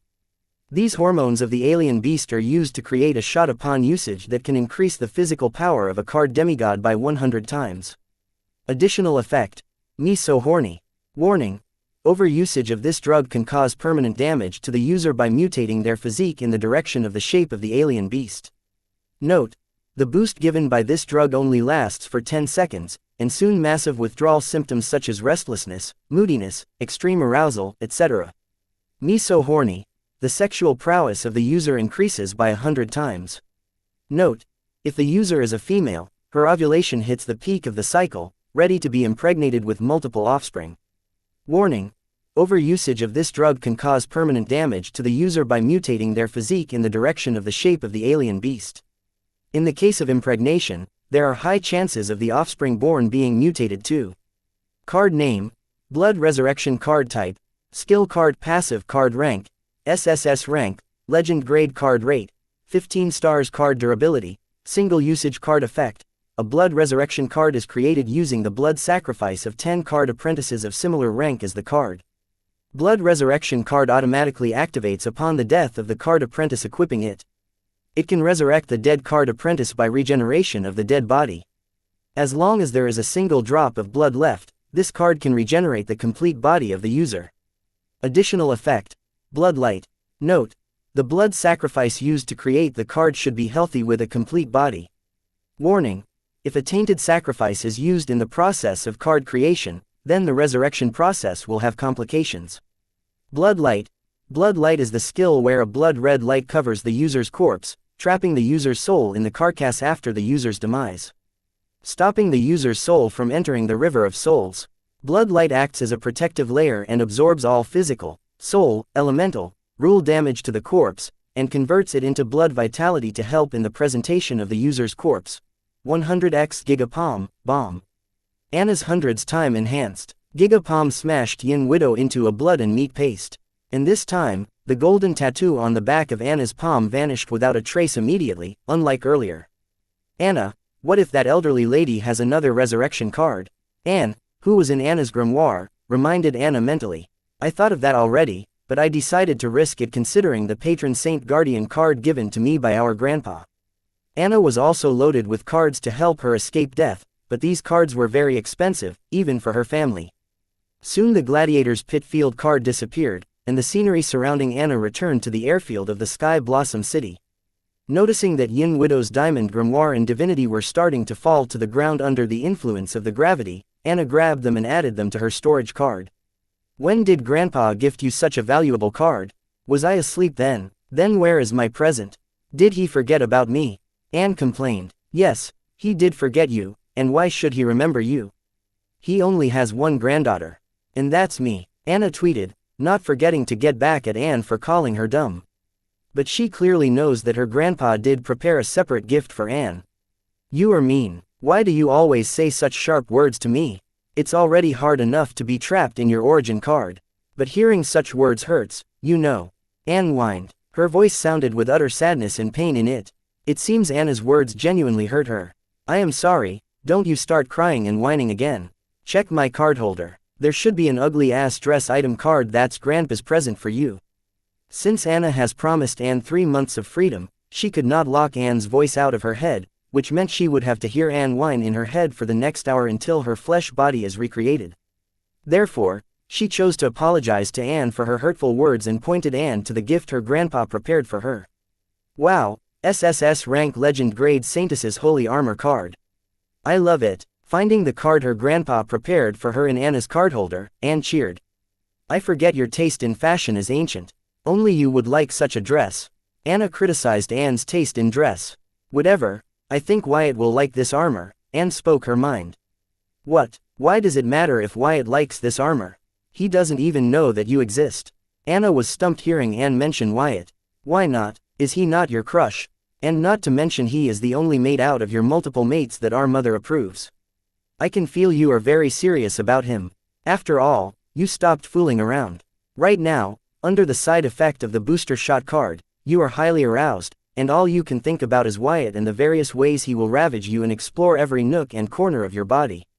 Anne, being Anna's alter ego, knew how severe Anna's feelings were for Wyatt. Stop reading my thoughts. Mom wasn't being serious back then, and how does that explain why Wyatt should like your dress? What Anne said was true. Under the side effect of the booster shot card, Anna was extremely aroused, and her thoughts were all over the place thinking of her steamy hot sessions with her beloved Wyatt. But Anna did not let herself be diverted by Anne's words and stuck to her previous question.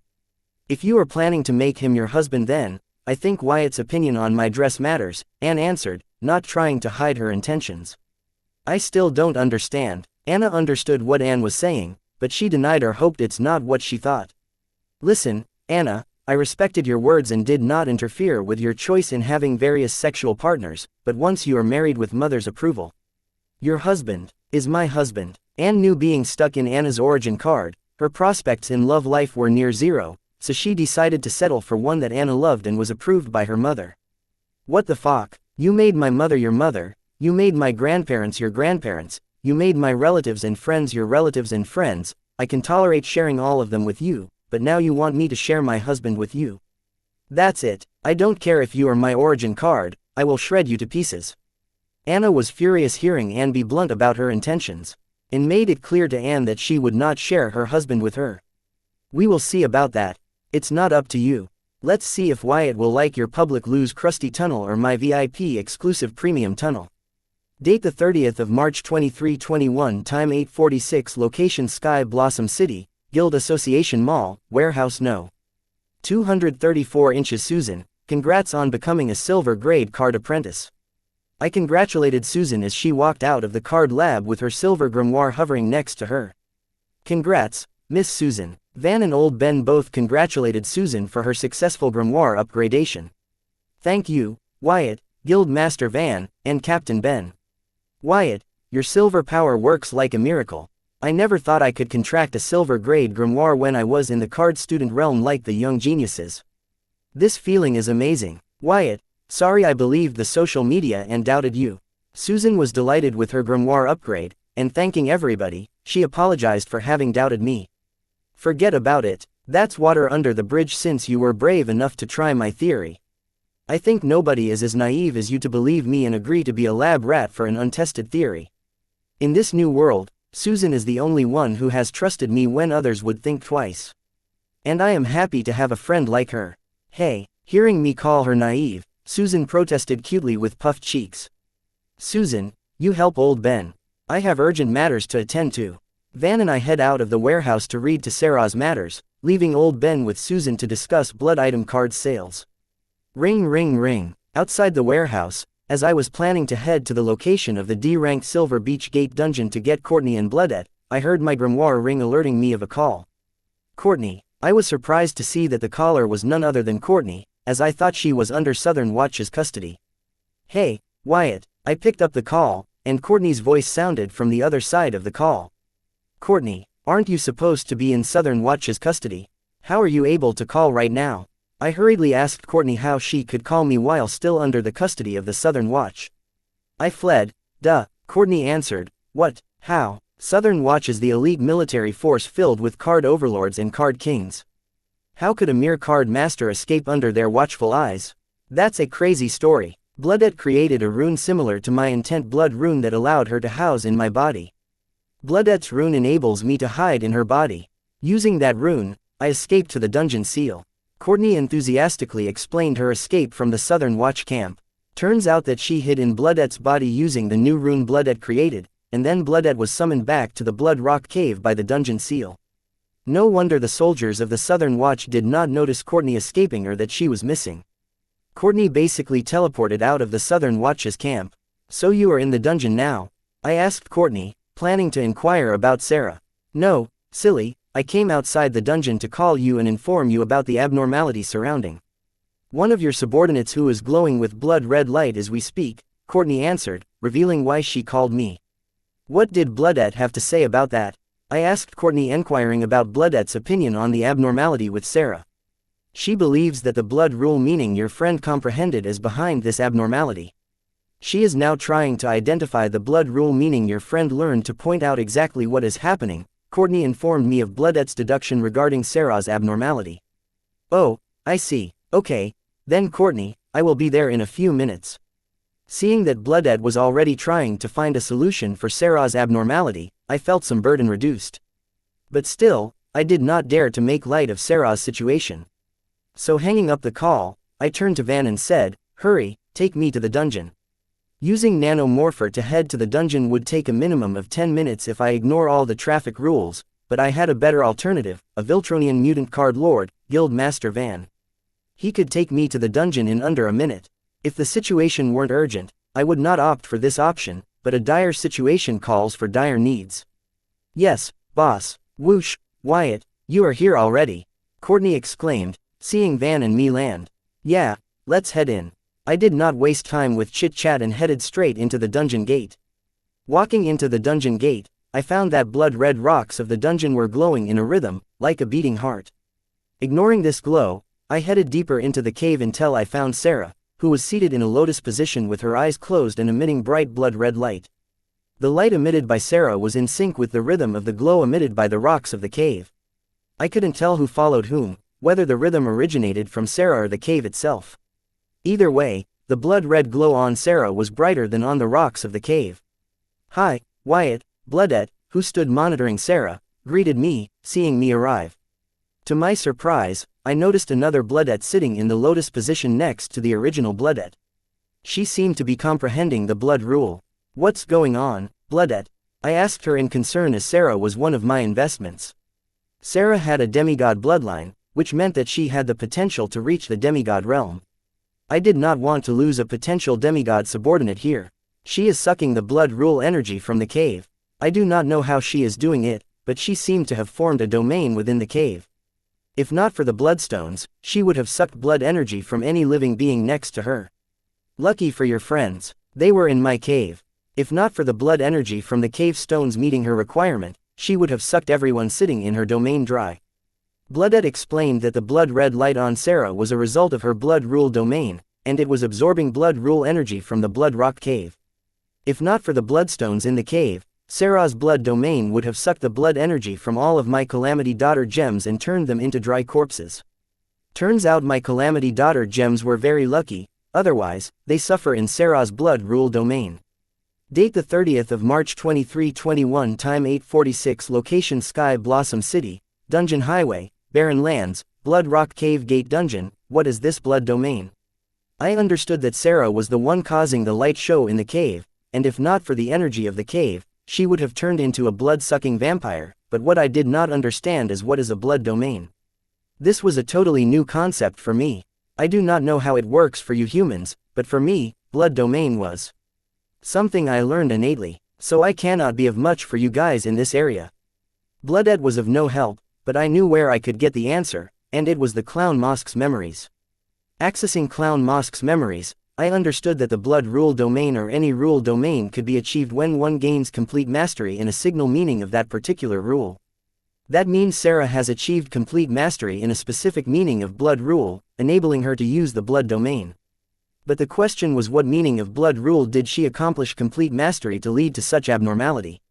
Considering it can suck blood energy and blood rule energy, I would bet that the meaning in which she achieved complete mastery should be vampiric in nature.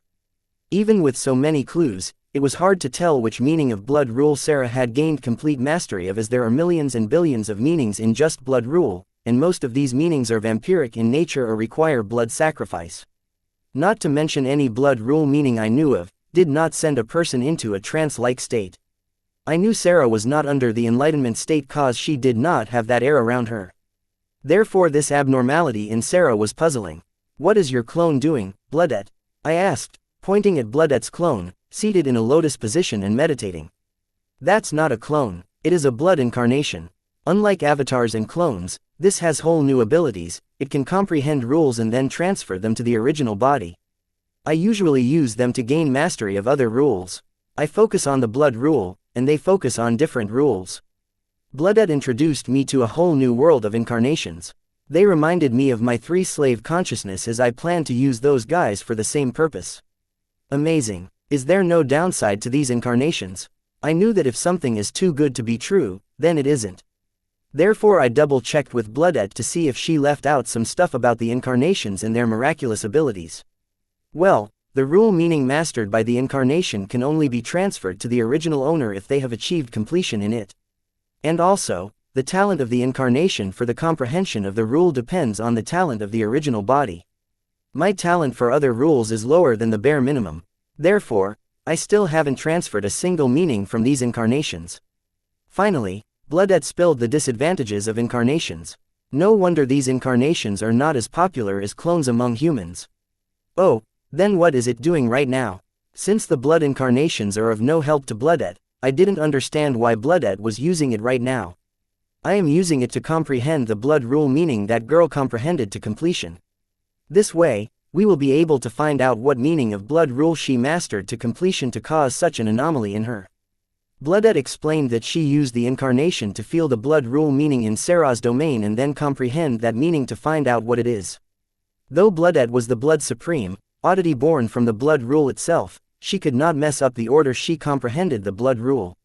She had to achieve completion in the meaning of blood rule she is already comprehending before jumping to other blood rule meaning. Therefore she used her blood incarnation to comprehend the blood rule meaning from Sarah's blood rule domain. Since Bloodette had the supreme talent in blood rule, her blood incarnation also had a supreme talent in blood rule mastery, so the answers to what blood rule meaning Sarah comprehended to the competition will be out soon. While Bloodette tried to figure out what was wrong with Sarah in her way, I decided to try my way out. My way was a lot simpler and more efficient than Bloodette's. My way was advanced and faster as it involved an evolved and sentient super AI, the Hive AI. I had the Master Hive AI in my Calamity Soul Gem to access the Slave Hive AI in Sarah's Calamity Daughter Gem. And without surprise, the Master Hive AI was able to establish a connection with the Hive AI in Sarah's Calamity Daughter Gem. Using the link, I asked Hive AI to access Sarah's memory records. I had all the Slave Hive AI in my Calamity Daughter Gems keep a tab of their host's every activity and action. There are too many wired cards out there, and adding rules and runes to that, I knew I could not believe that my Calamity Daughter Gems were perfect. Therefore, as insurance, I had the Hive AI maintain secret surveillance of their host's every action. Was I too paranoid? No, I think I was not paranoid enough because, in the alternate history seen by Clown Mask, the three mischiefs were almost able to overturn the current world as we know. Did the mighty royal families governing the northern and southern regions ever think that the matron would overthrow their power and control over the two regions without even coming out of the shadows? They would have never imagined such a thing was possible and were too sure that things would continue as it is for centuries to come. But the future seen by Clown Mask proved them wrong. Therefore it would not hurt me to be more cautious. Wyatt, my incarnation found the meaning that Sarah comprehended _____. Is it the bloodline memory? How did you know? That's a secret. Date the 30th of March 2321. Time 8:50. Location Sky Blossom City, Dungeon Highway, Barren Lands, Blood Rock Cave Gate Dungeon. Blood memory and bloodline memory are two different meanings of blood rule. Blood memory allows the user to use the victim's or oneself's blood to get a peek into their memory. In comparison, the bloodline memory enables the user to use their bloodline or victim's bloodline to peek into their ancestral memory being carried in their bloodline. Both blood memory and bloodline memory meanings of blood rule can be used by users on their own bloodline or their victim's bloodline depending upon their mastery of the meaning. The abilities of both the meanings were related to memories, but they had two different meanings with two different abilities. These both meanings of the blood rule seem normal meanings with regular abilities, but actually, they aren't the normal and regular meaning one would think them to be. These two blood rule meanings have the ability to capture a person's consciousness. A card apprentice who has gained ultimate mastery in blood memory can use the blood of this victim to create a replica consciousness of his victim in his mind using all the memories of the victim he gained through the victim's blood. The memories of a person are what make a person who they are, and with a copy of these memories, anyone can create anyone's countless replicas. In the ultimate mastery of blood memory, meaning of blood rule, allowed a card apprentice to do just that. A card apprentice who has gained ultimate mastery in bloodline memory can access the memories and skills of his ancestors and also pass down his knowledge and skills to this future generation through his blood. And to add a cherry on top, if one of the descendants of the card apprentice were to master the bloodline memory, then the said card apprentice can forcefully possess the body of his descendant, that is, if the said card apprentice's soul is still in the river of souls and has not entered the reincarnation cycle. These witchcraft-like abilities of the blood memory and bloodline memory meanings of the blood rule are what set these two meanings apart from the ordinary and common rule meanings. Therefore, when I learned that Sarah had comprehended the bloodline memory meaning of the blood rule to completion, I did not know whether to celebrate or be worried. Sarah had a demigod bloodline. If she has mastered the bloodline memory to complete mastery, then it is an excellent thing, as with the help of the bloodline memory, meaning she can access the demigod bloodline in her and gain the memories and the skill of her demigod ancestor. Meaning Sarah's chances of becoming a demigod went up by a massive margin. Therefore I wanted to celebrate Sarah's achievements, but unfortunately, her demigod ancestor was Demigod Redfall. Demigod Redfall was one of the demigods known for his mastery of blood rule. The chances of him mastering the bloodline memory meaning of blood rule to completion were very high. Seeing how the demigod had fallen not so long ago, he should still be in the river of souls.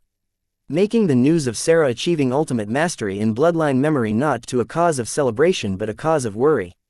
Having realized that I could soon possibly have to face a demigod, the cool of my face drained. Even though Demigod Redfall has died for a long time and he has no physical body or his demigod realm, his soul is still a soul which has achieved above 90% active soul control.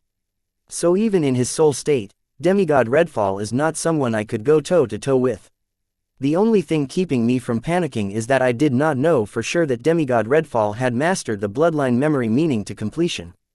There are millions and billions of meanings to blood rule. The chances of demigod Redfall not mastering bloodline memory to completion seem pretty good. That is the only part that is keeping me from beginning to freak out. Instead, be sane and level-headed. Come on, Wyatt, tell me, how did you figure out that she had achieved ultimate mastery in bloodline memory meaning of the blood? While I had my worries, Bloodette had been bugging me to tell her how I could figure it out in a few minutes when she and her incarnation couldn't. Making me regret showing off in front of her. Bloodette, that's my secret. I won't share it with you, so let me be and move on. No matter how I explained it to Bloodette, she would not listen and kept pestering me to tell her how I could figure out the meaning mastered by Sarah before her. I did not know Bloodette was so competitive. Otherwise, I would not have tried to look cool and instead waited for her answer. Bloodette, stop it, it's not polite to prey on others' secrets. If Wyatt wants to share it with you, he will share it with you. So stop pestering him and tell us how to help this girl here. Seeing that Bloodette was bothering me and not taking a hint through my annoyance and words, Courtney stepped in to mediate and convey to Bloodette that she should not force me to compromise my personal and private information.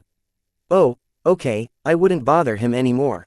As for this girl, all I can say is that a third party is influencing her current abnormality. Right now, I am trying to find the origin of this influence. Once I figure that out, then we can think of a way to help his girl. Hearing Courtney, Bloodette decided not to pester me anymore with the same questions. And according to her, the abnormality shown by Sarah is caused by the influence of a third party, meaning the problem is not with Sarah or the meaning she comprehended to completion but something totally unrelated, or that's what I thought. Date the 30th of March 2321, time 8:53, location Sky Blossom City, Dungeon Highway, Barren Lands, Blood Rock Cave Gate Dungeon. Wait, hold up. I just felt the influence of the third party on the girl grow stronger. This should be enough for me to trace the third party. Give me a minute, I will find the bastard behind this and whoop his ass for doing this to my house. Bloodette seems to have found something. As she was busy chasing her clue, I once again went through Sarah's memory recordings. I wanted to check why Sarah chose bloodline memory out of all the other options to choose from. As I was going through Sarah's memories, I saw that Sarah's affinity for blood rule was above average, good at best. While comprehending the blood rule, she kept popping the blood rule pills I gave her, but still, it took her a day to barely comprehend the blood rule to advance mastery and reach its bifurcation point. But an unexpected change occurred yesterday night, and Sarah's affinity with blood rule took a considerable leap. Just in one night, she was able to comprehend the bloodline memory meaning to completion without the help from the blood rule pill I gave her. From the memory recordings of Sarah, I knew what was the reason that caused the leap in Sarah's affinity towards blood rule. It was none other than her bloodline. When Sarah was at the bifurcation point of the blood rule, her dormant bloodline suddenly became active and started to point her to the shade of the bloodline memory meaning. Seeing that this particular blood rule shade had a connection with her bloodline, Sarah did not think twice and started her comprehension of the bloodline memory meaning of the blood rule. And thanks to the blood rule affinity boost given by her bloodline, Sarah was able to master bloodline memory to ultimate mastery within a single night. No shit, I cussed, having found out that Sarah's demigod bloodline was behind her choosing the bloodline memory meaning at the bifurcation point of blood rule. No shit, now was the time for me to panic. Turns out that the demigod Redfall did comprehend bloodline memory meaning of blood rule to completion. The demigod bloodline flowing in Sarah's body, pointing and hinting her to choose the bloodline memory meaning at the bifurcation point of blood rule, was the evidence. I had high hopes for Sarah. She was one of my Calamity Daughter gems that I wanted to take with me to the university in the central academic city. I thought I could grow her into a demigod, just like the matron who would trap card emperors and feed them with enough resources to turn them into demigod realm slaves. Now that was a woman I admired. Aside from the fact that she was the one who sent 30 card emperor assassins to kill me, I admired most of the stuff I learned about her from Clown Mosque's memories. How she used her skill to grow a secret organization and overthrow 2 royal families was a very teachable and inspirational story for me on how I could use my Calamity Daughter gems to their full potential if I gave up on the hypocritical guilt that I felt using it on people. But I still was not prepared to give up this hypocritical guilt towards the idea of enslaving my fellow innocent humans. But for my enemies, it was a whole different story. Therefore I could not form a large secret organization like Matron's Paw clan. I did plan to create an organization, but I had something different in mind. I plan to build an organization with the strongest card apprentice who could single-handedly take on an army of hostile units of the same realm. That was a job for another day. Right now, I have a demigod crisis to take care of. Wyatt, I found how the third party was influencing the girl ____. Having found how the culprit was confusing Sarah, Blooded enthusiastically came to report her finds but was interpreted. Let me guess. It's her bloodline, I answered nonchalantly. This time I was not showing off. Instead, punishing Blooded for bugging me earlier. Yes, how did you know? Blooded was astonished to hear me guess the correct answer once again. It's as if all the trouble she went through to find the answers was not worth it. And for me Blooded's confirmation was evidence enough that my hunch about the demigod Redfall having mastered bloodline meaning of blood rule to ultimate mastery and being the ringleader behind the abnormality with Sarah. It seems that asshole's soul is still lingering in the river of souls and has not entered the cycle of reincarnation. That's a secret, I replied to Blooded with a playful smile on my face. Messing with her has calmed my nerves a little enough to be level-headed and think of the various options at my disposal. Blooded's words trailed off in anger. She felt like flipping that table and breaking a few things to let go of all the anger she felt hearing me casually say, that's a secret. Blooded, control. Seeing Blooded fume despite her body being made of blood rule, Courtney knew Blooded's was holding back a lot and asked her to calm the fuck down. Quote. Blooded's jaws tightened as if she were mimicking a human greeting their teeth in anger. Just as Blooded was about to burst in rage any moment now, a sudden change occurred in Sarah. The light covering her glowed brighter, and a pillar of blood-red color light descended on her. Seeing these changes, I turned to Blooded and asked, Blooded, what is going on? Why ask me if you already know the answer? Blooded responded coldly based on over-altercation earlier. Blooded, stop throwing a tantrum and help the girl. Courtney criticized Blooded sharply for her childish behavior and asked her to help us check what was happening with Sarah immediately. Date the 30th of March 2321 Time 8:55 Location Sky Blossom City, Dungeon Highway, Barren Lands, Blood Rock Cave Gate Dungeon, okay. Give me a minute, I'll take care of it. Since Sarah's abnormality stemmed from her bloodline, Blooded responded confidently as she was the child of the blood rule. Blooded used her mental strength to attach to Sarah's bloodline and started to explore the other external presence attached to it. Following the traces of the malicious presence in Sarah's bloodline, Blooded's mental presence followed it to a blood bridge formed within Sarah's bloodline connecting her body to another plane. Upon further exploration, Blooded's assumption was valid. The blood bridge in Sarah's bloodline did indeed connected a foreign plane to her physical plane. And it seemed that the malicious presence that was influencing Sarah was in the foreign plane. Blooded could feel the presence and influence of the third party was stronger near the blood bridge. And with every passing second, the presence and influence of the third party were growing more assertive in Sarah's bloodline. It was as if whatever entity was influencing Sarah was getting nearer and nearer to the physical plane using Sarah's bloodline as the lighthouse. Having found that the malicious creature from the foreign plane was using Sarah's bloodline as a lighthouse to find its way to the physical plane, Blooded finally understood what was going on with Sarah. It seems an alien entity from another plane was trying to invade our current physical plane using Sarah's bloodline as the beacon. But, seeing the bridge formed in Sarah's bloodline, Blooded realized that Sarah wasn't just the beacon for the alien creature from the foreign plane but its gateway to enter our physical plane. Knowing that the unknown entity was going to use the bloodline bridge in Sarah to descend to the physical plane, Blooded had numerous thoughts, and two of them were 1. To use the bloodline bridge connecting the two planes and travel to the other side to explore the foreign plane. 2. To destroy the bloodline bridge connecting the two planes, in the process, extinguishing all the future troubles of the alien entity's invasion. Blooded weighed her options for a moment until her curiosity got the best of her, and she finally settled on the first option. Blooded was aware of the risks of her choice, still she chose to go through the bloodline bridge to explore the foreign plane. Blooded was a caged bird for her entire new life, stuck in the dungeon seal. Blooded doesn't remember what she had done to deserve this punishment of being imprisoned for eternity in a dark gloomy cave. But considering her impulse towards humans, Blooded had a hunch what her crime could have been. No matter how understanding one can be, they cannot tolerate being punished for eternity for a crime that they do not even remember committing or what crime they have committed to deserve such fate. And Blooded, too, was going through this every day. And despite all this, she maintained her sanity and tried to learn to be human, not to repeat past crimes she believed she had committed. Bloodette has always tried to find a way out of the dungeon seal, and the closest she has gotten to leaving the dungeon seal is the soul pact in Courtney's innate rune. But these methods were not true freedom. They were just a temporary remedy for her chronic suffering. The existence of the foreign plane for Bloodette was a huge deal. Bloodette saw the other side of the bloodline bridge as her gateway to freedom. For Bloodette, the existence of another plane was an opportunity to escape the dungeon seal in this physical plane once and for all. Since the dungeon plane was in this plane, Bloodette did not believe that it would drag her back from the foreign plane.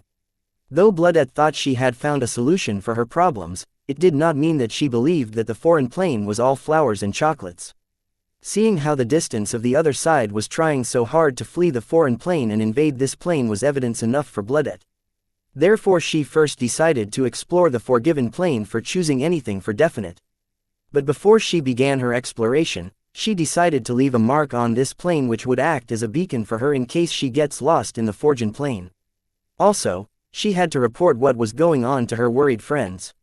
So Bloodette left Sarah's bloodline and returned to her physical blood rule body.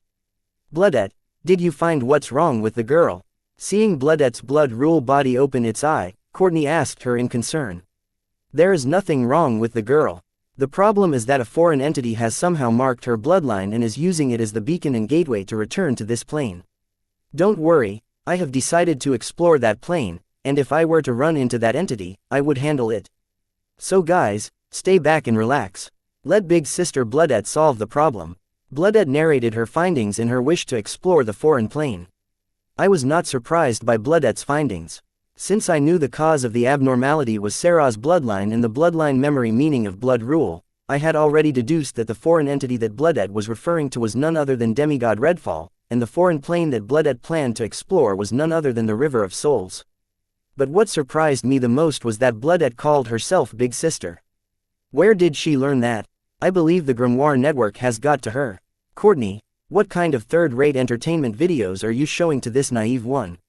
Now that you know, I will head back and explore the foreign plane. Having reported her findings, Bloodette asked her friends not to wait up for her as she was going on a foreign plane adventure to destroy the problem at its root. Date the 30th of March 2321. Time 9:05. Location Sky Blossom City, Dungeon Highway, Barren Lands, Blood Rock Cave Gate Dungeon. Bloodette, wait up. Are you sure you want to do this? Do you need to take this risk? Why don't you just destroy the bridge in the girl's bloodline? I think that's the best option for solving this problem with minimum risk. Courtney thought of Bloodette as more than friends, the little sister she never had to be exact. Therefore she was overprotective of Bloodette. And when heard Bloodette head to explore a foreign plane which could end up resulting in her getting lost for eternity in a vast foreign plane or even worse, death. Courtney could not gather the courage to support Bloodette's adventure. Better yet, she started to persuade Bloodette not to explore the foreign plane and take the safest option of destroying the bloodline bridge connecting the two planes. Courtney, do not worry. It's not as risky as you think. I will leave a mark here on this plane which will guide my return to this plane if I forget my way back. And I am confident in my strength that I am powerful enough to kill against the foreign entity. Bloodette assured Courtney that she had everything under control. But Bloodette herself knew that she was faking it. The foreign entity was able to form a mark in the girl's bloodline from another plane and access it as a guiding stone and gateway for it to plain hope. These abilities are beyond Bloodette's understanding. She could not even get rid of the dungeon seal imprisoning her in her original plane, let alone sense foreign planes, leave a mark, and open a gateway to invade the said foreign plane. Bloodette knew that the foreign entity was powerful and could possibly kill her without much effort, so her best bet should be destroying the bloodline bridge. So that she could not only save her life, but her friends' lives too. Despite knowing the imminent danger, Bloodette still chose to explore the foreign plane because she did not want to let go of her only opportunity of getting rid of the dungeon seal. Bloodette knew she was being selfish, and her selfishness was putting her friends' lives in potential danger. Still, she chose to follow her selfishness despite the cost, promising herself that if something were to go south, she would destroy the bloodline bridge first, even if it meant her being stuck in the foreign plane for the rest of her life because she wanted to take responsibility for her selfishness. Things were not chaotic as Bloodette thought. The foreign entity was not some almighty existence with the ability of plane hopping but a demigod soul who had laid the groundwork for resurrection before his untimely demise. Not only was Bloodette mistaken about the foreign entity, but she also had mistaken about the foreign plane. It was not a place for the living but the dead. Bloodette's misunderstanding will cost her life. As the dead do not look kindly on the living, how do the souls in the river of souls forget their past memories? There is no old grandma feeding them her magical memory loss soup like in the myths. The souls lose their memories because of time erosion. The time in the river of souls is much faster than the time in the material plane. 1 day in the river of souls equals 9 years in the material plane. The ordinary souls in the river of souls wait for an eternity to get their turn to enter the cycle of reincarnation. During their eternity spent in the river of souls, the souls forget about their measly time spent in the material plane and lose all their attachments of their previous lives. This process is called time erosion or memory erosion. By the time these ordinary souls finally get to enter the cycle of reincarnation, they would have lost all their past life memories and attachments. But this time or memory erosion applies differently for the card apprentice souls who practice how to increase their active soul control. Since the card apprentices have more control over their souls than ordinary souls, they can withstand the time erosion for a more extended period. The higher the realm of the card apprentice's soul, the longer they can withstand the time memory erosion. But the time memory erosion has a near negligible effect on the strong entities like the unparalleled demigod Michelangelo, etc., whose will has become one with their home world's will.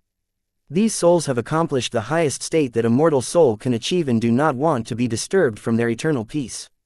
These souls are so strong that they can birth in their homeworld even without entering the cycle of reincarnation, nor do they need sneaky tricks like the demigod Redfall. Bloodette, if I were you, I would not try to explore the foreign plane. If you step a single foot into that plane, no matter how many preparations you have made, they will not matter as you will be dragged into that plane by its inhabitants. So I suggest you give up on your little adventure and destroy the bloodline bridge before you do something you regret for the rest of your life. As Bloodette's friend and her selfless help, it was my duty to stop her from doing something not only idiotic but potentially deadly, not only for her but the rest of us. What do you know about the foreign plane and bloodline bridge in the girl's bloodline? You did not even know they existed until I mentioned them to you. And don't you dare say it's a secret again, as I cannot guarantee you will leave this dungeon in one piece after that. Bloodette lashed out at me. She was enraged and went as far as to threaten me verbally. She was frustrated and did not understand why I asked her for help if I knew everything already. She felt like I was messing with her on purpose. Date the 30th of March 2321, time 9:14, location Sky Blossom City, Dungeon Highway, Barren Lands, Blood Rock Cave Gate Dungeon. Calm down, Bloodette. This one is not a secret. Everybody knows this, so don't worry, I will explain what I know to you, and then you decide what to do next, okay? Seeing Bloodette lash out, I was not surprised. After all, despite her age, mentally, she was an immature teenager. Making it easier to have her dance to my will. Good, now tell me what you know. Bloodette finally felt a sense of relief, seeing that she would finally get some answers instead of being treated like a child. What I am going to tell you is not a secret. Many people know of this. The bloodline memory meaning of the blood rule allows the dead ancestor of the card apprentice with an ultimate master in bloodline memory to take over the body of their descendants who mastered bloodline memory meaning. So the foreign entity you found influencing Sarah from through her bloodline is none other than Sarah's ancestor. And if my guess is correct, Sarah's ancestor, the one that is trying to take over her body, is none other than the late demigod Redfall. And the foreign plane that you found on the other side of the bloodline bridge is the River of Souls. River of Souls is where the people's souls go after they die to get in line to enter the cycle of reincarnation. I have been able to deduce this based on the facts that I have heard about bloodline memory meaning of the blood rule, and its abilities. If you do not trust me, then you can go ahead and try to explore the foreign plane you found. But like I reminded you before, if you step even a single foot in the foreign plane, be ready to be dragged into that plane by its inhabitants. The foreign plane is the River of Souls, and the inhabitants are the departed souls. No matter how much preparation you make, that will not match against a river of departed souls. So I once again advise you to give up on exploring the foreign plane. I do not know what it is that you want to achieve by exploring the other plane, but all I do is remind you that the River of the Soul is the place for the dead, not the living. Bloodette was an oddity. She is a mighty being with simple feelings, and this one particular being has helped me a lot. Not to mention, I plan to make her my backer, hoping that she would achieve her peak strength soon. Therefore, I repeatedly stressed and reminded Get that she should not go on an adventure to explore the River of Souls. What? The foreign plane is the River of Souls? Is what you are saying even possible? River of Souls and cycle of reincarnation were not new concepts for locals of this world. Like the Earthlings had legends and myths of how life came to be and what comes after death, which would be passed on from one generation to the next. Similarly, the locals of this world had legends and myths about the River of Souls and the cycle of reincarnation. Therefore Courtney was understood how serious the River of Souls and the cycle of reincarnation. Because of this, she was having a hard time believing that souls of the River of the Souls can return to the mortal plane without entering the cycle of reincarnation. Bloodette was astounded and embarrassed hearing my explanation. She believed that the entity pulling the strings behind Sarah's abnormality was an almighty being with the ability to search different planes and invade them. But knowing that the entity was just a fallen demigod soul which had made prior arrangements to return to the world of the living before its untimely death, Bloodette felt stupid and was embarrassed. Thankfully her color was red, otherwise it would be tough for her to hide the shame and embarrassment she felt right now. Bloodette, you heard Wyatt, right? Courtney asked Bloodette, hoping that she should have given up exploring the foreign plane based on the explanation given by me. Yes, Bloodette nodded, but this was not the response Courtney was looking for from her. What do you mean? Tell me you have given up on the idea of exploring the foreign plane. Since Bloodette was not answering clearly, Courtney made her question more obvious, and to the point of trying to force Bloodette to reply with the answer she wanted to hear. Courtney, what Wyatt explained doesn't change anything. This deduction was based on the questionable information he had heard about the bloodline memory meaning of the blood rule. This proves nothing. Bloodette was already giving up on the idea of exploring the foreign plane, but Courtney's forced questions were doing the opposite of their intended purpose. Hence leading to the stubborn and rebellious reply from her. What? How can you say that despite hearing Wyatt's explanation? And what do you mean by questionable information? Didn't he already tell that it was known by many? Bloodette, stop being stubborn and be reasonable. Courtney's love for Bloodette made her an overprotective parent who would keep on nagging, not trusting the judgmental skills of their child. No, Courtney, I want to explore the foreign plane. This is my decision, not yours. Finally, under Courtney's constant nagging, Bloodette chooses to do the opposite of what Courtney asked her to do in spite. Parents should know that they can never control teenagers, and if they forcefully try to do so, the effects are always adverse, then desirable. That's it, I forbid you from exploring the foreign plane. You will go in there and destroy the bloodline bridge. That's the best and safest option of all. Courtney snapped at Bloodette and did the one thing that would drive Bloodette to do the exact opposite of her words. Hearing Courtney use the word forbid, I slapped my forehead, knowing any or all possibility of changing Bloodette's mind from exploring the River of Souls had gone down in the drains. Fine, Courtney. Saying that Bloodette's physical shape morphed into a blood-red egg, a cord extended from the egg and attached itself to Sarah, invading her bloodline. Bloodette had turned her physical body into a mark and linked it to Sarah's bloodline to act as her beacon to return to the material plane after she is done exploring the foreign plane. Parenting one-on-one, teenagers can never resist the temptation of the forbidden fruit. And Courtney just made the foreign plane the forbidden fruit for Bloodette. Date the 30th of March 2321, time 9:26, location Sky Blossom City, Dungeon Highway, Barren Lands, Blood Rock Cave Gate Dungeon. Courtney, what were you thinking? I asked Courtney as Bloodette hurriedly deserted to eat her forbidden fruit. What? I had to be harsh. Otherwise, she would get herself killed by stepping into the River of Soul. As you said, the River of Souls is no place for the living. Like hell, I would let that happen on my watch. Like every ignorant, oblivious parent who thought their teenage kid would listen to them and have no idea what they were up to, Courtney too believed that her yelling at Bloodette did the job. I was speechless. All I could do now is hope Bloodette will be the smarter one and make a wise decision. Forbid me. No, you don't. Inside Sarah's bloodline, Bloodette stood before the bloodline bridge that connected the material plane to the foreign plane. Bloodette was hesitant to cross the bridge, but she remembered Courtney's words, turning her hesitation into foolish pride, which made her stupid enough to forget all her reasoning and start to cross the bloodline bridge. As Bloodette stepped on the bloodline bridge, she felt the presence of the foreign entity influencing Sarah get stronger. The presence on the bloodline bridge was strong enough to give Courtney extra data, which she could not access through the weak presence in Sarah's bloodline. The new data that Bloodette gained access to was the strength and location of the foreign entity. After conducting another set of analyses on the presence of the malicious entity, Bloodette figured that the entity was a soul of the demigod realm. And right now, it was nearing the other end of the bloodline bridge. Finding this new data, Bloodette knew most of what her friend had deduced was correct. Her friend was correct about the malicious entity being a demigod soul, which meant he was probably right about the foreign plane being the river of souls. Which meant that if she were to recklessly step a foot on the other plane, then she would face imminent death with no room for struggle or resistance. Realizing the truth, the forbidden fruit no longer seemed tempting to Bloodette. Instead, she felt disappointed. Despite the other reasons, Bloodette's main reason to explore the foreign plane remained the same. She wanted to find a new plane to escape from the dungeon seal, but now it was clear that the foreign plane was indeed the river of souls with no place for the living.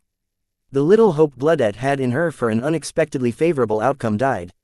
With this, Bloodette's mood went down in the dumps. She felt lost and confused. But soon, she came out of it, remembering the caring friends she had back home. Hence she picked herself up faster as she knew that a crisis was heading their way, and she had to take care of it. Otherwise, the lives of her loved ones will be in danger. Bloodette's feelings were simple but very strong, which most of the time made her appear to be naive or stubborn, or unreasonable, but right now, those simple feelings of hers made her courageous and unyielding in the face of the fierce crisis. Bloodette did not know how to face the incoming threat, but the best option they had come up with was to destroy the bloodline bridge before the soul tried to invade from another plane. Just when Bloodette wanted to do that, a sudden question struck her mind: what does the River of Souls look like? Is it supposed to be a plane? Then why is it called River of Souls? Many questions about the River of Souls ran in Bloodette's mind in a matter of seconds. Until finally, her curiosity got the best of her as she decided to stand at the edge of the bloodline bridge and take a peek at the River of Souls and check if it really was a river. Her friends warned her about stepping a foot in the River of Souls, but nobody told her anything about peeking at the River of Souls. With the bold idea in her mind, Bloodette decided to hurriedly satisfy her curiosity before the malicious soul presented itself. Unable to suppress her curiosity, Bloodette restarted her paused journey on the bloodline bridge. As Bloodette neared the end of the bloodline bridge, she could sense the existence of the other plane on the end of the bloodline bridge grow stronger. This sensation became more apparent as she got closer to the other end of the bridge. While moving closer, Bloodette also kept tabs on the malicious entity's location. At the same time, Bloodette noticed that the other plane's existence did not give off any kind of vitality. It was as if at the other end of the bloodline bridge, there was nothing. This was puzzling as Bloodette could sense the foreign plane, but it felt like there was nothing there. How can one feel nothing when they can sense there is something? This statement was contradictory in itself. But considering that there is nothing after death, the statement explained itself. The River of Souls was a vast nothingness where departed souls traveled for an eternity to enter the cycle of reincarnation. Walking towards the end of the bloodline bridge, Bloodette's thoughts were more active and enlightening compared to the thoughts she had her whole life. It's as if the sense of the River of Souls at the other end of the bridge influenced her to think more profoundly. But these thoughts were unnecessary, yet they kept popping up in her mind, diverting her from her purpose of heading towards the end of the bridge. It's as if the sense of River of Souls influenced her mortal attachments, seducing her to forsake them. Realizing that she was thinking something unnecessary, Bloodette shook her head, trying to regain herself and remembering what she was up to. Learning what the mere sense of River of Souls was doing to her soul, which had once reached the pinnacle of realms, Bloodette was shocked and frightened. Date the 30th of March 2321, time 9:29, location Sky Blossom City, Dungeon Highway, Barren Lands, Blood Rock Cave Gate Dungeon. Bloodette was at the peak of the realms of the world before she was sealed epic ego and had awakened quite recently. Though she had lost all her strength and was far away from reaching the power of her past self, she still was confident her will was as strong as her past version. But seeing how she was easily seduced by the sense of the River of Souls to let go of her mortal attachments, Bloodette started to doubt that her will was not as strong as she thought, or the River of Soul was too strong. After all, it was able to incarcerate all the powerful souls. Bloodette realized that her idea of peeking at the River of Souls was stupid, and it may seduce her to willingly give up on living and join the dead, yet her footsteps did not stop from reaching the end of the bloodline bridge to peek at the River of Souls. Because if she were to give up just because of a bit of scare, then she wouldn't be the Blood Supreme who was sealed by the dungeon seal. It is her nature to be courageous and reckless, similar to how it is in the rat's nature to run to its hole at the sight of trouble. This time Bloodette did not carelessly try to explore the other end of the bloodline bridge to sense the river of the soul, not allowing it to influence her. It was her reckless use of her mental strength to probe ahead that caused her to fall into the seduction of the river of soul earlier. Therefore, having learned from her mistake and knowing what the river of the soul is capable of this time, Bloodette guarded her mind against any outside influence as walk across the bloodline bridge. Finally, Bloodette reached her destination, the other end of the bloodline bridge. The river of souls was just a few steps away from her. Right now, most of Bloodette's senses were closed or reduced to reduce the influence of the river of soul. While Bloodette got near to the other end of the bloodline bridge, just guarding her mind was no longer enough to escape the influence of the river of souls. Closer she got to the other end of the bridge, the river of souls' influence became more apparent and dominant. Therefore Bloodette had no choice but to start limiting the range of her senses and then finally shut off some of the unrequired senses. Only by doing this was Bloodette able to reach the end of the bloodline bridge where the entrance to the river of souls lay. Bloodette's curiosity and her thirst for adventure had brought her here despite all the risks and threats she faced on her way over. She did not give in to the obstacles on her path and instead ran over them with her courageous heart. But now, standing in front of her was the fruit of her hardship, but taking this fruit was not an easy task as this fruit was surrounded by thorns of its own. Bloodette was perplexed. Having crossed to the end of the bridge, she knew how strong the influence of the river of soul was on the living. The mere sense of the river of the souls was too much for her to handle. Does she need to take the risk to peek directly into the river of souls? But leaving without achieving the purpose of her hard work to get here also did not sit right with her. From between these two thoughts, Bloodette did not know what she should do. But one thing was clear to Bloodette: if today she were to back down because of the possible risk and threat she could face, then she would regret it for the rest of her imprisoned life. Bloodette had an adventurous bone in her that ached every second she spent incarcerated in the dungeon seal. Taking a peek into the river of the soul is the first adventure Bloodette had participated in after awakening from her slumber, and leaving it halfway did feel right to her. Keeping the sentiments aside, Bloodette did not know whether she would get a similar opportunity again.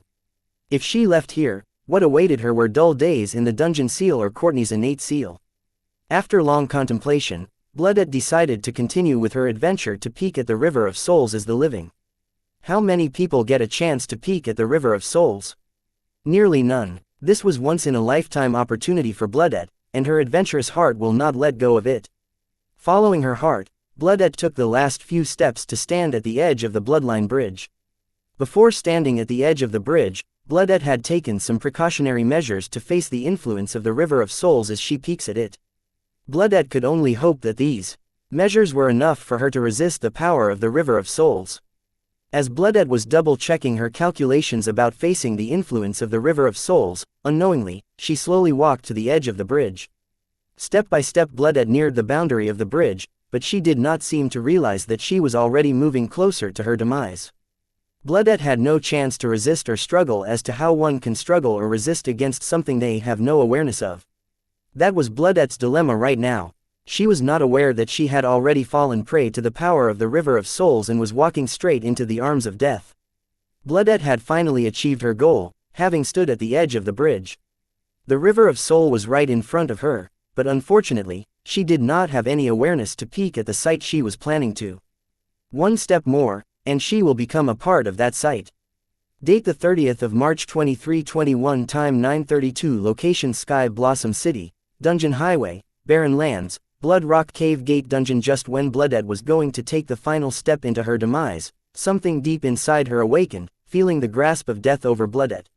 With its awakening, Bloodette emitted brilliant white light.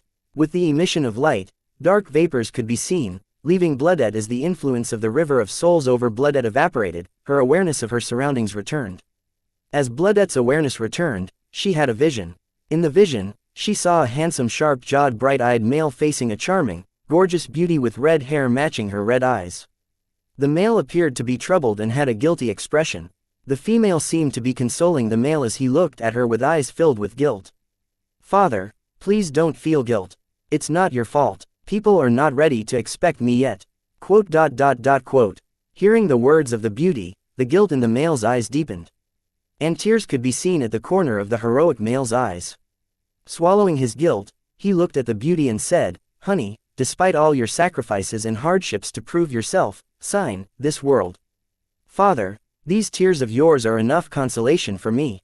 Despite being unparalleled in the world, I still cannot fight for my daughter and what she deserves. But can only watch with my hands tied. I am sorry, I am sorry." Hearing the humble words of the redhead beauty, the man could not suppress his guilt and apologized to her. "Father, you have done enough for me. From rescuing me in the way beyond to giving me the warmth of a family, you have done a lot for me. Let me do this for you. I still remember what you said to me on the day you accepted me as your daughter, that I will be the cornerstone of the human and supreme being's peaceful existence. Now the time has come. Let me fulfill my duty. If my sacrifice can put an end to this eternal grudge, then it is a small price to pay. Please do not feel sad, as death is not an end for people of our strength. Let's hope during our reunion we are not helpless as today. If not for you tying my hand, I would have slaughtered all the opposition _______. But father, isn't that the opposite of what you fought for? What kind of father am I if I cannot even fight for my daughter? The world's greatest." Soon the vision ended, leaving Bloodette's emotion in total chaos. She felt like crying, but something deep inside her told her that if she cried, the man inside the vision would be sad. As Bloodette was in a state of chaos, the light that awakened in Bloodette returned to its original resting place, leaving behind a shiver of light deep inside Bloodette's soul. The place where the light originated was where Bloodette's soul was connected to. The spiritual plane where the world's will and its rules existed. The light seemed to be part of the world's will, and it returned to its slumber within the embrace of the world's will, having helped Bloodette. Meanwhile, Bloodette, who had regained her awareness, finally harmonized her chaotic emotions. She wanted to contemplate the sudden blackout, the light that awakened her, or the vision she saw, but she did not have the time to do so. What the _____. Finding herself at the edge of the bridge, Bloodette could not help but cuss, but the words from her mouth came to an abrupt halt as her attention was caught by sight in front of her. Right now, she was standing at the brim of the Bloodline Bridge, right in front of the entrance to the River of Souls. Which meant Bloodette had the first row tickets to peek at the River of Soul. Peering through the gate, Bloodette saw vast pitch-black darkness, and inside the darkness was a trunk of light with various roots digging into numerous planes. The trunk of light then branched out, meeting the cycle of reincarnation at multiple points. The River of Souls could be described as a tree rooted in various planes and branching out to join the cycle of reincarnation. For Bloodette, this sight was nothing more than looking at the night sky, but this night sky is not filled with stars but souls harvested from the planes and soon to be released into the cycle of reincarnation. Bloodette's perspective on the River of Souls was simple yet accurate. After all, the River of Soul was nothing but a soul recycling machine meant to collect the old and process them through time erosion, then pump them back into the cycle of reincarnation for a new chapter. While Bloodette was mesmerized by the River of Souls, she suddenly remembered about the blackout and her standing at the edge of the Bloodline Bridge. Alerted, Bloodette hurriedly backed up, running far away, where she felt safe from the influence of the River of Souls. Having run to safety, Bloodette did not relax.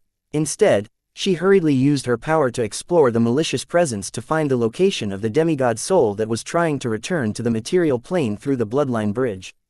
To Bloodette's astonishment, the demigod soul had already neared the gate to the Bloodline Bridge. Seeing that the demigod soul can invade the material plane through the Bloodline Bridge any minute, now Bloodette had no time to think about the vision she had, much less the blackout in her memory or the light that helped her in her dire need and later returned to the world's will. Knowing that the threat was almost at the doorstep, Bloodette hurriedly decided to execute her plan to destroy the Bloodline Bridge. Bloodette gathered all of her mental strength and will, then she started to hammer the junction between the girl's bloodline and the Bloodline Bridge.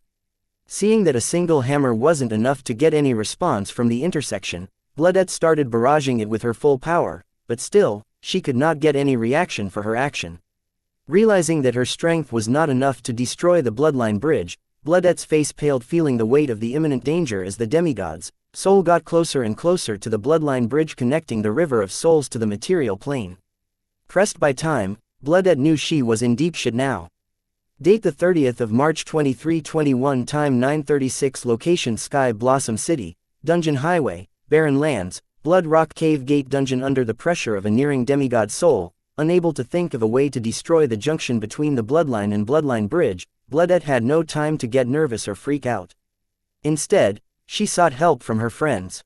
Making use of her replica of Courtney's innate rune, she contacted her. Courtney, I am unable to destroy the bloodline bridge.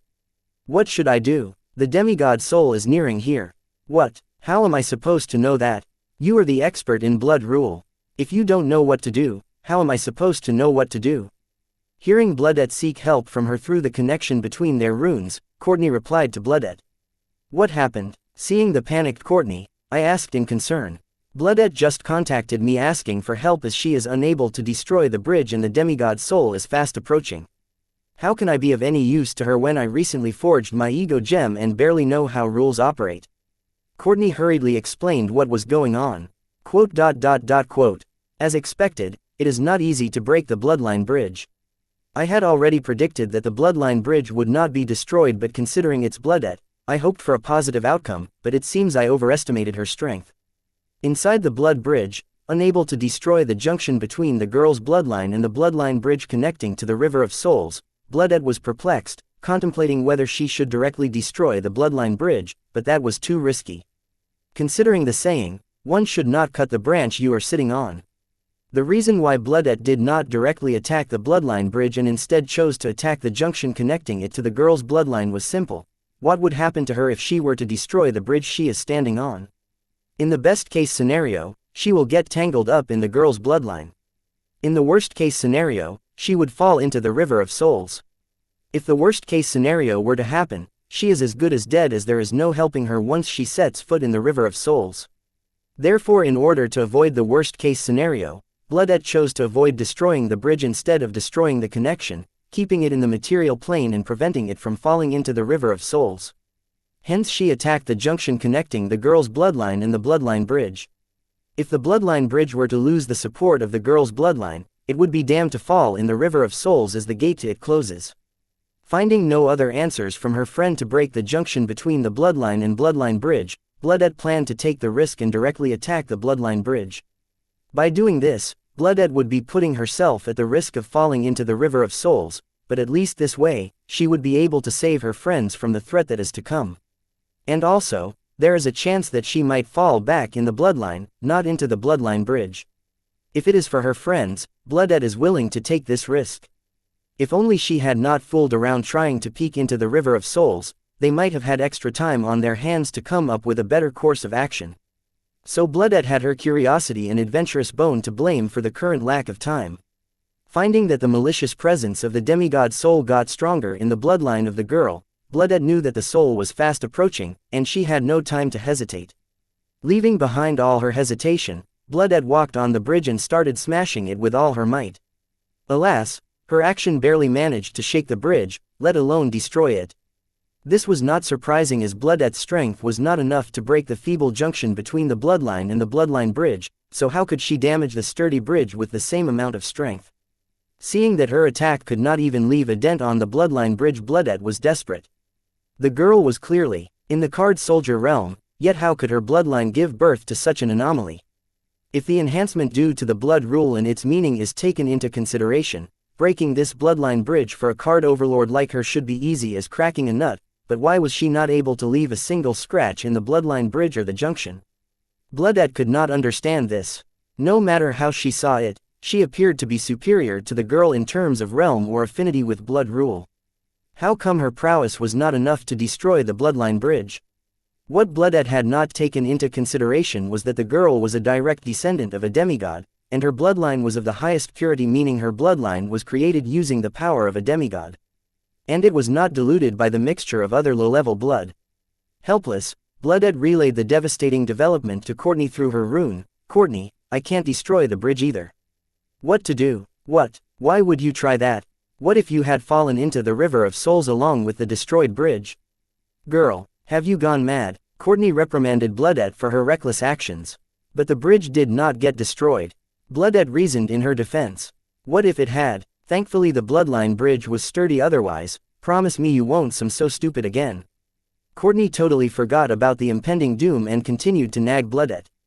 Fine, tell Wyatt that I will be destroying the girl's bloodline. I did not want to do this, but that's the only option left. I just warned you not to take a risk. Did you not hear me? Date the 30th of March 2321. Time 9:39. Location Sky Blossom City, Dungeon Highway, Barren Lands, Blood Rock Cave Gate Dungeon. Bloodette had 3 options to choose the entrance into the material plane from the River of Souls. Having tried and failed in the 2 of 3 options, Bloodette had no choice but to go for the deadliest one of all. 1. To destroy the junction between the girl's bloodline and the bloodline bridge. This option was the safest option of the 3. 2. To destroy the bloodline bridge itself. But choosing this option came with a moderate risk of Bloodette falling through the entrance into the River of Souls. 3. To destroy the girl's bloodline, using which the malicious demigod soul had constructed the bloodline bridge and the entrance for it to invade into the material plane. But doing this would mean the girl losing her demigod bloodline and Bloodette would be lost in the River of Souls. Directly destroying the girl's bloodline would indeed be the quickest and permanent solution for stopping the demigod soul invasion. But using this option meant Bloodette giving up on her life, as this action was equal to blowing up a building with you in it. Right now, Bloodette is the girl's bloodline, and if she were to destroy the bloodline she was attached to, then she would fall through the entrance into the River of Souls before it closes. Therefore this option was not Bloodette's first or the second choice but the last. Bloodette, don't do anything stupid. Come out of there this instant. Courtney yelled at the top of her lungs, but to her dismay, she got no reply from Courtney no matter how much she threatened or begged her. Bloodette, honey. Listen to me, I will bring you many blood delicacies. And take to various high-ranked dungeons. Please come out. Bloodette did not give in to Courtney's threats or pleas. She hurriedly started to find a weak point in the bloodline to attack and destroy it. She did not have much time in her hands as the presence of the malicious demigod soul in the bloodline was getting stronger and stronger. There was no room for hesitation or to look back. She had to do it. Otherwise, all of them were going to die if the demigod soul descended. Bloodette had decided to sacrifice her life to save her friends. She thought this was a fitting end for her life rather than spending an eternity trapped in a dungeon cell. Her living as a caged bird had no meaning. At least her dying to save her friends could give an excellent meaning to her existence. Bloodette was not afraid of death. If she were, she would never have taken the risk to peek at the River of Souls. She had a boundless adventurous spirit. Imprisoned by the dungeon seal it was suffocating. Bloodette thought that death was better than suffering an eternity of suffocation. And what way would be better to die than self-sacrifice for others to keep on living? The people she saves and their lives will become the meaning of her existence. Bloodette, come back, don't do it, Courtney wailed as she mumbled these words. Seeing this, I could not help but ask in concern, what happened? What is she up to now? The demigod soul is about to descend, so Bloodette is planning on destroying the girl's bloodline to stop it from happening. Courtney explained Bloodette's next course of action to me. Then she continued her wailing, begging Bloodette to return. That's it, what's there to panic? Stop overreacting, I said casually as Bloodette trying to destroy Sarah's bloodline was not worth being concerned over. Overreacting? How could you say that to me? Don't you know that if Bloodette destroys the girl's bloodline, she will also fall into the River of Souls? Courtney lashed out at me for my insensitive words. I know ____. You know, and yet you dare to say I am overreacting. Courtney was agitated, knowing that her friend was going to sacrifice herself for her. Her lashing out at me resulted from her brain trying to cope with the guilt, anger, and powerlessness she was feeling right now. Will you let me finish? Bloodette is at risk only if she manages to destroy Sarah's bloodline. Considering how she failed to destroy the bloodline bridge and the junction between the bloodline and bloodline bridge, I highly doubt that she will be able to destroy Sarah's bloodline. After all, it's a demigod's bloodline with the highest purity, meaning the bloodline in Sarah will require at least the strength of a demigod or something similar to erase it. Bloodette is strong, but as the recent facts have proven she is not that strong. Therefore there is no need to worry. Bloodette would not be able to destroy Sarah's bloodline. So next time she contacts you, explain this to her and ask her to come out. And let me handle this. I explained to Courtney that Bloodette was not in real danger, so she should quit sobbing and proceed according to my instructions. Oh, okay, and sorry I lashed out at you. I didn't mean to, but at that time, I couldn't control myself from doing so, knowing Bloodette was up to something stupid again. Courtney apologized to me for losing it earlier. It's okay, I know you did not mean to. I forgave Courtney. After all, I would have reacted the same if I were in her situation. Wait, you said you will deal with it. Do you have a solution for it? Didn't just say at least demigod-level strength is required to erase Sarah's bloodline from roots. Now that she knew Bloodette was not in any danger, Courtney regained her calm and finally started to think. I said demigod-level strength or something similar. I have neither, but I have one trick up my sleeve. If that doesn't work, we can always ask for help from Anna. Now that I know that the root cause of the current dilemma was Sarah's bloodline, I had a few tricks to take care of it. But as always, I decided upon the route that would profit me the most. There are calculated risks, but when did gains start? Coming without risk. They are a couple. If you want gains, then there will be risks. You just have to deal with it. Date the 30th of March 2321, time 9:43, location Sky Blossom City, Dungeon Highway, Barren Lands, Blood Rock Cave Gate Dungeon. Courtney, I am sorry. Because of me, all of us are going to die here. Bloodette started crying after her efforts to destroy the girl's bloodline turned out to be a waste. What do you mean because of you? Having been assured by her friend that the situation was not as dire as she thought, Courtney had calmed down. If I had not wasted time to peek at the River of Souls, we would have had more time at our hands to figure out a working solution. I'm sorry, it's all my fault. Bloodette explained how all of the problems were her fault. You do know that we can abandon the girl and leave the dungeon seal. After the demigod soul descends, it will be trapped in the dungeon seal. We have no obligation to die with a random girl. You did all you could, now come out. Let's leave the dungeon seal and come back with help who can deal with a demigod. Courtney did not believe that her friend had the ability to handle a demigod, but she trusted that the Southern Emperor should know someone who could. Therefore, instead of risking her life for a random person, she chose to retreat and return with bigger guns. What? So I was worried for nothing? Are you saying I risked my life for nothing? Tell me you are kidding. Hearing Courtney, Bloodette was stunned. Soon she felt as if she was being punked. And finally, she was enraged, delayed but blazing hot, ready to aim at the first person in her sight. Not one but two times Bloodette risked her life. Each time it took a lot of courage and guts on her part to do what she had done, knowing her action may lead to her early demise. But for her friends, to save their young lives, she decided to sacrifice her life. Yes, she hated being trapped in the dungeon seal, and every minute spent trapped in it was like staring into an empty void that would turn any sane person into a crazy one with every passing second. That did not mean she preferred death over being alive, even if it meant she had to live through the nerve-wracking craziness. In the end, even if she had lost her freedom trapped in the dungeon, at least she had a shiver of hope that one day she would be strong enough to break the dungeon seal and claim her freedom herself. Yes, now come out so we can head out of the dungeon seal. Courtney did realize Bloodette's fury, but she did not care as this was her punishment for Bloodette to try and act the hero. You guys. Hearing Courtney's response, Bloodette wanted to throw stuff and create a mess to express her anger and gain the attention of her ungrateful friends. But she held in her rage because the demigod was about to descend, and they did not have time for this. Get over it and hurry up, will you? Courtney knew of Bloodette's dissatisfaction, but she did not care. Yes, she was touched that Bloodette was willing to sacrifice her life for her, but how could she continue to live knowing that her life cost her a good friend's life? The blood egg connecting to Sarah slowly morphed into a humanoid and pounced on Courtney, yelling, "You guys are doing it on purpose. Do you think it's funny to bully me, or is it because you believe I am too easy to be bullied?" The humanoid bloodette had turned into a blood sheet and wrapped around Courtney. And then a humanoid head extended out of the blood sheet tying around Courtney and glared at her. "Tell me, do I look like Mark to you guys?" Bloodette wanted to leave this conversation for another time, taking the dire situation into consideration, but getting a casual response from her ungrateful friend, she decided to have the conversation right away, and have the things settled ASAP. "Bloodette, get off me." Courtney struggled being taped by Bloodette. "What the heck, you guys better empty the cave before the demigod soul descends. Otherwise, you will serve as snacks to him and a distraction to me," I yelled at Courtney and Bloodette. These two gals fought pillow fights at such a dire period. Did they no longer care for their lives?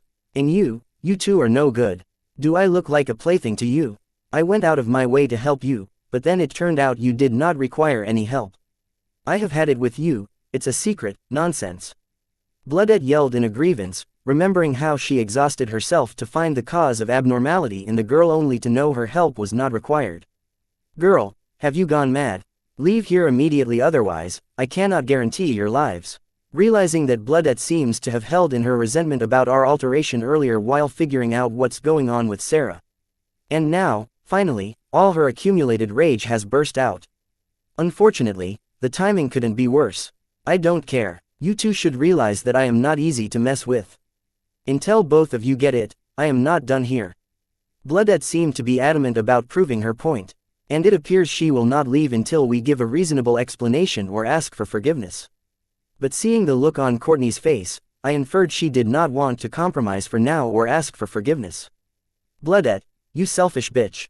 First, you try to be the hero, and now you want me to beg for forgiveness because you couldn't act hero. Bitch, let's die together. Courtney yelled and stared right back into Bloodette's glare. What the fuck? You gals do know that the demigod soul will descend any minute, right? I cussed, not understanding these two girls' problems. At this moment, I suddenly realized that the saying, all girls have a nut loss, was true. No shit, it is already here. Date the 30th of March 2321, time 9:46, location Sky Blossom City, Dungeon Highway, Barren Lands, Blood Rock Cave Gate. Dungeon sages have spent ages understanding womankind but have failed. Womankind is a being that thrives in chaos. Trying to understand a being that thrives in chaos is our mistake. And today, I witnessed this in the flesh. No shit, it is already here, Bloodette yelled, feeling the alarm she had left on the edge of the bridge alert her of the invader from the River of Souls. What? Courtney and I cried out in panic. I said the demigod soul has already descended to the material plane and is currently in the girl's bloodline. Bloodette repeated herself, but this time she added more details. Are you sure? I asked Bloodette, feeling no change in the cave. Sarah continued to glow in blood-red light while absorbing blood rule and energy from the blood rocks of the cave. Everything was the same. I guess my expectations for the demigod's entrance were too high. I was expecting an intimidating presence to fill the cave as the demigod souls descended, but I guess the demigod Redfall chose to be low-key until he handled more pressing matters. Bloodette, put an end to your shenanigans and exit the dungeon seal. You guys will only act as food or nuisance with your presence here, I ordered Bloodette and Courtney. Since demigod Redfall had no intention of revealing his presence, I asked Bloodette and Courtney to make use of this time and desert the dungeon seal. Wyatt, what about you? Courtney asked in concern. Even though I had already assured her that I had my means to handle the demigod soul, she did not seem to believe me. Who can blame her? Would you believe if a card soldier said that he could fight a card demigod even if it is just a wandering soul? Yes, Wyatt, don't act brave. We can return with more firepower. Bloodette also asked me to follow them out. Trust me, now leave. And remember, don't let anyone inside. That includes both of you too. I stared into Courtney's eyes and assured her that I had everything under control. Things in the Blood Rock Cave will get serious soon, so I didn't want to be disturbed, and most importantly, I did not wish to have spectators witness what I was going to do next. Okay, got it, you be careful. Saying that, Courtney activated her innate blood rune, collecting bloodlet into it. She headed out of the dungeon gate. Running out of the dungeon gate, Courtney regretted not having insisted enough to her friend to leave with them. If you want to, we can still go get him, Bloodette offered, feeling Courtney's regret. No, he asked me to trust him. I trust him, let's just wait for him here. Courtney wanted to drag out her friend from the dungeon, but her gut told her to follow her friend's instructions. Okay, we don't have any place to be anyway. That reminds me, what did you mean earlier when you said I wanted to play the hero? Bloodette knew exactly what Courtney meant, and that is why it hurt her. She did not decide to sacrifice herself to play the hero at that moment. She just wanted to save her friend no matter the cost, even if it was her own life. Why doesn't her friend understand that? Now that you remind me of that, how dare you? How dare you do something so colossally stupid? Who gave you the right to wager your life for mine? Fortunately for you, you are hiding in the innate rune. Otherwise, I would have given a proper ass whooping for your actions. Courtney fumed. She really wanted to whoop Bloodette's for her reckless behavior earlier. Quote. With every word that came out of Courtney's mouth, the fury that had been built up inside Bloodette started to disappear as she realized she had misunderstood her friend and her intentions. Feeling that Courtney valued their friendship as much as she did, Bloodette felt pleased and comforted. And finally, realizing how much worry her reckless actions have brought to Courtney, she apologized. I am sorry. You better be. And you better not repeat the same mistake. Otherwise, I will never forgive you. And also, thank you. Who said there is no thank you or sorry in friendship? Words are necessary for proper communication, which is essential for building and maintaining a good friendship.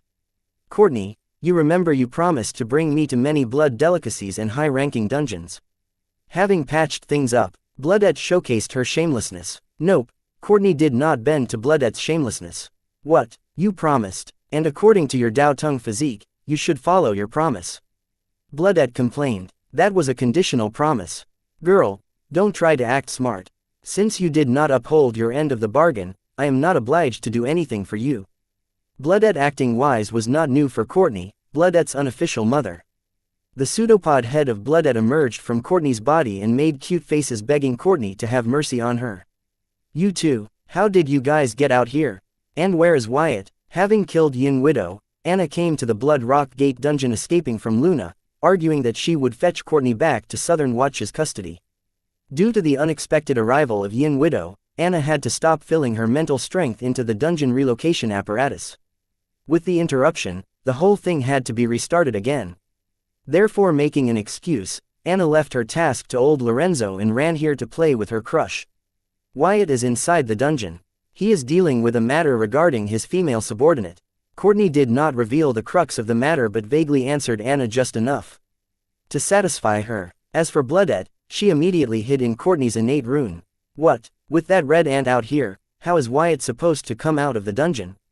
Did you guys purposefully lock my Wyatt in the dungeon? What's going on here? Date the 30th of March 2321, time 9:49, location Sky Blossom City, Dungeon Highway, Barren Lands, Blood Rock Cave Gate Dungeon. Alert. Alert. Named Calamity Daughter Gem Sarah is under attack. Warning. Warning. An unknown entity is trying to invade a named Calamity Daughter Gem. I had asked Hive AI to monitor the stats of Sarah's Calamity Daughter Gem. As commanded, it cautioned me that Sarah's named Calamity Daughter Gem is under attack through Grimoire notifications. The entity attacking Sarah's Calamity Daughter Gem was none other than Demigod Redfall's soul. Who else could it be other than him? My guess about Demigod Redfall is trying to be low-key turns out to be correct. It seems he doesn't plan on getting noticed or revealing his presence. Why would he? Announcing to the world about his arrival will do no good for him. Caution. Caution. An unknown entity is attacking named Calamity Daughter Gem Sarah. The information I have gathered about bloodline memory meaning of blood rule, it allows a dead person with ultimate meaning in bloodline memory to take over the body of his descendant who has also comprehended bloodline memory meaning of blood rule. So the reason the Demigod Redfall's soul is attacking Sarah's named Calamity Daughter Gem is so that it can devour Sarah and replace her, taking complete control of her body and mind. If Sarah had a standard ego gem, then by now, Demigod Redfall's soul would have broken through the defense of the ego gem, consumed her soul, and taken over her body by force.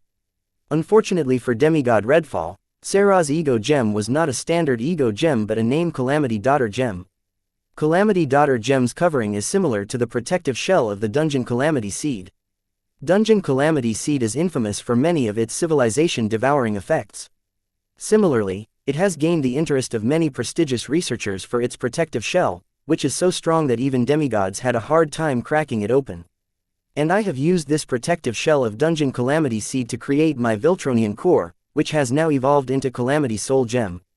As the byproduct of my Calamity Soul Gem, the Calamity Daughter Gems have also gained this trait. Even the live card demigods cannot break the protective shell of the Dungeon Calamity Seed, let alone the wandering soul of the Demigod Redfall. Therefore when Hive AI cautioned me about Demigod Redfall's soul trying to invade Sarah's Calamity Daughter Gem, I was not worried. Instead, I was confused. My confusion stemmed from the question, how was Demigod Redfall's soul able to influence Sarah's soul when it is under the protection of the protective shell of Calamity Daughter Gem? At first, I thought Demigod Redfall had found a flaw in the Calamity Daughter Gem. And he did. The flaw that Demigod Redfall had found was that the protective shell of Calamity Soul Gem only resists against things with malicious intent. Demigod Redfall's influence on Sarah started when she accepted the boost given to her by her bloodline when she had reached the bifurcation point of blood rule. The boost given to Sarah by her bloodline was not considered malicious by the protective shell of Sarah's named Calamity Daughter Gem. Therefore it allowed her bloodline to influence Sarah, but soon these influences became toxic and sent her into a trance state while activating the bloodline memory meaning's takeover ability, creating a bridge for the bloodline connecting the material plane to the River of Souls. Hence opening an entrance for itself to invade the material plane from the River of Souls. Demigod Redfall's soul was able to fool the Calamity Daughter Gem's protective measure first time under the disguise of the boost provided to Sarah by the bloodline. But this time, he could not do the same, as the Calamity Daughter Gem considered the presence of any type of secondary soul in its host's body as a threat and would automatically prop up its defenses. Alert! Alert! Named Calamity Daughter Gem Sarah is under attack. Demigod Redfall's soul continuously tried to break through the Calamity Daughter Gem, but all of its attempts failed resoundingly. Yet it did not give and proceeded to repeat, trying to break through the Ego Gem, swallow the host soul and gain complete control of the new body. No matter how persistent the Demigod Redfall's soul was, it will never be able to break through the protective shell of Sarah's named Calamity Daughter Gem.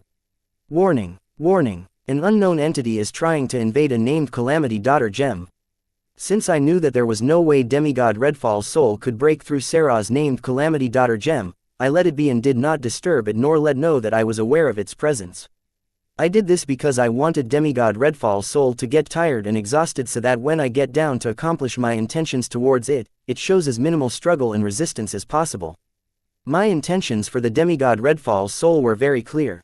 I wanted to capture it and find a way to enslave it. By enslaving it, I mean enslaving its demigod realm prowess.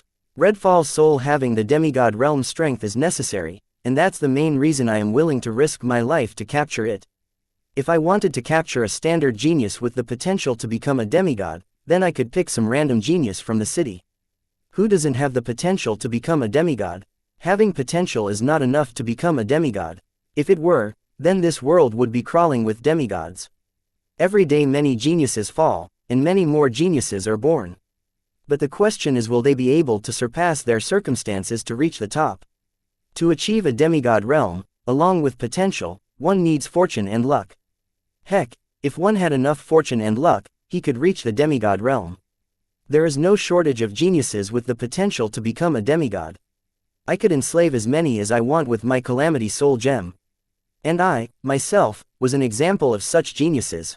Having the potential to become a demigod alone is not enough. Therefore, I was after the power of a demigod itself. Date the 30th of March 2321, time 9:52, location Sky Blossom City, Dungeon Highway, Barren Lands, Blood Rock Cave Gate Dungeon. Given enough time, I have enough confidence that I can achieve the demigod realm, but the world is cruel and unfair. It will never give me enough time. The time I need, I have to snatch it myself. If I had wishful thoughts about me being special or the world giving me the extra privilege, then I would be walking to my demise. The faster I wake up to the world's cruelty and unfairness, the better. Otherwise, I will never know what hit me. I had 30 Card Emperor assassins aiming to assassinate me. The heads of 2 secret organizations are out for my blood. Forget them, I still have to watch for the silver milk powder fiasco. Once the world knows its accurate valuation, I will become the target of the world's various powerhouses. Not to mention I still don't fully trust my partners, the Heats and royal family. Honestly, I don't know what the future has installed for me. Therefore, I wanted to capture Demigod Redfall's soul possessing its complete demigod realm prowess. I know that it is not enough to overturn my bleak future, but it would let me sleep more comfortably. Hence, I was willing to risk my life even though I knew that Demigod Redfall could influence Sarah despite her Calamity Daughter Gem. Demigod Redfall being able to find a flaw in Calamity Daughter Gem meant him finding a flaw in my Calamity Soul Gem.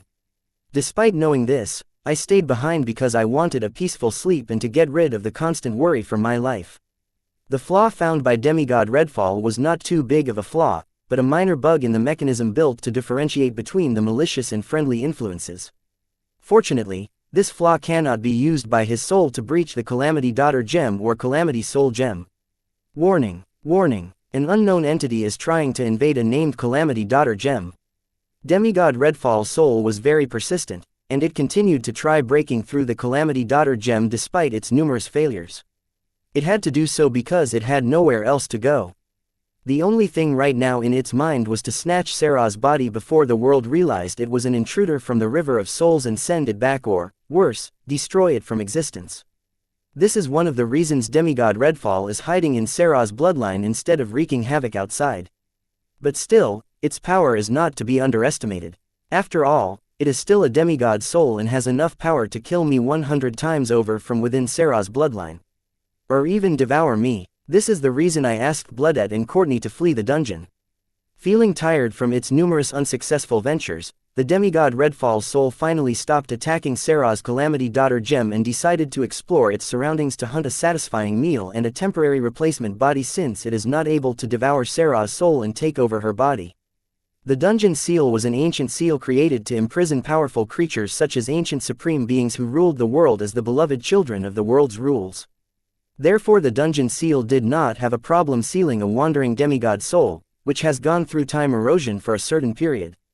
Exploring the dungeon, the demigod Redfall's soul realized that it could not sense past the cave.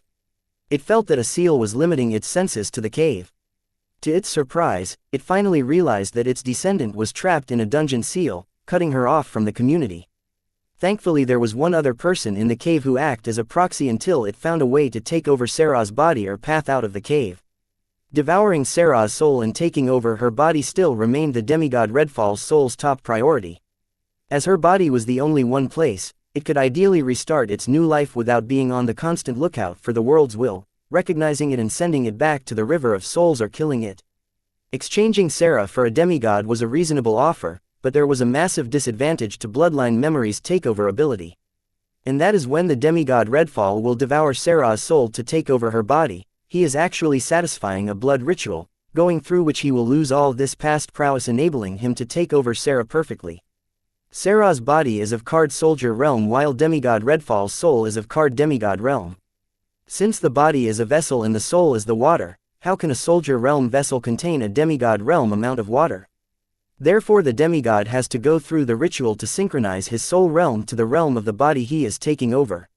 While the excess amount of the power will be stored in the bloodline, which will unlock as his realm increases.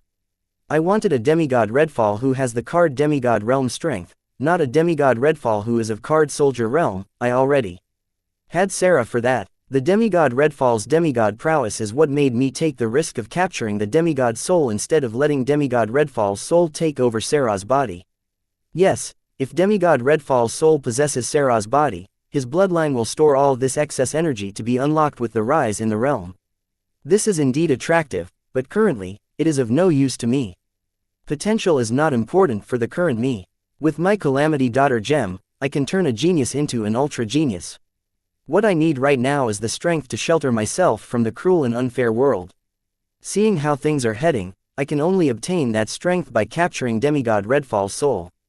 Date the 30th of March 2321, time 9:55, location Sky Blossom City, Dungeon Highway, Barren Lands, Blood Rock Cave Gate Dungeon. Having paused attacking Sarah's calamity daughter Gem, the demigod Redfall's soul turned its attention to the only other person in the cave, a Card Soldier realm young boy. Its intentions for the Card Soldier realm boy were clear. It wanted to snack on the Card Soldier's soul and use his body for temporary housing, as the Card Soldier's body cannot house a demigod realm soul. So the Card Soldier's body as a vessel was only a temporary measure until it could not hold on any longer. Fortunately for Redfall's soul, it found a sturdy vessel as a vacation house. With enough preparation, this vessel may be able to last long enough before it returns to attacking Sarah's ego gem to devote her soul and take over her body. Now that it had decided to taste the Card Soldier's soul, it had to make arrangements so that the world's will wouldn't recognize it once it walked out of its descendant's bloodline. Body snatching was tedious work. It had to hide from the world's will and then find a suitable vessel to take over. All in all, it had to be careful, otherwise, one slip, and it's either back to the river of souls or be permanently wiped out of existence.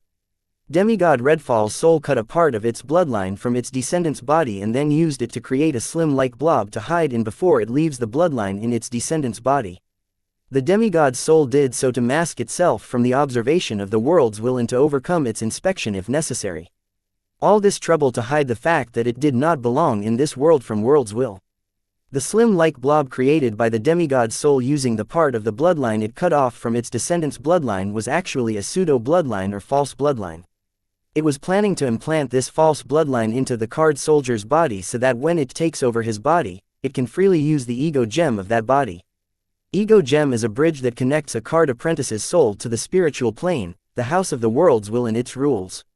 If one wishes to use the power of the rules, they have to channel it through here under the presence of the world's will.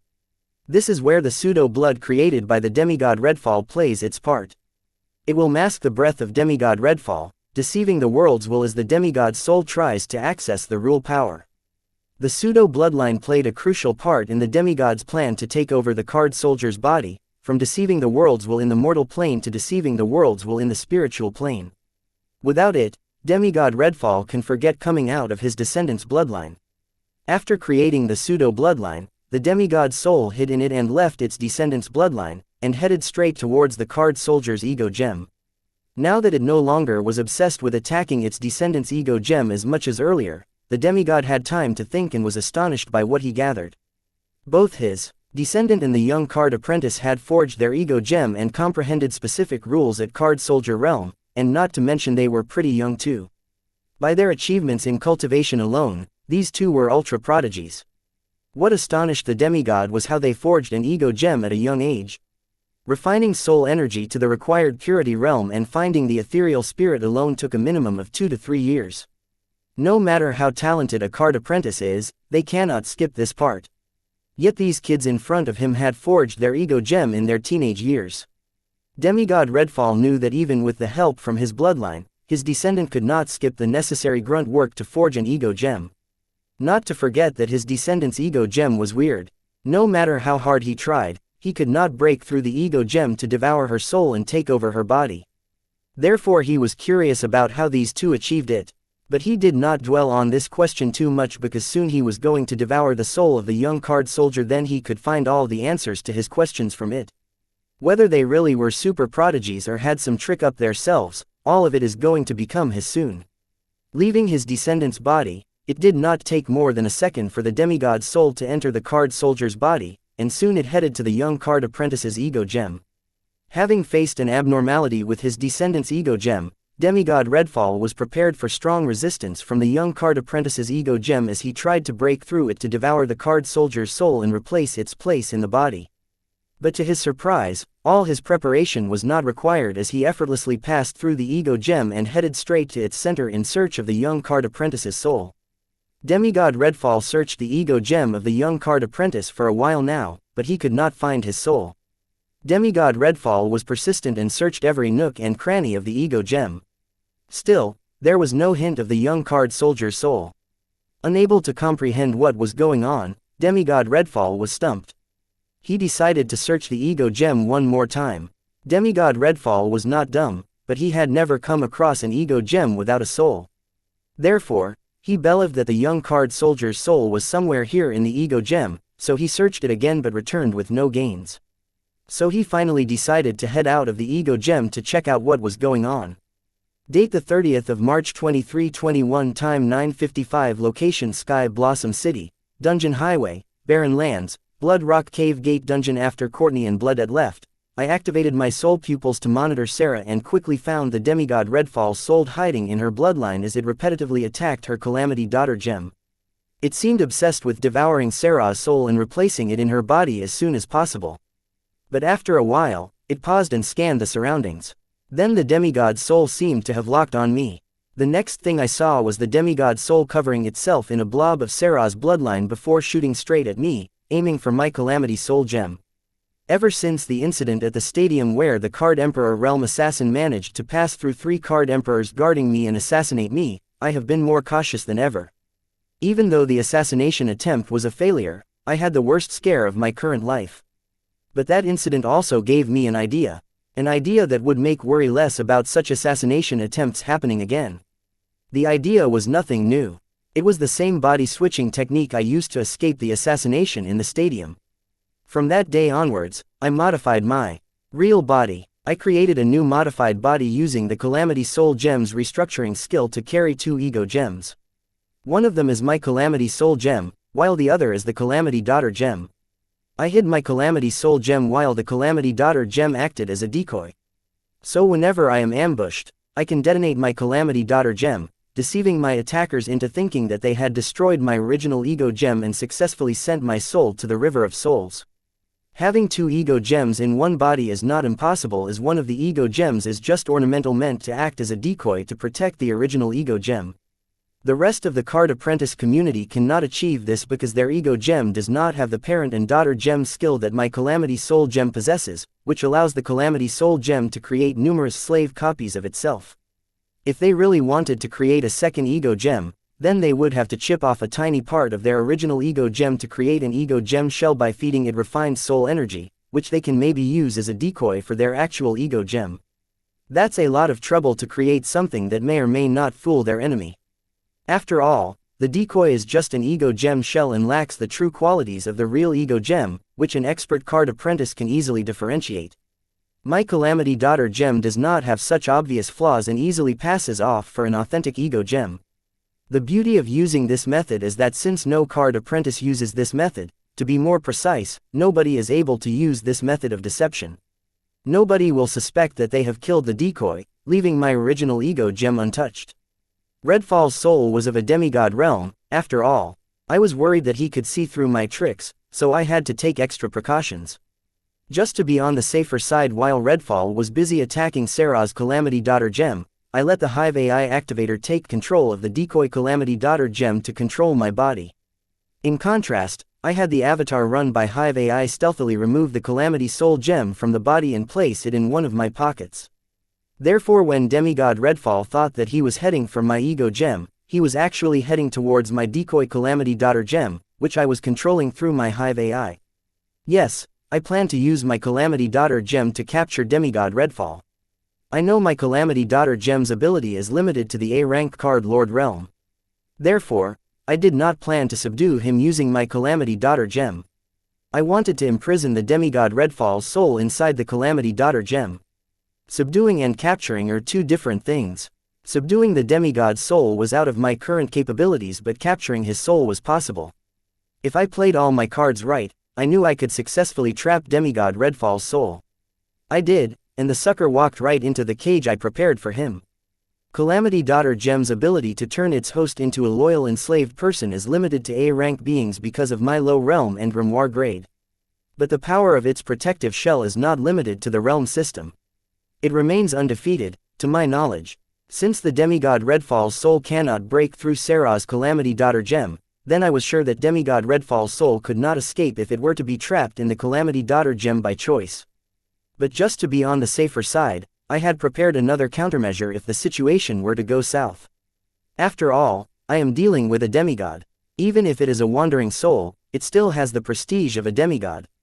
And that countermeasure was none other than the Heathen Stone prison box that I used to deal with the Dungeon Calamity Seed. I purposely let my Calamity Daughter gem allow the Demigod Redfall's soul to invade it. Once inside, Demigod Redfall would be trapped within the Calamity Daughter gem.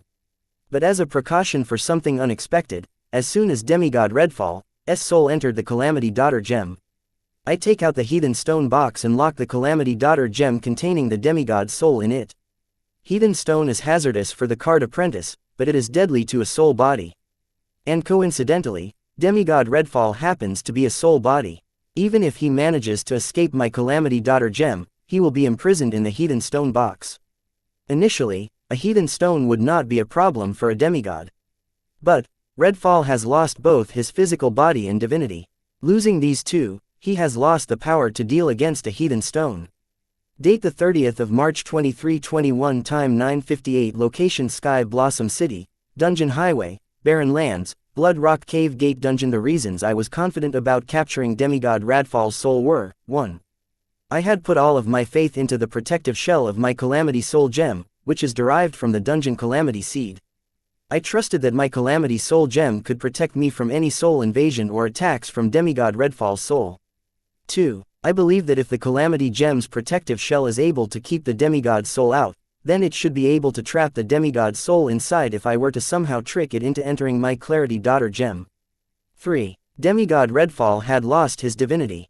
What sets a demigod apart from a regular card apprentice is their divinity. Demigod's divinity is the symbol that proves that they are gods among mortals. Without it, a demigod is just another mortal. 4. Demigod Redfall's soul was tainted with time erosion, having spent time in the River of Souls. Though Demigod Redfall's soul managed to survive the time erosion, it was not unscathed. 5. Demigod Redfall's soul could no longer borrow the rule power from the world's will. Since it has already passed to the River of Souls and had illegally migrated into the world of the living, he had to be cautious about the world's will sniffing his presence. If he were to be caught by the world's will, he would be returned right back to the river of souls or, worse, obliterated into nothingness. 6. I had heathen stone, which is considered a bane to the soul bodies. Especially the soul bodies that have been tainted by time erosion. The properties of the heathen stone and time erosion are almost the same. But heathen stone has a more hands-on approach than time erosion, which takes centuries to show some symptoms. With all these reasons to go for it and risk it, I would have regretted it if I had not taken the opportunity to capture a demigod's soul. As for making this soul concede and become obedient to my commands, I had all the time to think of a way now that I had successfully captured it. Once I shut the lid of the heathen stone box, Sarah stopped emitting blood-red light, and the blood rock cave had also stopped glowing. This meant that Sarah had stopped absorbing blood rule energy from the blood rock cave, which conferred that Sarah was no longer under the influence of her bloodline, which demigod Redfall's soul was manipulating. After his episode, Sarah fell to the ground unconscious. I checked her status using Hive AI and found that everything was alright, except she was extremely exhausted using skills way above her current realm and active soul control. Holding the heathen stone box, I used my soul pupils to monitor what was happening inside the box, whether the demigod's soul managed to escape from the Calamity Daughter gem or if it was still trapped in it. It appears that demigod Redfall's soul has also realized that his connection with Sarah's bloodline has been cut off. So instead of wandering the Calamity Daughter gem in search of a soul, he headed straight to the boundary of the Calamity Daughter gem to exit it, but was unable to exit it, being blocked by the shell of the Calamity Daughter gem. After repeatedly trying to break free from the Calamity Daughter gem and failing, demigod Redfall finally understood that he had fallen into someone's trap designed mainly to trap him. Now that he knew that somebody was behind his current situation, demigod Redfall tried to communicate with them but stopped after an extended period, not receiving any reply. He understood that his current situation was not in his control, but in his apprehender's control, and they would talk to him when they felt like it. A typical power move. Perfect, I cheered, seeing that demigod Redfall's soul was unable to escape the calamity trap I had prepared for him. Then I placed the heathen stone box containing the trapped demigod's soul into a storage trunk card. And then head to check on Sarah, whose soul seemed to be strained from having used high-level skills which were far above her prowess. Unfortunately for Sarah, her injury was soul-related. I could not do much in this case, but if it were physical injuries, I would have used Hive AI to activate the restructuring skills of her Calamity Daughter gem to heal them, which she could have done by herself if she were conscious. Now that my work was done here, I wanted to exit the Blood Rock Cave but soon realized that Bloodette was outside with Courtney, and I couldn't contact her with my grimoires since I was inside the dungeon. Just when I entertained the thought of being stranded in the dungeon seal, I remembered the consumable keys to exit the dungeon seal were created by Bloodette for my Calamity gems that were comprehending blood rule in her cave. One of the keys belonging to Sarah was still not used. Finding it, I exited the dungeon seal. Courtney, let me inside the Blood Rock Cave before I get pissed off. Anna, who had come seeking her crush, threatened Courtney to let her into the dungeon seal. I am sorry, Your Highness, I cannot do that. Wyatt has asked me not to let anybody inside. Courtney was adamant about her decision to uphold her friend's wishes, even under the Southern Emperor's intimidation. Hey, who do you think you are to threaten, my friend? Bloodette yelled from within Courtney's innate rune. If you dare, then come out and say those words to my face, you red parasite. Anna had spent her share of time on Way Beyond and met with many supreme beings, but she had not met a single one with Bloodette's temperament who called a human her friend. Your Highness, please don't call my friend names. Courtney was annoyed hearing Anna repeatedly call Bloodette names like Red Ant and Red Parasite. Date the 30th of March 2321, time 10:03, location Sky Blossom City, Dungeon Highway, Barren Lands, Blood Rock Cave Gate Dungeon. You two are starting to get on my nerves. Anna was enraged by the Courtney and Bloodette duo. One blatantly taunted her, and the other politely refused to follow her orders.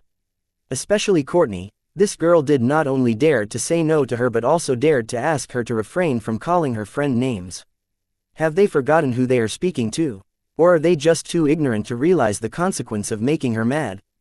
Just when Anna was considering to descend her corporal punishment on Courtney and Bloodette, the gate to Blood Rock Cave opened, and then a solitude walked out from within it carrying an unconscious girl.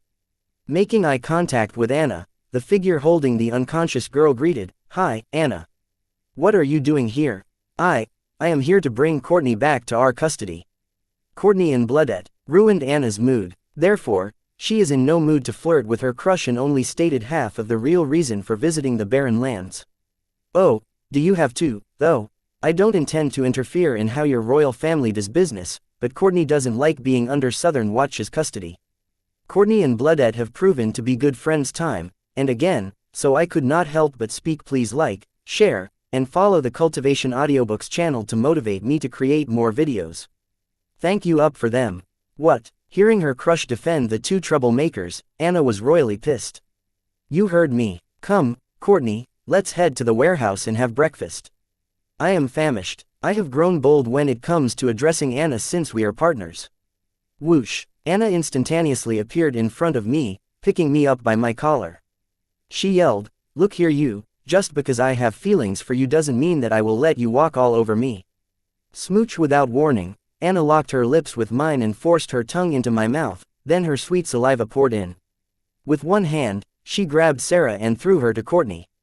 With one arm on the back of my head and the other around my waist, Anna pressed my crotch and chest against hers. And then carried me to the sky. I had no room to struggle now, more so than earlier as we were floating and drifting 30,000 feet above the ground. I closed my eyes not because I was enjoying being forcefully kissed. Instead, when I looked down, I felt my head spinning being hung in the air at such a height. A good 15 minutes later, Anna finally stopped playing with my tongue. Letting out her steamy grate on my neck, she whispered in my ears, "There is something about you that makes me crazy." If it were somebody else that had spoken such words to me, I would have killed them right then and there, but hearing those words from you, I was turned on. Having said her piece, Anna once again forced her tongue into my mouth without caring for my opinion. Seeing that Anna will not be done anytime soon in fear of the height we were in, I had no choice but to wrap my arms around Anna's waist. It would be a different story if I were flying at this height independently, but I was not. I was hung on Anna like a coat on a coat hanger. After another 20 minutes later, Anna moved from sucking on my tongue to nibbling on my ears and kissing my neck. At this point, I could no longer say I was not enjoying it, having gotten used to the height. However, I did not take the initiative to engage in the make-out. I showed my protest by being passive and letting Anna do what she wanted. Now that my mouth had only one tongue in it, I decided to voice out my anger, but what came out was a pleasure-filled moan, "Ah." Letting out the moan, I felt embarrassed, but for Anna, my pleasure-filled cry was like a green light. She slowly moved her hand from the back of my head along my spine then into my pants, reaching for little Wyatt, who was currently in his peak. Hey, this is enough. Anna, take me back." Feeling Anna reach into my drawers, I hurriedly asked Anna to stop it, saying the fun time was over. Okay. Having realized she had overplayed her hand, Anna stopped reaching into my drawers but still continued to munch on my earlobe. "Anna, let me go right now, or I will sue you for sexual harassment." Saying these words, I felt helpless. "Go ahead, you know what, I will testify if you satisfy me." Anna did not care and started to act rogue. I really regret not adding the sexual harassment clause to our soul contract. How could I know that there would come a time in my life when I would have to worry about sexual harassment? Anna, I am serious. Enough is enough, now, let me go. Fine. Having felt the annoyance in my voice, Anna finally stopped. Quote. I was speechless, noticing that Anna did not stop to my protest or stern voice. Instead, she grew aggressive but, now, hearing my annoyed tone, she abstained. "Do you know how it feels to have intercourse 30,000 feet above ground?" Anna questioned me flirtatiously as we slowly lost height and neared the ground. Quote. I was in no mood to entertain Anna's advances. Right now, I was pissed, having been helplessly ravished for 40 or so minutes. "If you agree, I can help you experience what it feels like to do it 30,000 feet above the ground." Anna did not seem to notice my anger, or she did but did not seem to care. And added, "You know this is your fault. It has been days since I have abstained from sex. I was unable to hold back, hearing you challenge my authority." Date the 30th of March 2321, time 10:51, location Sky Blossom City, Dungeon Highway, Barren Lands, Blood Rock Cave Gate Dungeon, real smooth, Anna. Blame it on the victim. I deserve it, after all, by challenging your authority, I was seducing you. I snorted and commented, "Hey, don't act like I am the only one who enjoyed it. I heard your pleasure-filled moan. Would it kill you, to be honest?" Anna argued, She did not seem to understand what consensual means. Quote. I choose to ignore Anna, embarrassed remembering the pleasure-filled moan I let out. Just because I started to enjoy it at some point doesn't mean that what Anna did was right. Fine, next time I will ask your permission, even if it ruins the mood. Anna did not apologize. Instead, she snarkily adds that she did not ask for permission because she did not want to dampen her arousal. Quote. I rolled my eyes, hearing Anna be the typical Anna who would not apologize since it meant lowering her stance. And as if asking permission would have made it better. Come on, don't be a sourpuss. Admit it, we had a good time. Suppose you weren't such a tease. Right now, I would be showing you how it feels to do it 30,000 feet above the ground. Anna did not seem to understand or care that I didn't want to talk to her right now. Quote. I could see that Anna was purposefully circling the Sky Blossom City airspace instead of taking me to the warehouse. Since I had abstained from talking to her, I couldn't decide whether to comfort her about it. Don't you dare come out, Anna suddenly yelled, surprising me. I turned around, searching the sky to check if someone else except us was in the Sky Blossom airspace. No, I am warning you. I did promise you freedom. But this is not the right time for you to come out. Anna continued to shout. As she spoke these words, her hold around me tightened. Alerted, I activated my soul pupils to scan the sky, but I did not see a soul in the sky. He is mine, and what's mine is mine alone. I will introduce you to him later. Anna's words became more hurried and urgent. And that's when I realized that she was talking to herself. With the newfound information, I was spooked. I know Anna is crazy, but I did not realize that she was really cuckoo. Quote. As Anna's hold on me got stronger, I had no choice but to be in her embrace and listen to her shout at herself. I did not dare to interrupt her crazy ramblings, remembering the massive power difference between us. I even started to breathe slowly to decrease my presence. I am telling you he is mine, and I will not share him with you. Hearing Anna's words, sirens went off in my head. Anna, claiming me as hers was not news to me. I was used to it, but her using the word, sharing, alerted me and got me curious. Who was Anna speaking to? Wuxia beauty dressed in formal attire suddenly appeared next to us out of thin air and said, "You can't stop me. 1 hour of cooldown time has passed, and my body is recreated, so, I am here. Anne, didn't I tell you this is not a good time? Get back in your card." Anna furiously yelled at the conservatively dressed beauty for not listening to her and ordered her to return to her card. Wait, did I hear her right?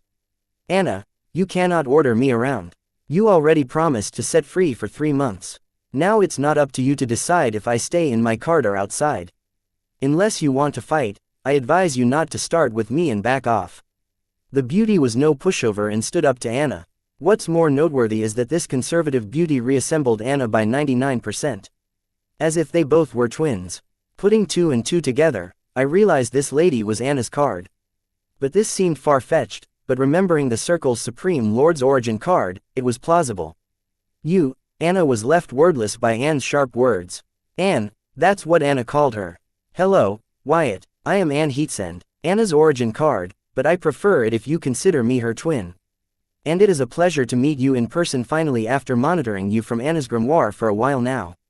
Turning to and gazing directly into my eyes, Anne greeted me. In the background, I could hear Anna grit her teeth. No pleasure is all mine. And before you introduced yourself, I did think you were her twin. Believe me, I still have a hard time believing that you are Anna's origin card.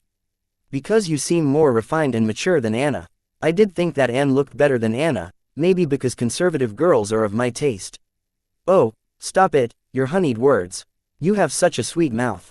Anne replied with a bit of blush on her soft white cheeks. No, I am just stating the facts. Honestly, I spoke with Anne mostly to piss Anne, realizing that Anna and Anne did not seem to be on good terms. If so, then you wouldn't mind if I would be bold to ask for a kiss. I am not like Anna. I usually don't put my tongue into the first guy the first see, but you are special, and I don't mind giving you my first kiss. Anne boldly asked if she could kiss a guy she had just met despite claiming that she was not like Anna. But in her defense, she did come clean about her eavesdropping on all of my encounters with Anna from her grimoire. Quote. Hearing Anne's words, I was creeped out and thought that she was a stalker. Helping me understand that she is as much psycho as Anna. Date the 30th of March 2321, time 10:54, location Sky Blossom City, Dungeon Highway, Barren Lands, Blood Rock Cave Gate Dungeon. That's it, Anne, one more word, and I will forget you are my origin card and kill you. Anna would not be Anna if she let her twin flirt with her crush right in front of her.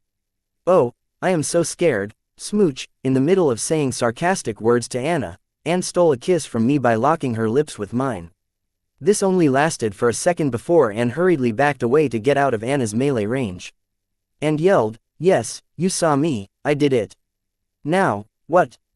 Hey Anne, did you know in ancient times people would stone homewrecker like you? Anna did not chase Anne. Seeing the fear in Anne was enough for her. But she did call Anne a homewrecker, which implied she and I were in a relationship while Anne was the thieving sneaky bitch.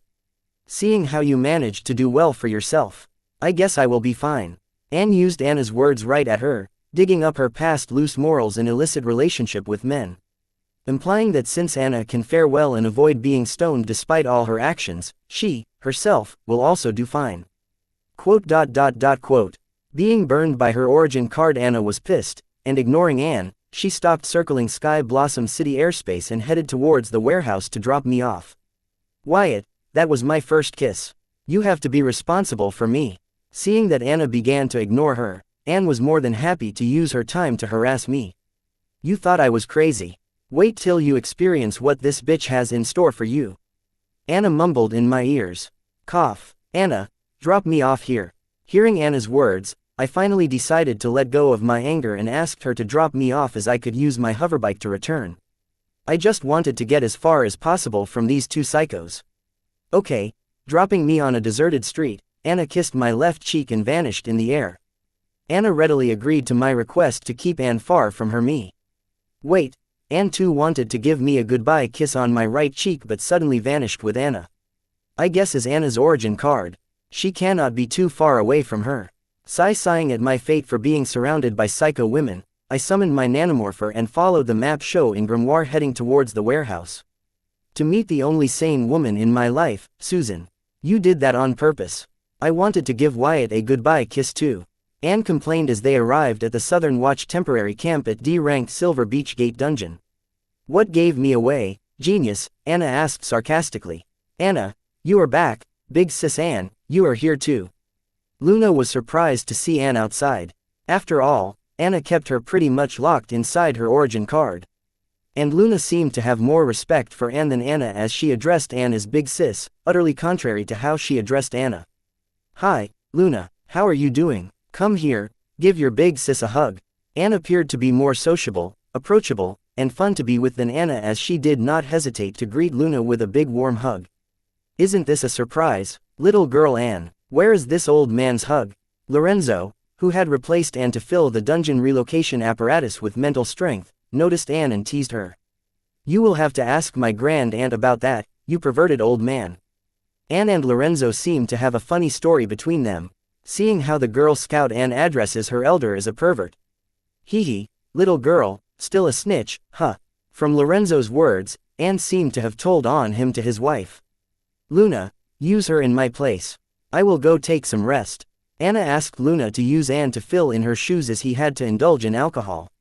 Anna, where's Courtney? Lorenzo asked, noticing that Courtney was nowhere to be found. Even though she left, calming that, she would return with Courtney. Don't worry, I have given her a masking card that should help her hide her physique from prying eyes. With Blood Supreme helping her, the demonic card apprentice nor we can capture her. Anna forgot about taking Courtney into custody with Anne's fiasco. In order not to admit her mistake, Anna gave a big speech stating that she chose to let Courtney be, trusting the Blood Supreme's power. Oh, Anna, why lie for such little things? Admit that you forgot. Nobody here will think less of you. Anne, being Anna's alter ego, knew when Anna was bullshitting and called her out in front of everybody. This is one of the main reasons Anna did not like to let Anne out of her origin card, because she knew all her deep secrets and had no qualms about blurting them out to her friends and family. In front of Anne, Anna was an open book. And Anne did not care about keeping her personal matters personal. It has not been even an hour since you are out, and I regret letting you out already. Despite my repeated warnings, you keep repeating the same mistake, and yet you blame me and ask why I don't let you out of the origin card. Anna reminded Anne why she did not let her out. Anne was like a library of all of Anna's history, thoughts, embarrassing secrets, regrets, etc. These are the things that did not belong to Anne, as they were Anna's. So she had no right to reveal all of Anna's secrets to her mother, uncle, grandparents, and other relatives. But there was no other way to stop Anne from spreading her secrets and making her personal thoughts public than locking her up in her origin card. Anna, I have a proposal for you. Date the 30th of March 2321, time 10:58, location Sky Blossom City, Association Guild Mall, warehouse number 234. Anna, I have a proposal for you. I will mind my own business and leave you and your secrets out of it if you promise me one thing. Anne knew that Anna gets annoyed when she shares and spreads too much personal information about her. But Anne had a good reason to do so. For Anne, Anna's friends, relatives, and family are her friends, relatives, and family. As Anna's alter ego, Anne grew up surrounded by these people. But for Anna's friends, relatives, and family, Anne was a total stranger, a nobody. Anne may have grown up surrounded by these people in Anna's mind, but for them, they did not even know of Anne's existence until Anna created her first origin card. Anne was a total stranger to Anna's friends, relatives, and family, but for Anne, they were her closest people. This is an awkward situation for Anne as she was overzealous to meet them only to find that they had no idea who she was or if she existed. Even though Anna's friends, relatives, and family welcomed her with open arms, Anne felt a sense of distance and tension between them, as they did not have much in common between them. For Anne, Anna's family did not feel like her family but her family-in-law. She thought they were only friendly because she was Anna's origin card. All this may be just a misunderstanding on Anne's part, but she decided to make a place in this family and become a part of them as she was stuck with this family. For that to happen, Anne needed something of common interest with the rest of the family, and that was none other than Anna. Apparently, the family members liked a good ripping, especially about Anna. And ever since then, Anne has used Anna's dark secrets, thoughts, etc. to bridge a connection with her friends, relatives, and family. Really? And what is that you want from me? Anna was surprised to hear Anne's proposal as Anne was never open for negotiation before despite her luxurious persuasion. I will tell you when it's time. Are you up for it? Anne did not state her request. Instead, she let out a mysterious smile. I know I am going to regret it in the future, but if it keeps you quiet for the next 3 months, then I am game. Okay, I promise you one request in return, you better hold up your end of the bargain. Anna had already tasted the disadvantages of the soul contract with her experience with the silver milk powder, so she did not bring up soul contract this time. Deal. Hearing Anna agree, Anne cheered. Date the 30th of March 2321, time 10:58, location Sky Blossom City, Association Guild Mall, warehouse number 234. Courtney, Bloodette, you guys are already here. Entering the warehouse, I saw Courtney and pseudopod Bloodette sitting on the couch and greeted them. You are finally here. I almost starved to death, Bloodette complained. You guys waited for me. You did not have to do that. Hearing that they waited for me, I was touched. Now I feel bad for enjoying Anna's sexual advances. It's okay, we wanted to. Now, let's order in.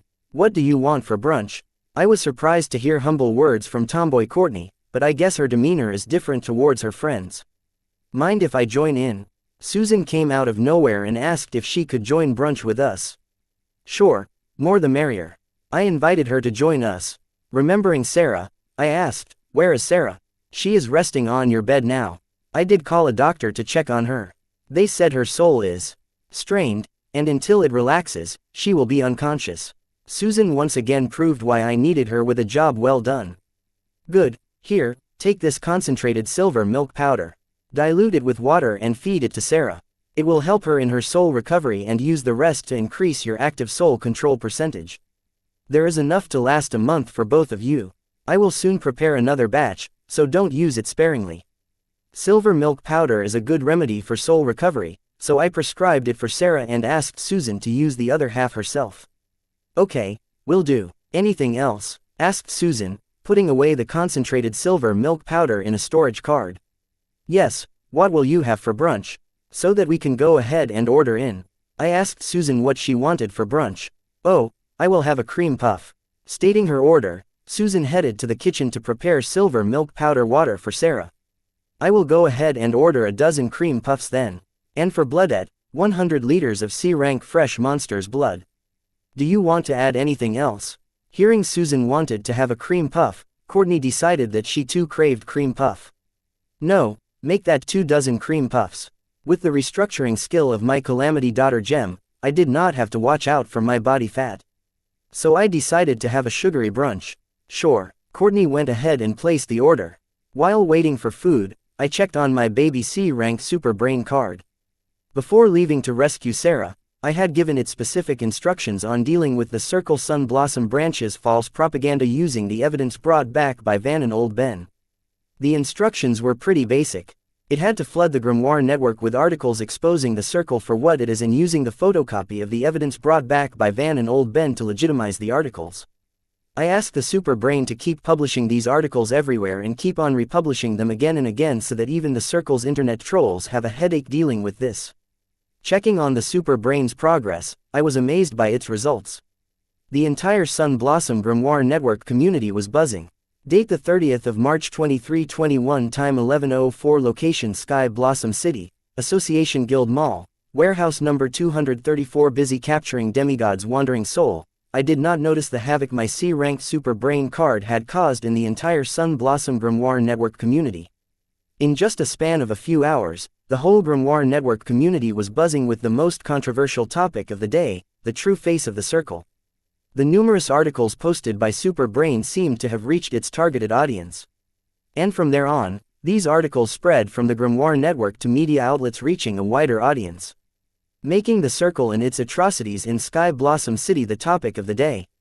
Even the middle-aged moms, aunts, and grandparents were aware of the breaking news. Nobody seemed to care about the authenticity of the articles and the photocopies attached to them.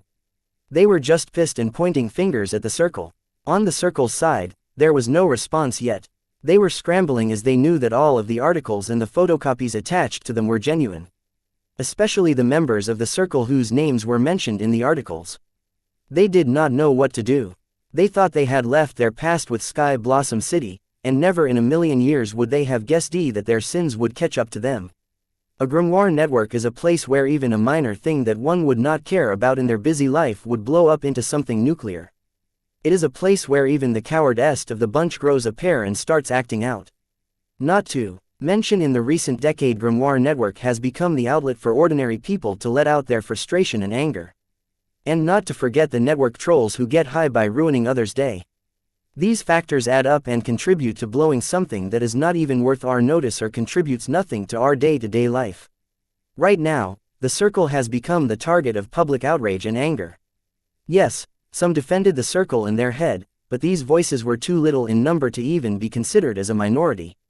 Just a few hours ago, the Circle was kept at the pedestal and praised as a model example for an orthodox organization, and now, a few hours later, they were compared to the lowest of the lowest scum walking the planet. Some media outlets even went as far as to claim that the heroic act done by the current head of the Circle was all staged. Yeah, right now, nobody wants to be related or seen with the Circle.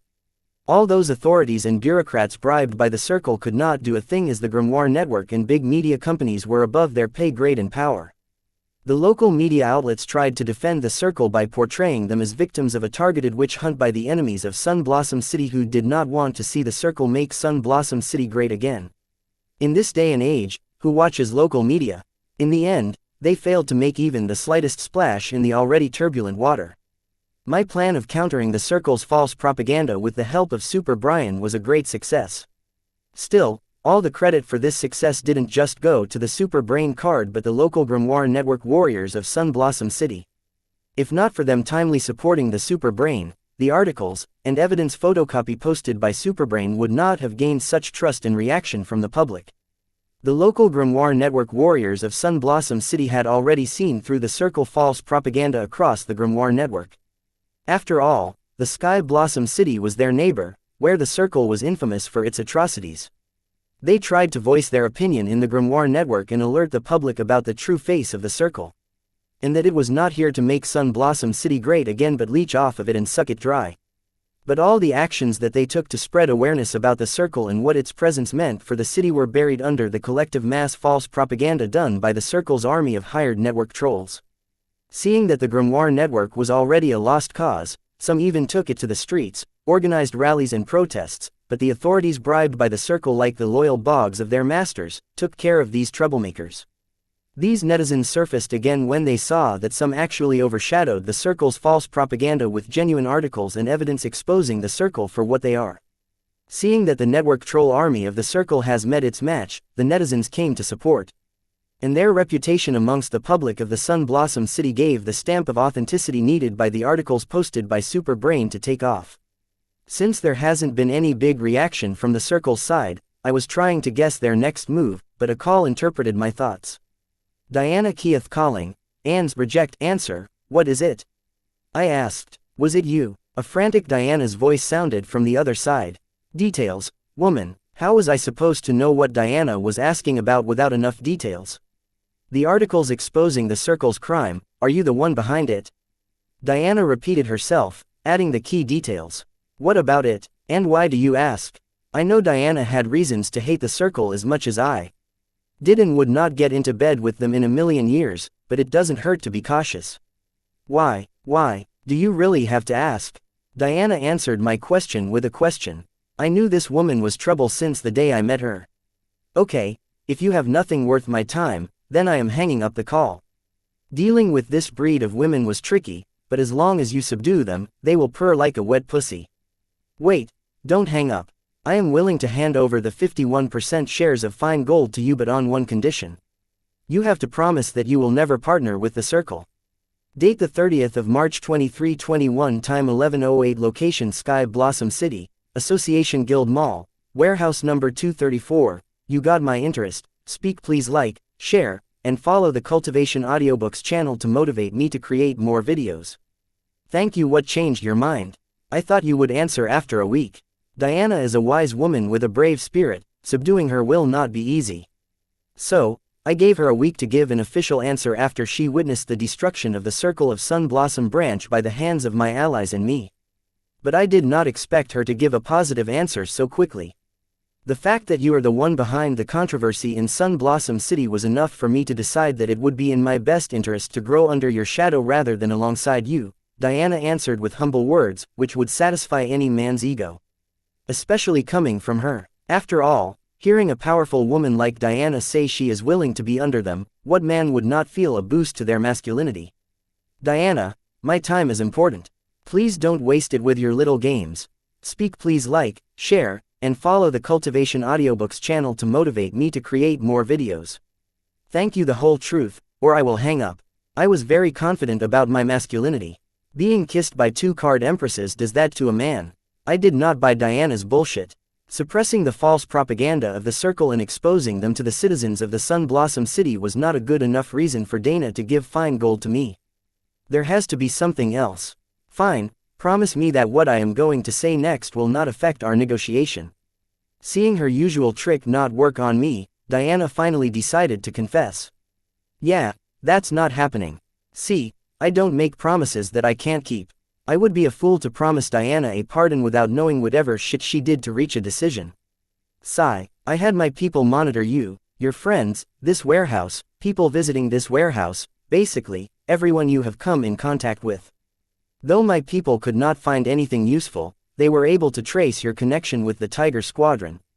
I never expect the stubborn captain to surrender to you of all people. You do know that he rejected the offer of Southern Watch.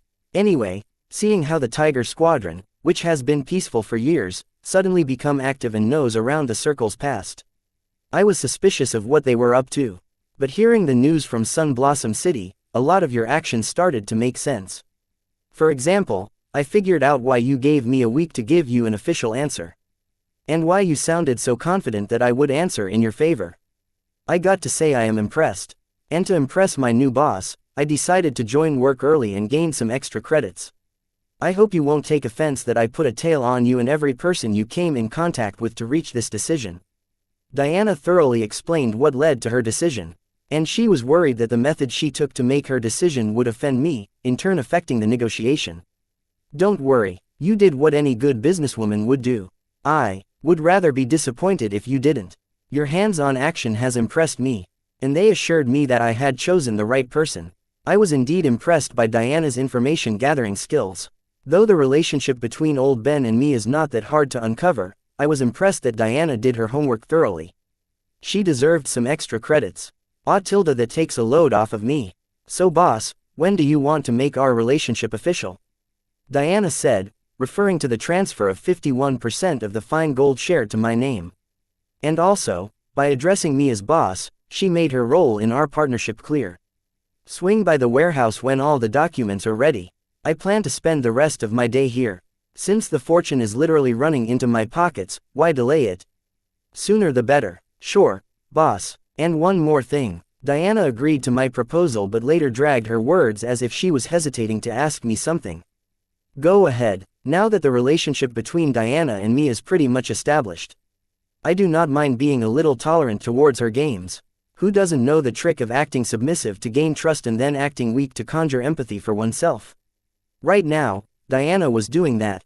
Thank you, boss. About silver milk powder, does it deliver what it is advertised as?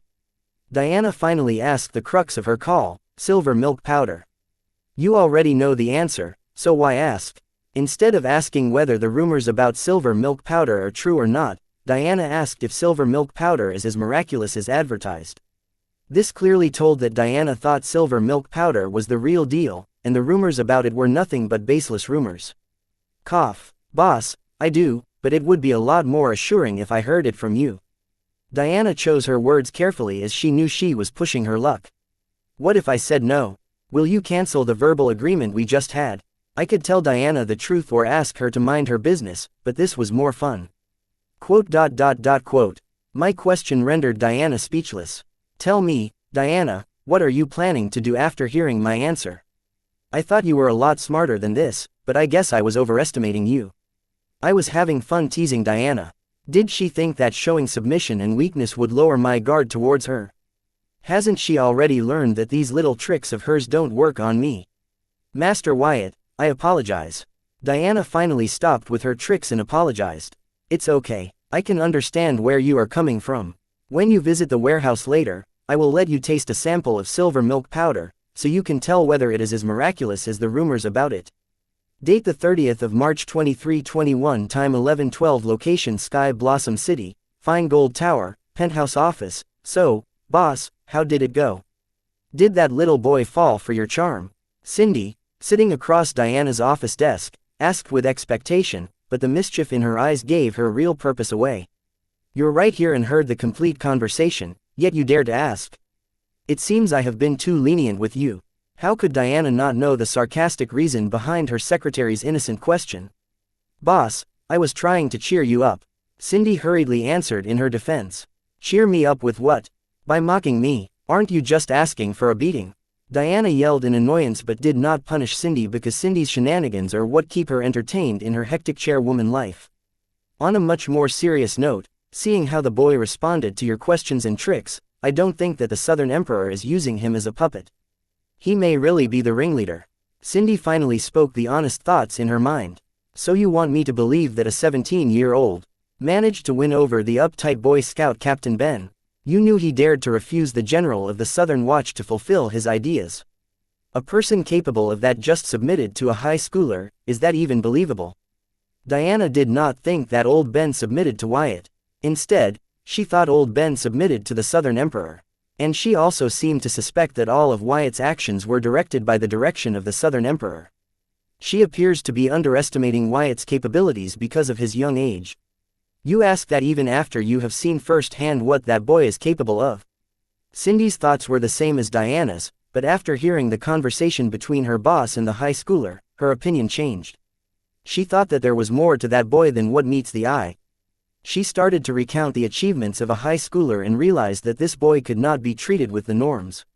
He was a freaking monstrous genius she had ever seen. He is a terrific card creationist, a good researcher, and had above-norm prowess for his realm, but that doesn't explain his recent action. You and I both know the origin and foundation of the circle. Do you think a boy like him would survive till now if not for the hands of his puppeteer, the Southern Emperor? Diana did not understand how a weak high schooler was able to survive despite being on the circle's hit list. Diana was right, but she did not realize that the original Dalton Wyatt did die.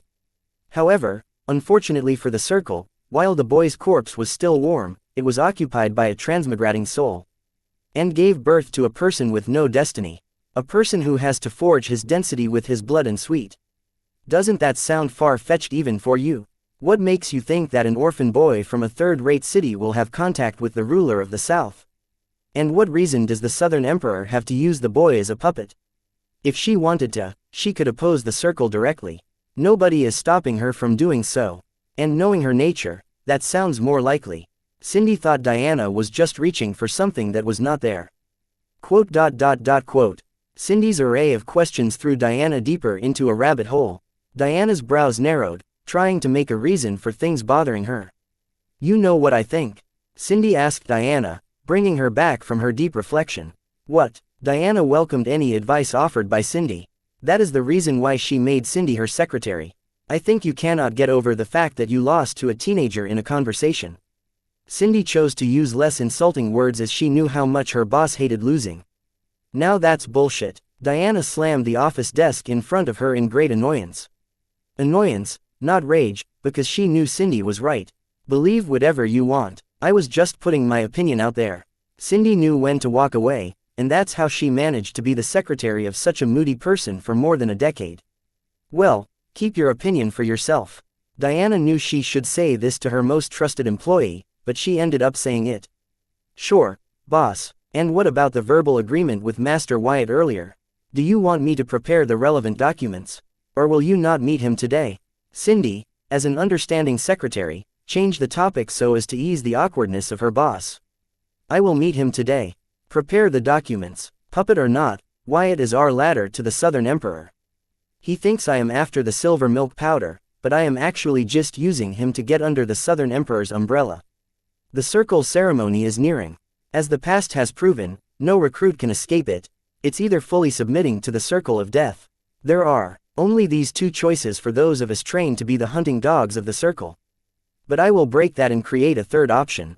I will control my destiny. Diana did not seem to care about the silver milk powder. All she was worried about was escaping the clutches of the circle. Even if it meant she had to part with fine good, the sapling she nurtured using her blood and sweat. Understood, but to give Master Wyatt 51% of the fine gold shares, we will require the shares in your sister's hands. Who is going to tell her that? Cindy knew what kept her boss awake at night and what kept her pushing to build such an empire. I will talk to her. No need, she is already here. Sister, I have returned victorious. I have successfully acquired the Brown Pharmaceuticals. Date the 30th of March 2321, time 11:16, location Sky Blossom City, Fine Gold Tower, Penthouse Office. Sister, I acquired the Brown family's pharmaceutical industry. Jaya declared as she walked into her sister's office. The plan of calling out the Brown family for illicit experimenting with humans during the tournament worked like a charm. The Brown family was nearing bankruptcy as their family-owned pharmaceutical industry stock price fell to a record low. Therefore, when Fine Gold came to buy their pharmaceutical industry for a reasonable price, they jumped to it even though it was Fine Gold that led to their demise. Good. Diana looked at the documents shared to her grimoire by her little sister and nodded in appreciation. However, she knew that this deal was bound to happen as the Brown family had branched out to various sectors like food and beverages, knowing that their pharmaceutical industry was bound to fail sooner or later. Still, they lacked the capital to complete the switch. Knowing this, Diana had tried to approach the Brown family with the interest of buying their industry, but they demanded a sky-high price. Diana was not willing to pay such a large amount when she had the means to buy the Brown Pharmaceuticals for pennies. Good, that's it. Jaya was not satisfied with the amount of appreciation shown by her sister towards her work. Haha, Cindy could not help but snicker, seeing Jaya unsatisfied towards her sister. You witch, something funny. Do share so that we can laugh together. Jaya targeted Cindy for her scornful laugh. Oh, honey, that's not possible. As I am laughing at you. Cindy explained to Jaya that they could not laugh together because she was laughing at her. You bitch. Jaya almost jumped at Cindy, but her actions paused, hearing her sister's stern voice. Jaya, behave. Diana warned Jaya to keep it civil and use her words, not fists. As she knew if it came down to using fists, Jaya was not a match for Cindy. In a way, Diana was looking out for her little sister. Sister, she started it. Pointing at Cindy, Jaya complained. Now I don't even have the right to laugh at a stupid person. Boss, when did you make a company policy? I did not receive any memo. Cindy openly insulted Jaya right in front of Diana as she knew Diana would not interfere. What's stupid about seeking more acknowledgement for a job well done? Jaya knew her sister would not help her as Diana believed Jaya should fight her own battles. A job well done? What job? The company already handled everything. All you did was slander the Brown family during the tournament and get some signatures. Aren't you ashamed to take credit for others' work? Cindy was a very busy person as the personal secretary of the Fine Gold's chairwoman. She did not have time to mess with a spoiled rich kid like Jaya if not for her boss's order to do so. I did no such thing. I just wanted. Jaya's words stammered as she realized she was doing precisely what Cindy blamed her for doing. You just wanted to, what? Take credit for others' work. That's what this looks like. I guess this is not new to you since you have been doing this from the moment you joined Fine Gold. Cindy did not give Jaya time to get her thoughts together. She just hammered Jaya with sharp words waiting to see Jaya break. Jaya was lost in self-reflection, reflecting on her past actions trying to figure out if Cindy's words were true. Was she really a credit hog? But looking back at it hasn't been that long since she joined Fine Gold Management, and her first ever big project was the JK Oil and Grains Corporation Limited, which she failed to acquire despite her sister having bribed all the upper management staff of the JK Oil and Grains Limited. Her next project was to acquire the 3 allied guilds, namely Sunboar Guild, Tyrant Guild, Raven Guild. But she failed to acquire them because of the 3 guilds' merger and their mysterious shadow backer. And then our next task was to get on the good side of Dalton Wyatt and acquire Brown Pharmaceuticals. She failed to leave a good impression on Dalton but still managed to acquire the Brown Pharmaceuticals. Come to think of it, in all these projects assigned to her, there were 2 things in common. 1. Her sister handled the complex parts of all these projects while allowing her to do the easy part and take credit. In the process of doing so, her confidence has grown, but they had an adverse effect on her personality. She craved credit when she did nothing to credit her for. 2. Whenever Wyatt was involved, she failed devastatingly. It was as if he was her fatal weakness. Against him, she was bound to fail despite the external help she had from her sister. What happened, little girl? Are you going to cry and tell on me to your big sister? Well, go ahead, she is right here. Cindy did not hold back as she did have a little resentment towards Jaya for not appreciating her for cleaning her mess all these years. Diana loved Jaya more than herself. For Jaya, she was willing to fight the circle and even give up the Fine Gold. But recently, she understood that the way she raised Jaya was not good enough, and if things continued this way, Jaya would grow up to an incompetent adult.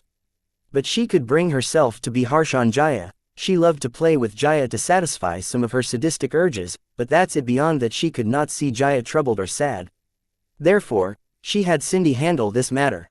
After all, what is secretary for? Shut up, bitch. Believe it or not, when I inherit Fine Gold, you are going to be the first change I will make.